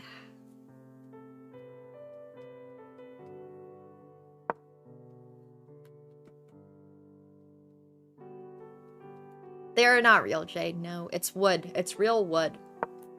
That's why the pieces are gonna be hefty. You guys are gonna like the horsey a lot.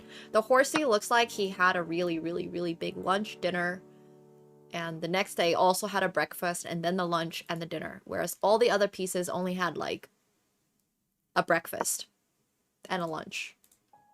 But the horsey looks like he ate 5 times the meal of every other chess piece. I don't know why, but proportionally, the horse is, like, this large, and every other piece is, like, wee.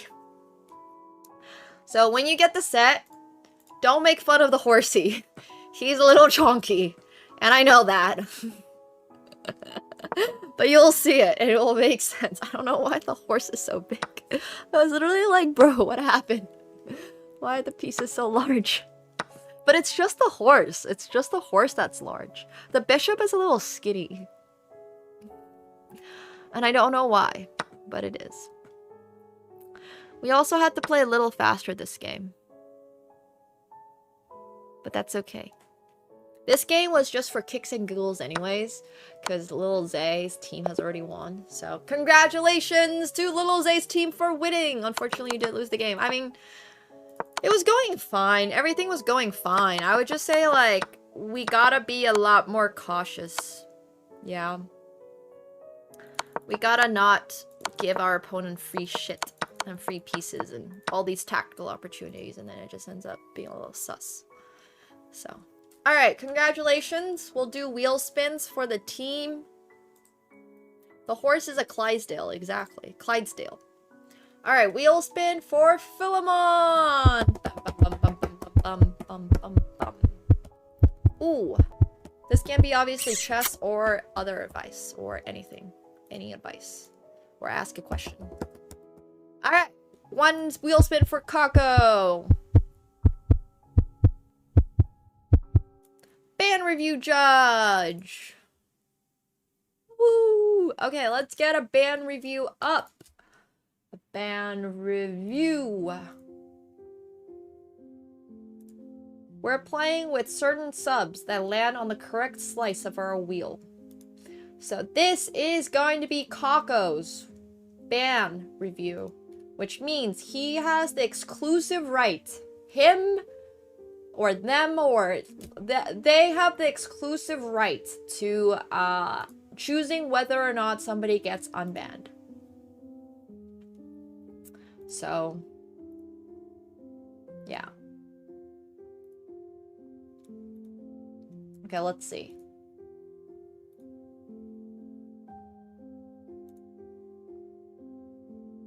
What the heck?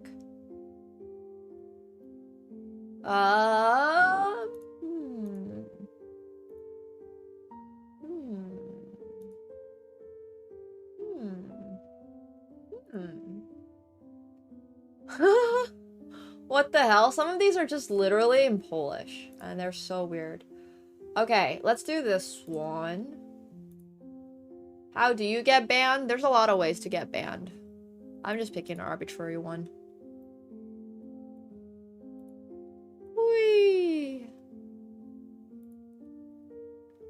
One with some text on it. Okay. Unbans. Alright, Hema. Kako, sorry. Hema. You guys have the same color username. Load previous. Okay. See more in user profile. By the way, I can see every single chat. Oh my gosh, they have 335 texts. We're not going through all of them. Alright, we'll just go up from here. Okay, wink wink. Is the gold chain gang that jumped the dog. You know, when you speak Mandarin, the earth stands still for me. Alright. It's so cute. You're so awesome. Blah blah blah. Because you know, only people. Content. Let's say over a chess match. Someone wanted me to, how would you go about doing that? Well, I would recommend going to a meetup, because that's usually close enough. The subs have already won. Alright, this is, once again, interesting. This is all up to him, keep doing it. Kako, it's all up to you on whether or not you want to unban them or not. It's because you guys both have 4-letter pink names, I swear. Kako taking notes right now. How do we feel about this one? Kako does have the exclusive right. You can choose to unban or deny. Their unban request is just... Gee, that's crazy. Yeah, subs have been really consistent today, which is why there have been so many wheel spins. So.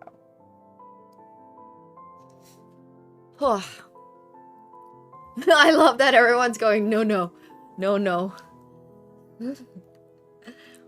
Yes or no, Kako. All yours. And then we'll also do a wheel spin for, the next guy, who is Patcran. Patcran, you also get a wheel spin. Wait, does he actually? Oh no!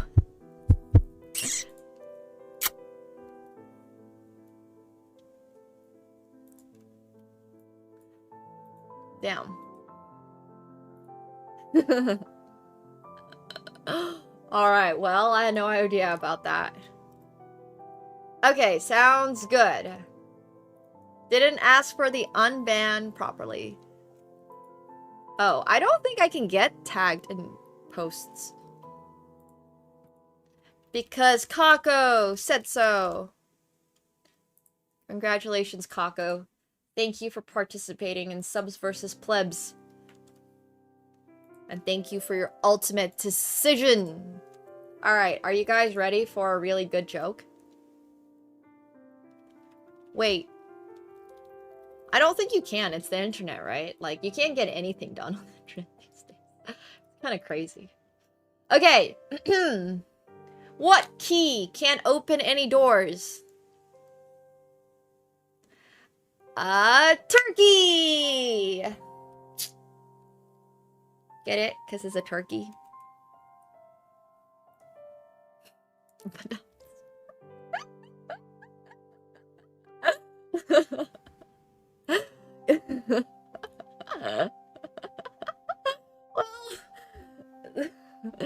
Okay. Turkeys can't open any doors because they're a turkey. Because the question was, what key can't open doors? But turkeys can't open any doors. That's the whole joke. Alright. One more for Lazay. Oh, we all spend for Lazay.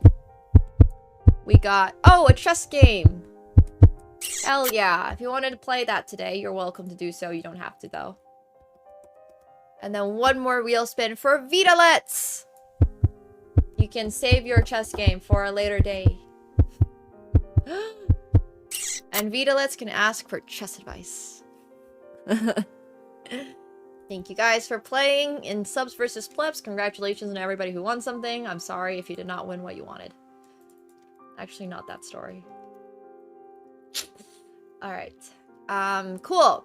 It's finally time for the long-awaited match against Korean Feed God. Wait, are you talking to me? I'm already starting the game.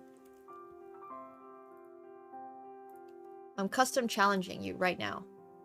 But you're not online. Can you swap your chess game with a Nemo joke? Oh my gosh! Yeah, I'm down to play. Let's do it. I don't see you online, though. Why did the mashed potatoes go to therapy?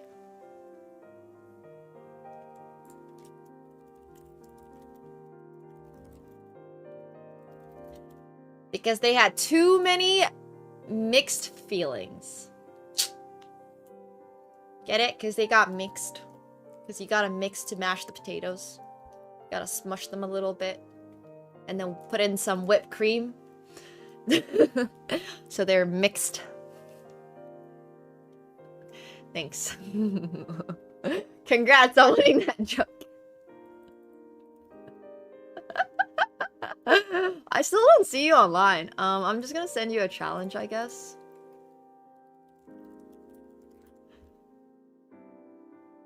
I literally don't see you anywhere.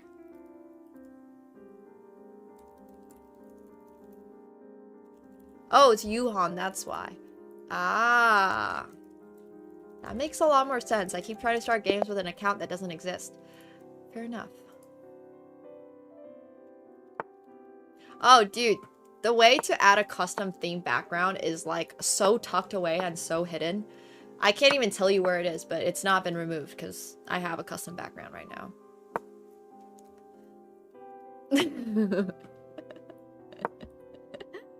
They're funny. I don't know what you're talking about. Oh my gosh, that's a good one, Eric. That joke hurt your pew. So good. It's like tucked on some side. It's not where you think it's gonna be, basically. This is the Ponziani, actually. It's a different opening from the Scotch. I know, you literally find it once and then you never find it again. I have done the same thing. Ooh, wait, whoa, bro. When we make moves, we gotta think about what could potentially happen if we make that move. You should be ashamed of that joke. Okay, so the reason I'm saying that is because now I have this.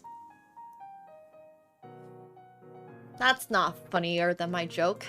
Here, I'll throw in a bonus joke for you guys. Because I'm in a good mood and I'm up in exchange. Thanks, Guru. Have a great rest of your day. Thank you. I definitely used this joke last year, but why did the cranberry blush? I have very winter-themed nails right now. They're like white and blue. They actually match my chessboard. Huh. Because it saw the turkey dressing.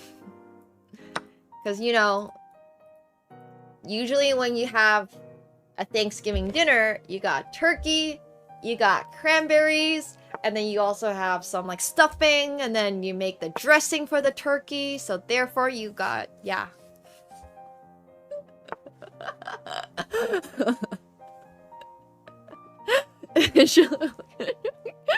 Every Thanksgiving food. So true, so true. Alright, we're going for the checkmate over here.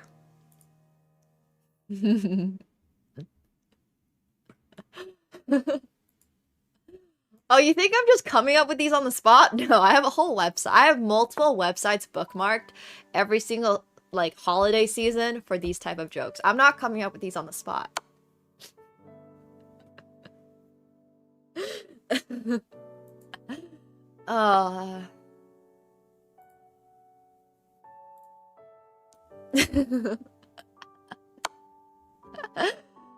I'm almost checkmating. This king is going on a run at jokes.com. Hey, look, you even got auto-modded for that one. Oh, here's a good one. If pilgrims traveled on the Mayflower, what do college students travel on? So once again, I'm not American. I don't actually fully know or understand. Like, Thanksgiving to me is a concept, but from my understanding, it is in some way celebrating when people first arrived in the Americas. But college students travel on scholarships. Like scholarships. GG's. GG's. You gotta be a little more careful in this opening. I have forks. I have forks out there. I like my answer better. You gotta watch out. When I'm threatening something, think about what else I could threaten. I know it's hard. It's really difficult, but like I'm threatening. You got 2 weak points in your position, yeah? You have an unprotected bishop and you have an unprotected pawn, and then you also have a slightly weak pawn here. Alright. Next up, Mr. Tsima. Let me know if you might be ready. One game per land, but I'll probably do like a checkmate challenge or something next weekend because we skipped it this week because this went so long. But if Mr. Tsima you would like to play, let me know. Same for the powerless user if you're still here. Sorry, it has been a bit long. Thanks for being around. Thanks for sticking around. But powerless user as well. Oh damn, monkey. That's a good one actually.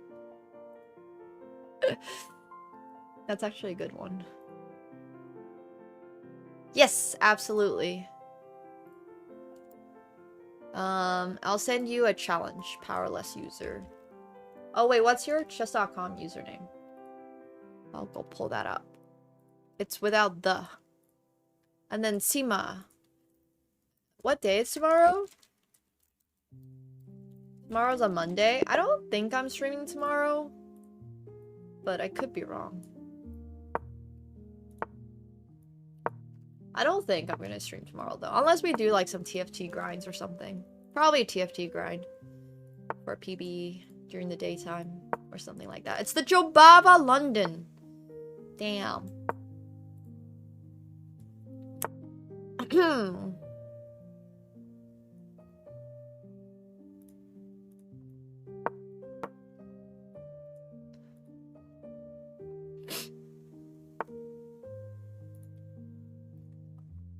Alright, here's another good one. Why was the turkey asked to join the band? You guys are getting a preview of Thursday's stream, by the way.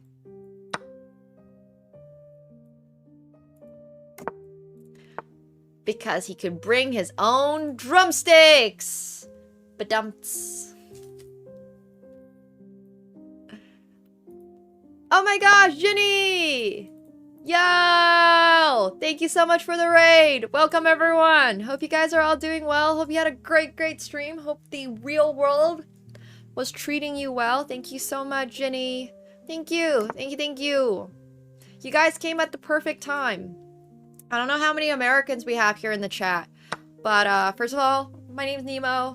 I'm a woman grandmaster in chess. But today, more importantly, we're not really preemptively celebrating Thanksgiving. I'm not even American or anything, but here's a little joke for you guys. What do sweet potatoes wear to bed? You'll never guess this one.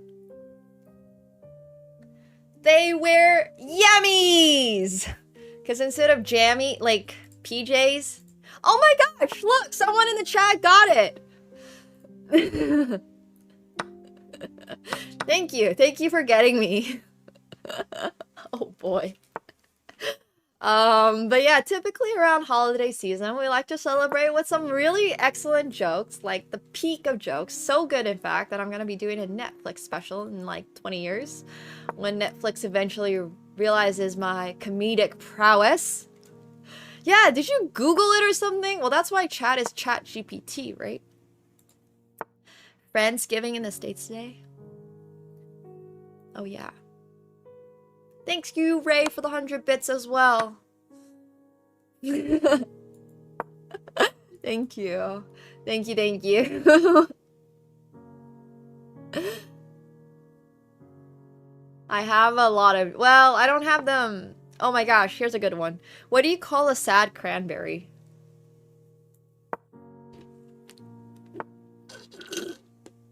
You're never gonna guess this one. A blueberry! Because he's feeling blue!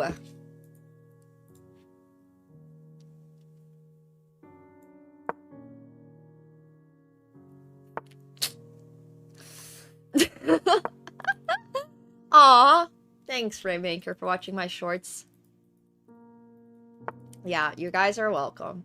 Welcome to the channel. I know. I know.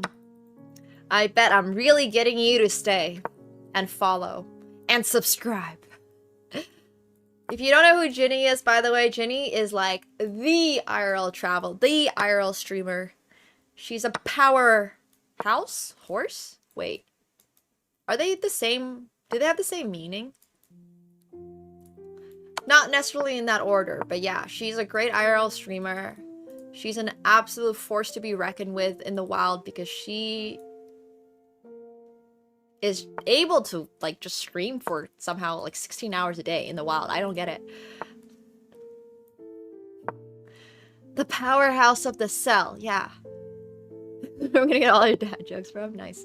GG's powerless user. GG's. Thank you for playing. Oh, her drone videos are insane. 13.5 hours today in the real world? That's insane. Dude, I go outside. I've been outside for 13 minutes in like the last 4 days. Not entirely my fault, because I was sick for 1.5 of those days, and then I got really addicted to playing TFT. So yeah. Exactly. Ginny is the GOAT IRL. I can't believe... I don't even know what the Streamer Awards nomination said. I really just checked strategy games, and Raffle, who's like a Balacho streamer, got it. So, I do go outside. I actually usually, when I'm traveling and IRL streaming, when I travel, I get like 10k steps in.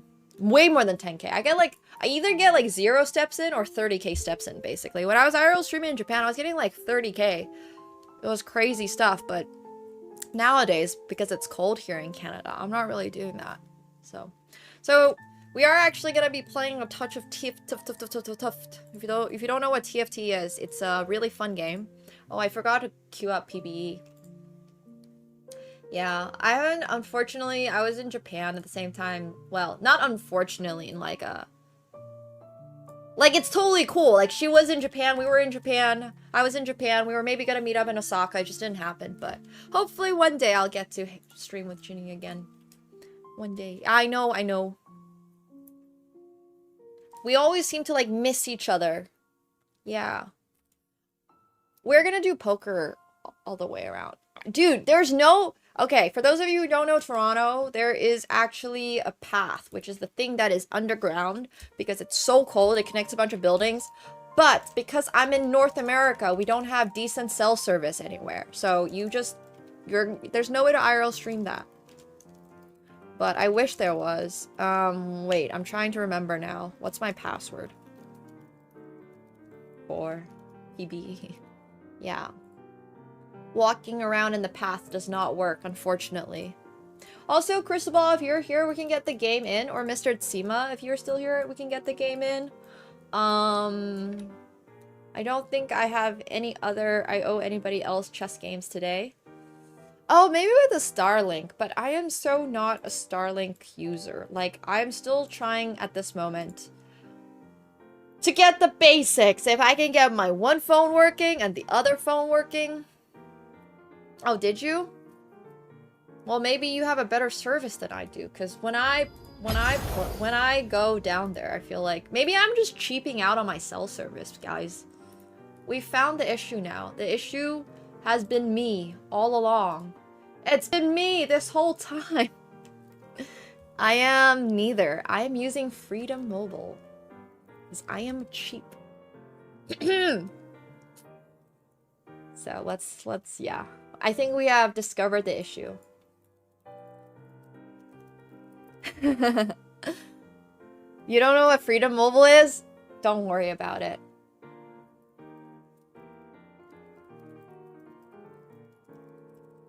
Yeah, need priority data service. It's true. I do IRL on Freedom though. But I have been trying to buy Bell, but they don't let me buy Bell, so that's okay. It's alright. Oh, we actually managed to load in for League of Legends. We're gonna play some TFT today first, and then we're gonna play some poker later. But yeah, we're graduating from non-moving chess to moving chess!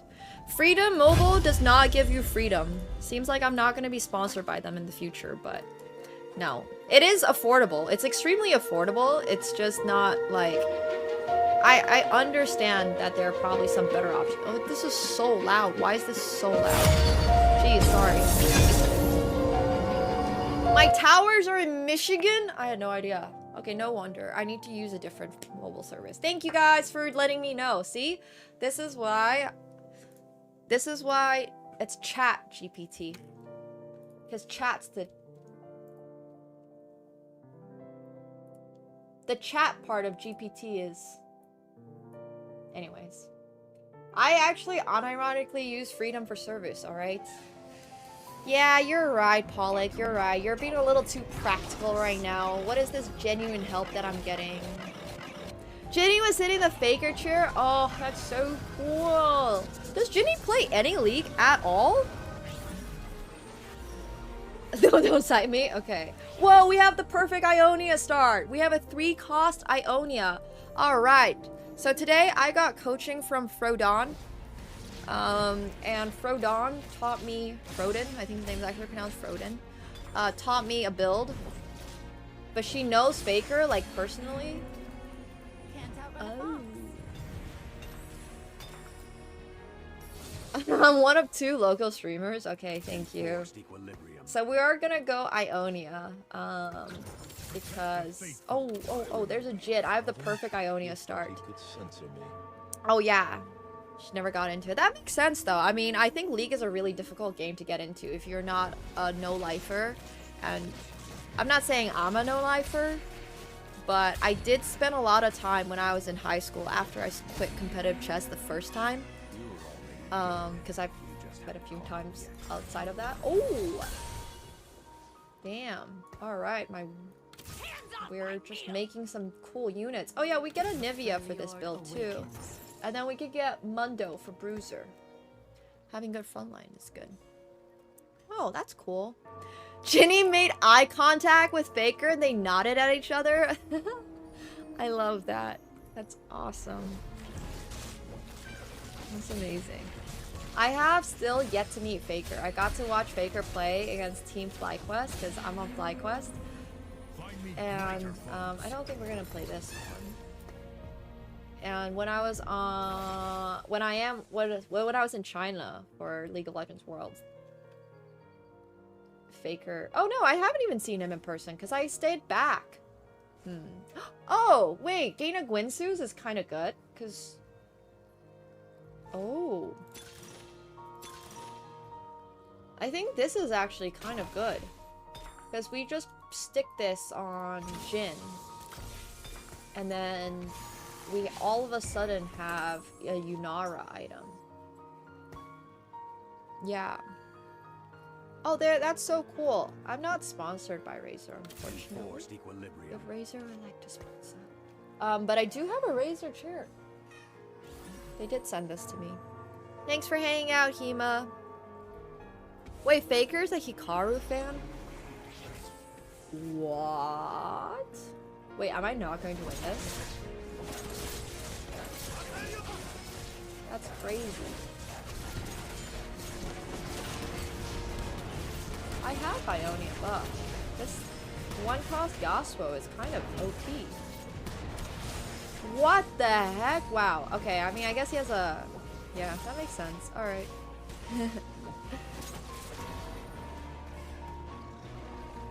This set is supposed to be really good. I'm a really big fan of this set currently. So I'm gonna try to go the build that Froden recommended, which is actually pinned up here, which I've forgotten about. But I'm trying to go with this build. So it puts 3 Freljord in, goes with bronze traits, and then goes for Ionia. But right now, I don't think that's currently working. I don't know if this is maybe just better. No, I think the one cost is probably better than the random trait. I do love TFT. I'm a really huge TFT person right now. I quit back in season 10 after I lost in the box boot camp. I think I got to like plat 3 and then I fizzled out after that. But this set, we're gonna try to hit diamond or something. We're gonna try to go all the way. We'll go all the way, hopefully. I'm excited about it. Okay, so can I make Econ? Yes, the answer was yes, I should have made Econ. I'm a little tad distracted. That's okay. I'm also just trying to pull up a guide on the side and I can't find it at all. 1 second. This is chess, but auto, so it's better. If you really think about it.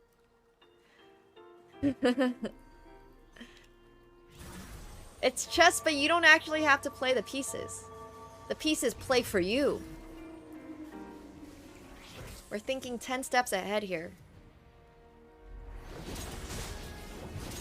Oh, I'm sorry to hear that, Mickey.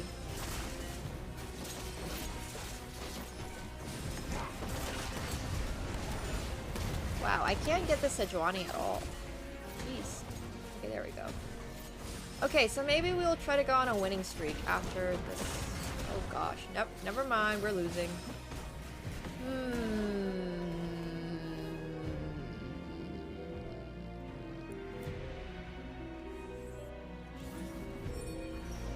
No, why did I buy that? Oh gosh, I'm punting this game.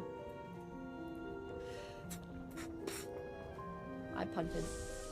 Okay, so we have this. We should make I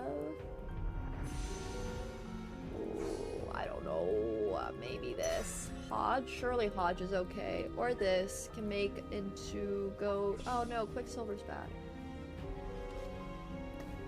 Wish I didn't buy. I just wasted Econ. This is not a good example of my play.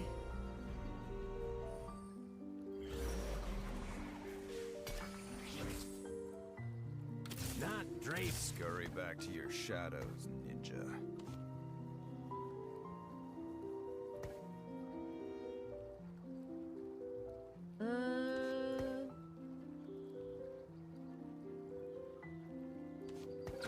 I have way too much stuff.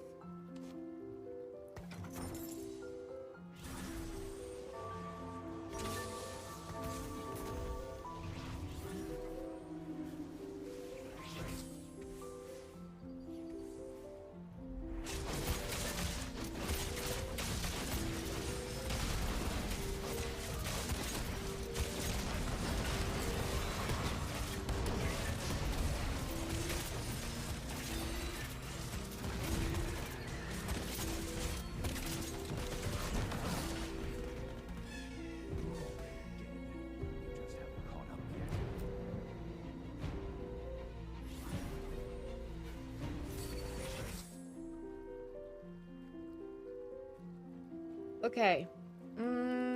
Let's see. We're not really playing Yasuo in this build. Wait, what is this one?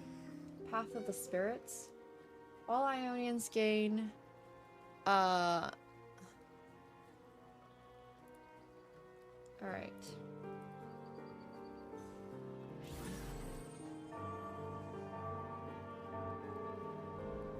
Yeah, it sometimes is. I don't think it is in this case.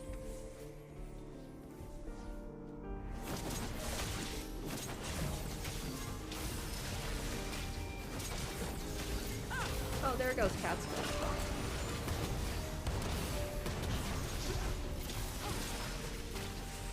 Oh man. We're not winning this. I think we just pitched the Yasuos.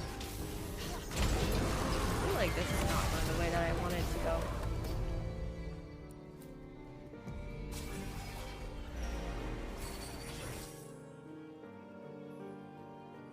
Easy, Brazil. The arch is mine.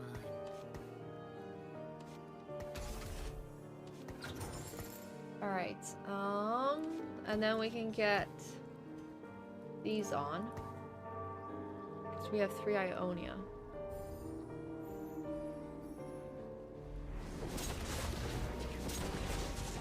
Let's see.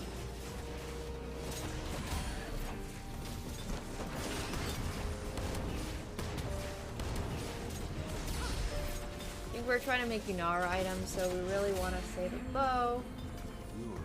Or...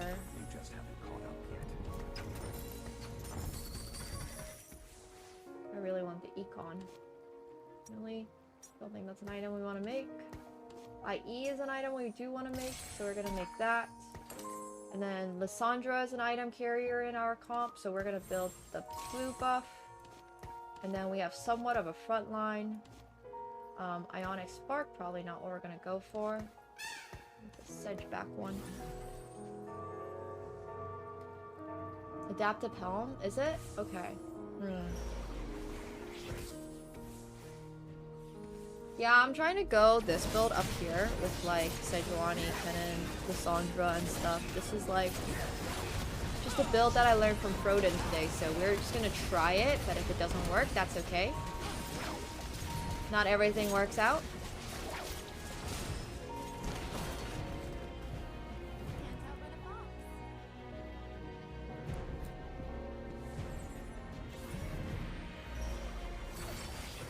Alright, so... Whoa, is this any good? 20% durability? Oh, red buff's supposed to be a really good item. This is like... a super legit set, yeah. This is good for late game. I learned that yesterday from Broseph. Hey, Planet Duck, thanks for the prime. Welcome to the pool party. Thank you. Hell yeah. I don't know. Red buff seems good. Items always seem good. Oh, shoot. Okay, we're just gonna go this, because it sounds good. I can't really tell. We're gonna sell one of the burbs, if it comes to it. Let me turn the sound down a little bit.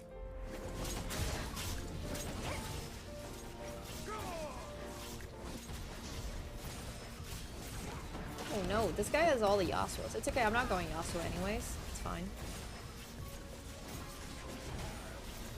But... no, I'm gonna have to sell... I think it's... You know what? We might win. We might have this. Whoa! Okay, cool. We won! Yeah, this set... Oh, I forgot to sell a bird. No! I literally forgot to sell a bird. Ugh.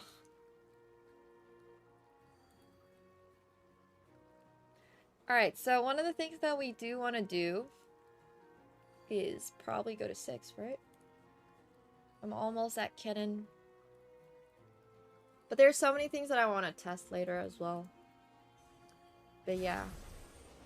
The game's really cool. They have 100 champs in. It's not skins based. There's like literally every single build possible in the world. It's pretty insane. A lot of good stuff. A lot of really good stuff. Oh, this guy is messing us up. Alright, there goes our... Well, we didn't have a streak anyways. It's alright. We're doing our best.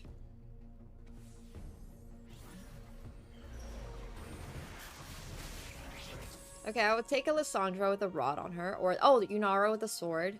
Both of these are actual units that I want, and then for this item, this component, we can also get another cloak or a vest for gargoyles. Looks like we're just gonna take this Lissandra though for the rod, and I have another rod for Rabadons, which I think is okay. Yeah, it's true. I understand, Oshin. Yes. Yes.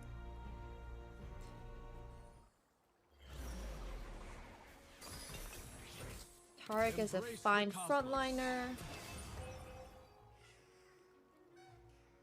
HP saving is also important. It's a lot to balance. Get this Jhin. I don't have a really good setup. This is probably better to play a tank. He did also say that whenever you are in doubt, it's better to play a tank. So we are two... we gotta put a bird in, we gotta put a Lissandra in, and then Ash for a quick striker at the end when we have Yunara, but we don't have a Yunara yet, so we don't need to put that in. Hello! Thanks, Tomi, for hanging out. Appreciate you. Have a great rest of your day. What is left of your weekend.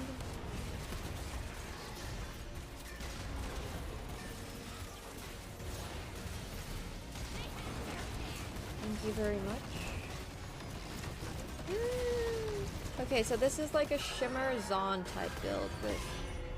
Alright.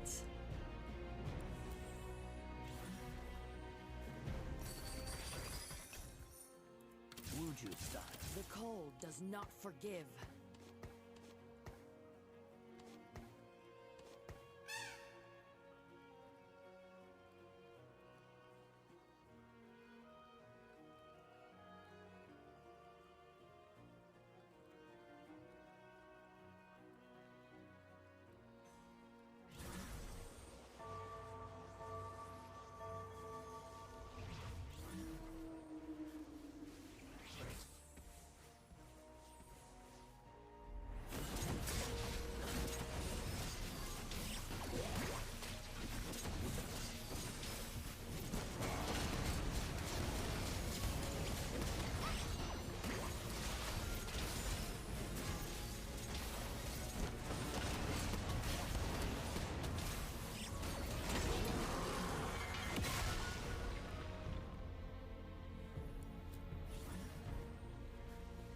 Okay.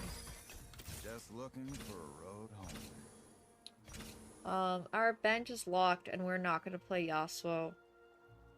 Oh, we can play Xingjiao over like Shen or something, yeah? That's probably a little better. Because that's such a bad unit. And then we got the Monkey. We'll just do this preempt. I just sold him! Oh, I thought he got on. Oh my gosh, that's so annoying. Ah, sorry.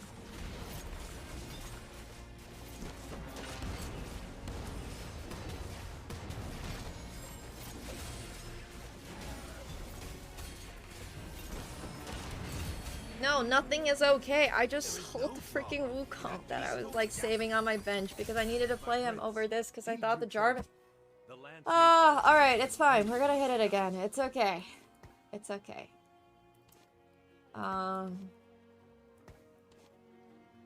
Even Shroud, I'm sure, is fine. We don't have Sunder currently from my understanding. And then we can build... I don't want to build another JG.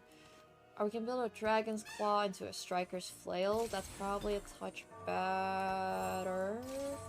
Oh, I need to get items off of her onto Lissandra.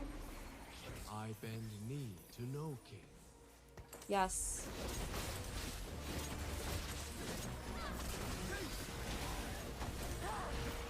Yeah, that was annoying. I mean, I wanted to put that Wukong on so bad, and then I just literally, like, was trying to get him on, and then it just didn't work. That's annoying. Oh well. It wouldn't have made, like, the biggest difference, but still, you know, the little things matter.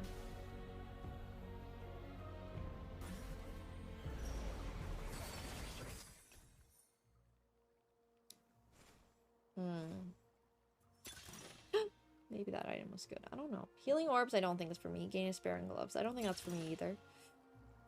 For 2-4, I don't think that works. Oh gosh, I don't know. None of these seem very good. I'll take this. Whatever. I carry the legacy of the Vasani. Oh, there he is again. All right, not bad. It's 4 Ionia. I don't even have another Ionia to put in. Over Xingjiao, maybe? I feel like I need to roll a little bit because my board's so weak. Okay, that's not too bad. I'm never gonna build these Aris. I should give up on that. Okay, hello Gamantaka. Hello, hello.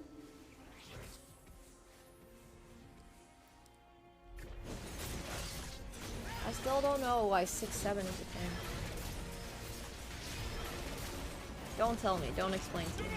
Let's keep it that way. I only have one tank item.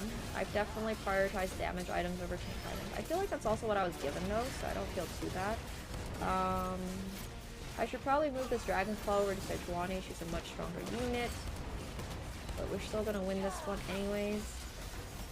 That's okay. Can I make 4? Yeah, but I like to sell everything. We should not do that, I guess. Okay, cool. It's alright. Leona is a really good unit, but that is a better unit. I think this is fine. We put this on. Tarek is supposed to be like a 4.5. I don't know. This is probably still better.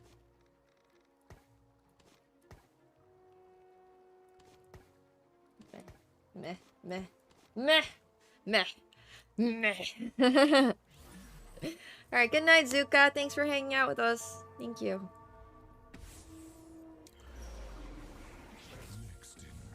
TFT enjoyer is currently not enjoying TFT, has in fact quit the game.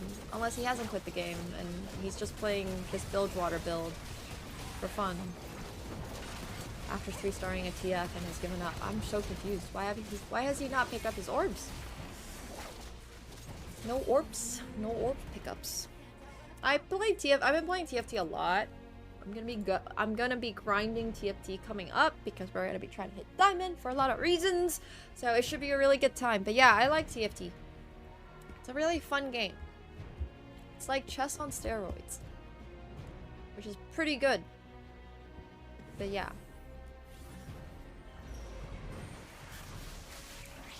Okay, let's take a look here. We would like... Ooh, I have no idea what I want. We have this. I don't have a tank item. Okay, let's get this, I think, because this makes Crown Guard. Oh, I hope I remembered that right. No, it makes the Merlots! No! Alright, well, at least it's a component for a tank item. What makes the Crown Guard again? Was it this one? Oh, yeah, it was the best. Frick. Yeah, we've been getting a lot of coaching recently. So it's felt really educational, which is good, and that's the champ that we were looking for this whole time. Ah, hush.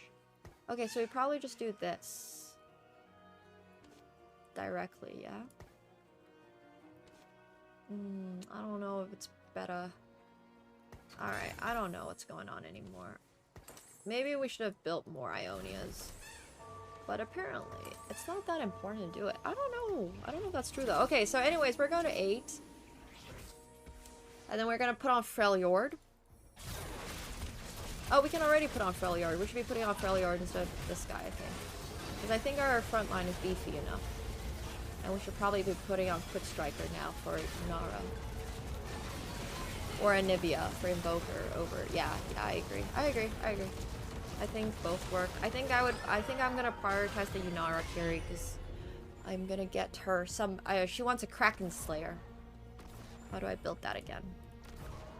Let's take a look. Kraken is built by Cloak and Bow. Okay. So this is the change I would personally make. You're allowed to disagree with me. You're allowed to. You're allowed to.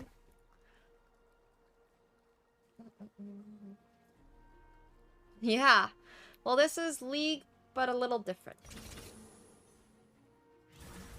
Okay, so we have 3. And then let's see. What is the rest of my build? Kabuko and Yumi. Oh, we put Kennen on. Okay, so Kennen on, I think over... No, we have Defender on right now. I don't want to lose that. Kennen on over Ari, probably. Yeah, that would make sense. Okay.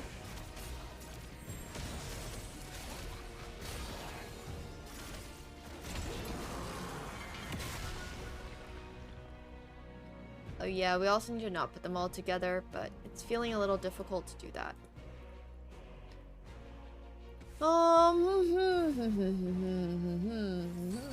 Okay. I am ice. I am ice. Okay, so something like this. Let's make this trade. And then let's hope we get a bow. Oh no, we already have one. Okay. Shoot. I have some item components here that no one wants.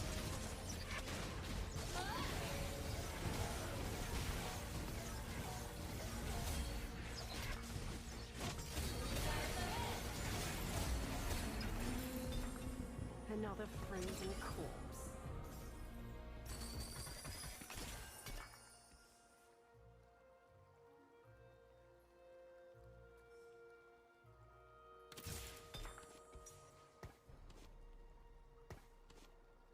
Oh, frick.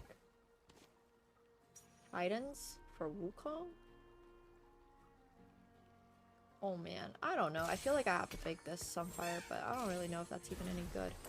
We'll just put that on her right now. Beacon level, I don't know what to put on. Oh, Targus was way better. Targus is such a better unit. Alright, well.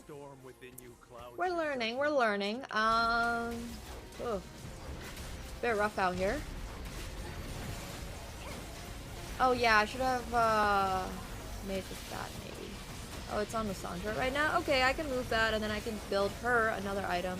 But I do really want that Kraken. The Kraken's Fury looks so good on Yunara, but maybe it's more important just 3-item Yunara. Good! I hope you're learning, even though you might not play this game in your life. Ah, come on! I feel like I had this. Oh no, I'm probably gonna lose. Oh man, that's so sad. Okay. Every moment that passes, I am further from the place I once called home. Better to move forward than dwell on the past.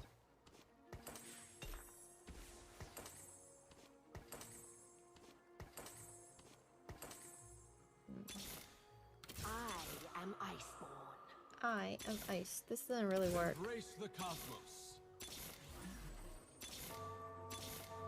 Damn. I am Iceborn. Good for you, girl. Master Kennen. This didn't really work. I don't know. I need to probably roll a lot earlier because now I'm dying. Oh, Titans suck as a tank. I have to change. Alright, maybe I should have just dropped that on Wukong. So.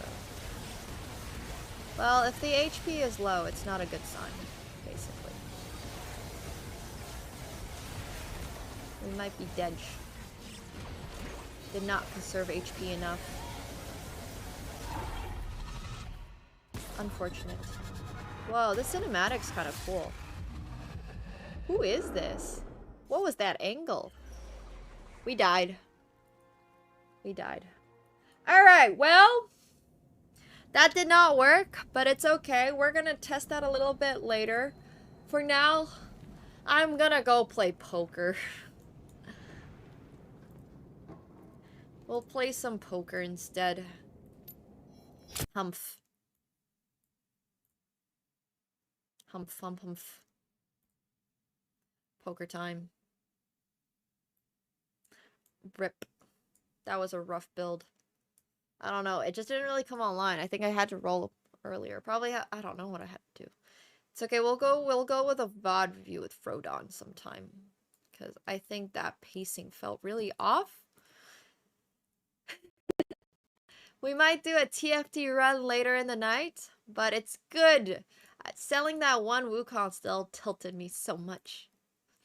If you're watching on YouTube, just hop on over to Twitch. But yeah, thanks for hanging out on YouTube. We are duo streaming.